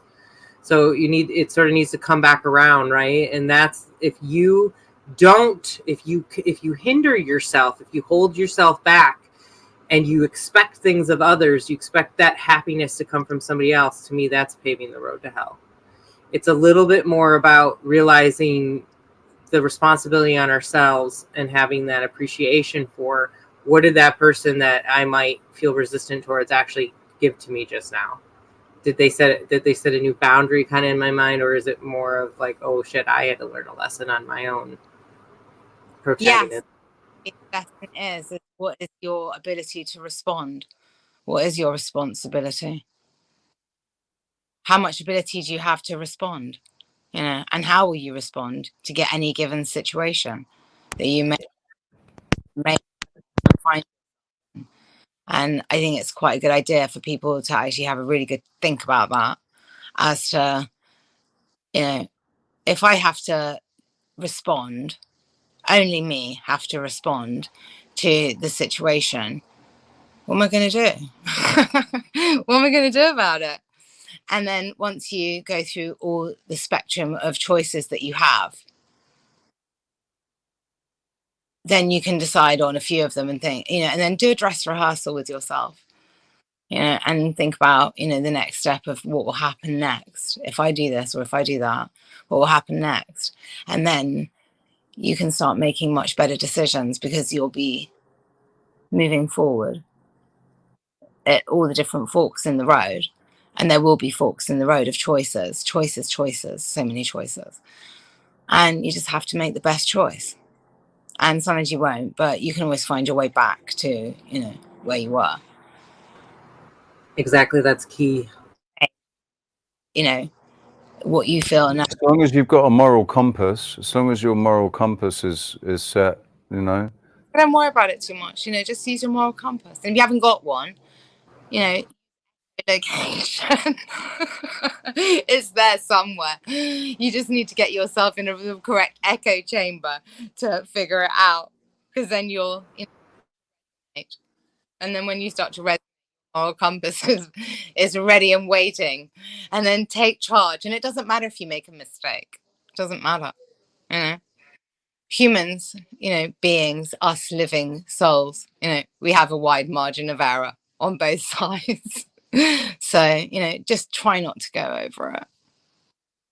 But you can go within cliff notes, of this is how I didn't fall off this cliff, or I fell off this cliff and this is how I picked myself back up. So either way, you'll be legend. I like that. Right? Yeah, definitely. And I think I keep saying that because I was saying that to Ems too. It's like, it's okay to talk about it, but don't try not, when you say it, to beat yourself up about it. Realize the fact that you're even recognizing it right then and there. That's amazing. Be appreciative of that, because that's huge in the steps. I think that some of us realize that we've taken is that has to do with that kind of triggering talk. But the more and more you catch yourself, the more and more you can look back and how quick it happens. So don't beat yourself up in the process immediately. Oh shoot! Oh, that was faster this time. So, yeah. Sad, in the film Enter the Dragon. Did you ever see it? Enter the Dragon. Bruce Lee. Yeah. Don't talk. I'll just explain it because it will be quicker. He's got a student, and he is going to go into combat with him, or teaching him about how to go into combat, and they bow, and the student takes his eye off the opponent by bowing with his eyes as well, and Bruce Lee slaps him upside the head, and the student's like, oh, I'm sorry, and everything is like, it's like a finger pointing away to the moon. Don't watch the finger or you'll miss all the heavenly glory. So like you've just explained, Sarah, the heavenly glory is that in spite of, the threats and the slings and arrows of outrageous whatever, Em has managed to pick herself up, dust herself off, and start again. And that's every time, right? Yep, that's resilient. Glory. That's the resilient glory. I mean, that's what I pointed out. That's what all of us have done. Well, it seems like certainly everybody in the treehouse has done that, and more than once, not just once, more than once. And when you've done it, the people that you've expected to be around you, or thought that you might be around you to help you, whatever, they haven't been there, and it's been strangers that have helped. If anybody's helped, it's been people that you didn't know. We've relaxed as strangers. Say that again, sorry. Blanche Dubois, A Streetcar Named Desire, Tennessee Williams play with Vivian Leigh and the Godfather one, not Kubrick. What's his name? I can never remember their name. Marlon Brando. But he didn't do it. Marlon Brando. Streetcar Named Desire. Blanche Dubois. You've been a Blanche Dubois. I've been a Blanche Dubois. Sarah's been a Blanche Dubois. I can't speak for Em because, I wouldn't dream of it. But after what you've just said, you two, and me three, Blanche Dubois, we've relied on the kindness of strangers. And we'll always rely on the kindness of strangers. You just have to reverse. Yeah, and take a little more power back, which is hard because we're not supposed to be alone. We are supposed to be with the community, but I think that's what part of what I've talked about, this time that we're in this dualistic, that it's not as harsh. This is where the tribes can come together. We can be energetically with the right energy flow.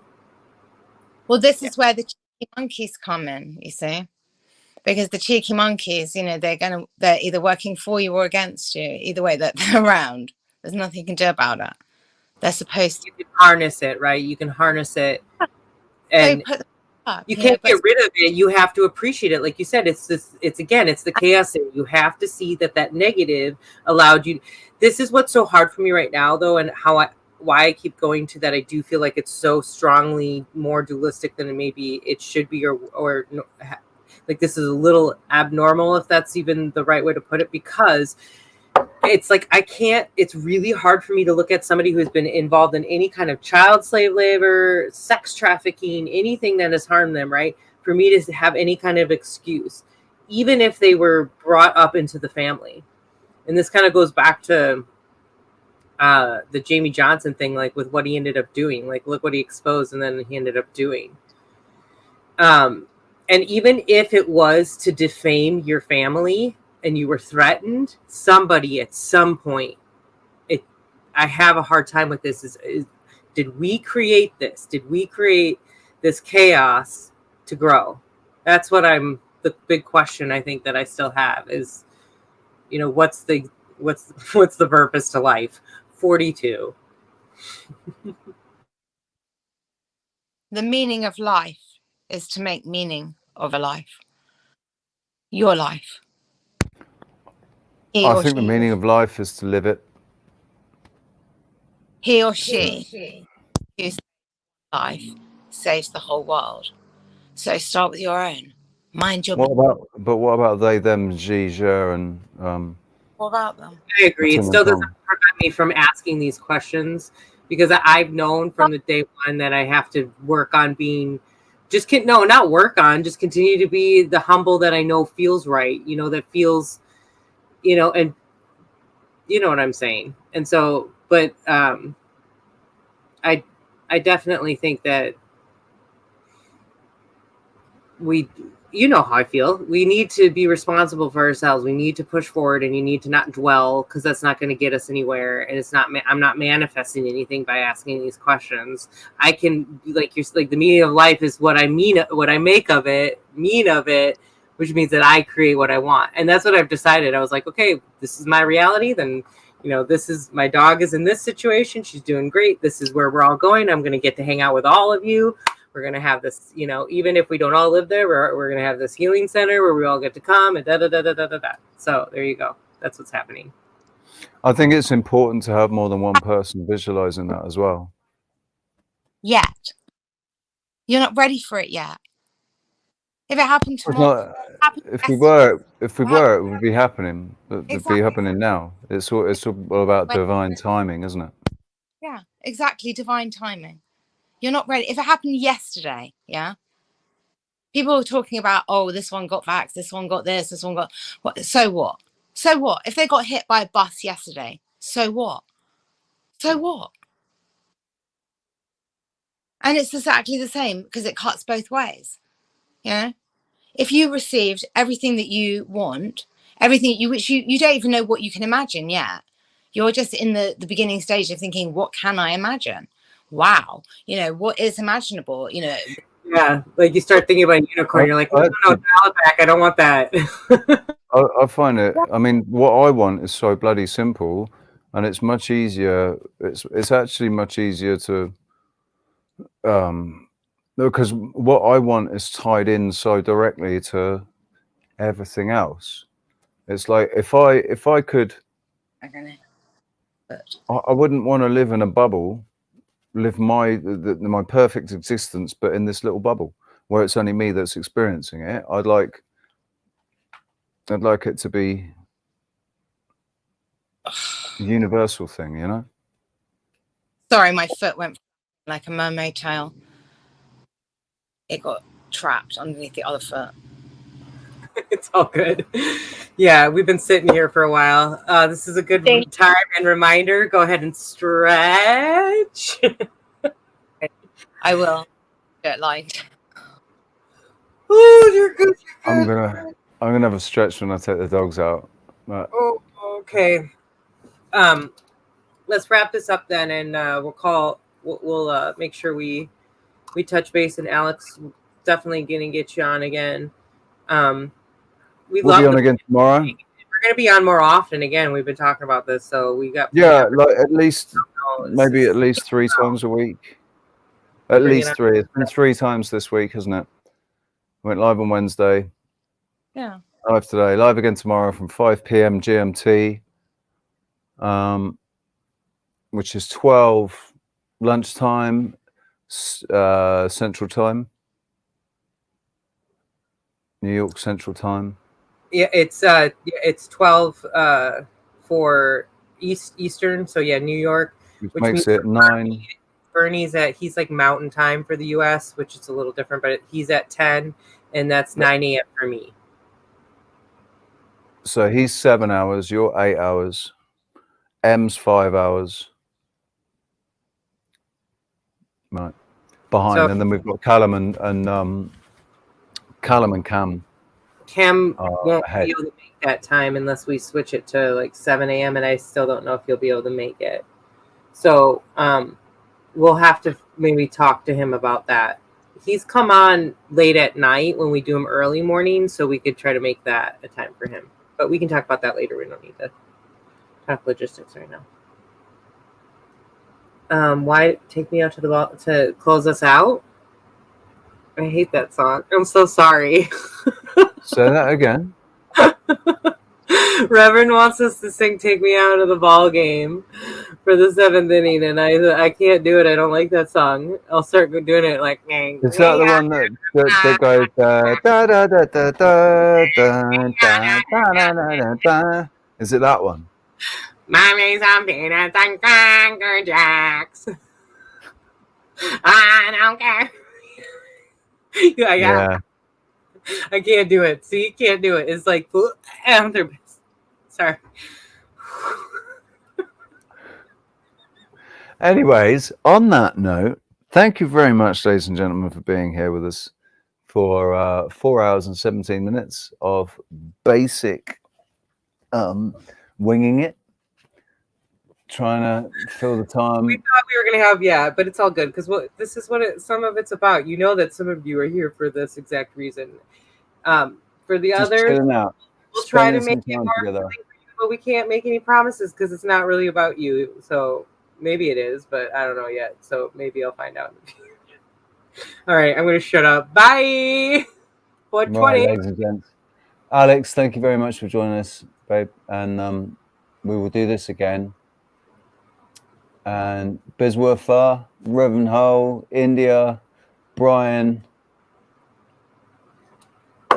Callum's gone to bed. Night, Callum. Thank you very much, dude. Tim the Traveller, L'Underground, Gene Dietrich,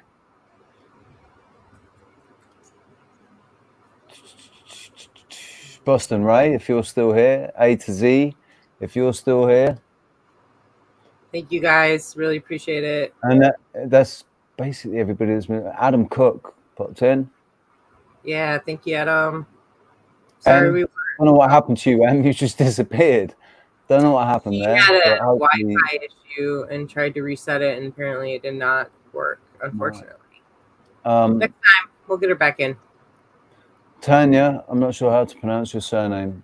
Gauchi? Thank you very much, Tanya. Kimmy Spreadborough.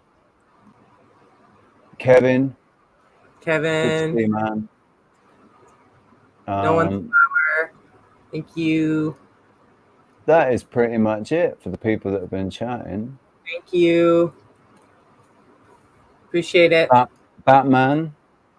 I'm Batman. Batman. I'm Batman. Just JP. Rob. Thank you.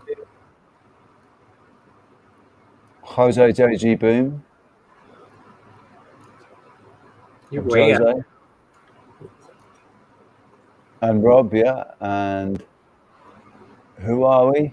If you're still about, mate. We'll meet up. We'll get together soon, dude. We'll do something soon. And Shari as well. Jim Dillinger. Jim Dillinger over there in France with the French people.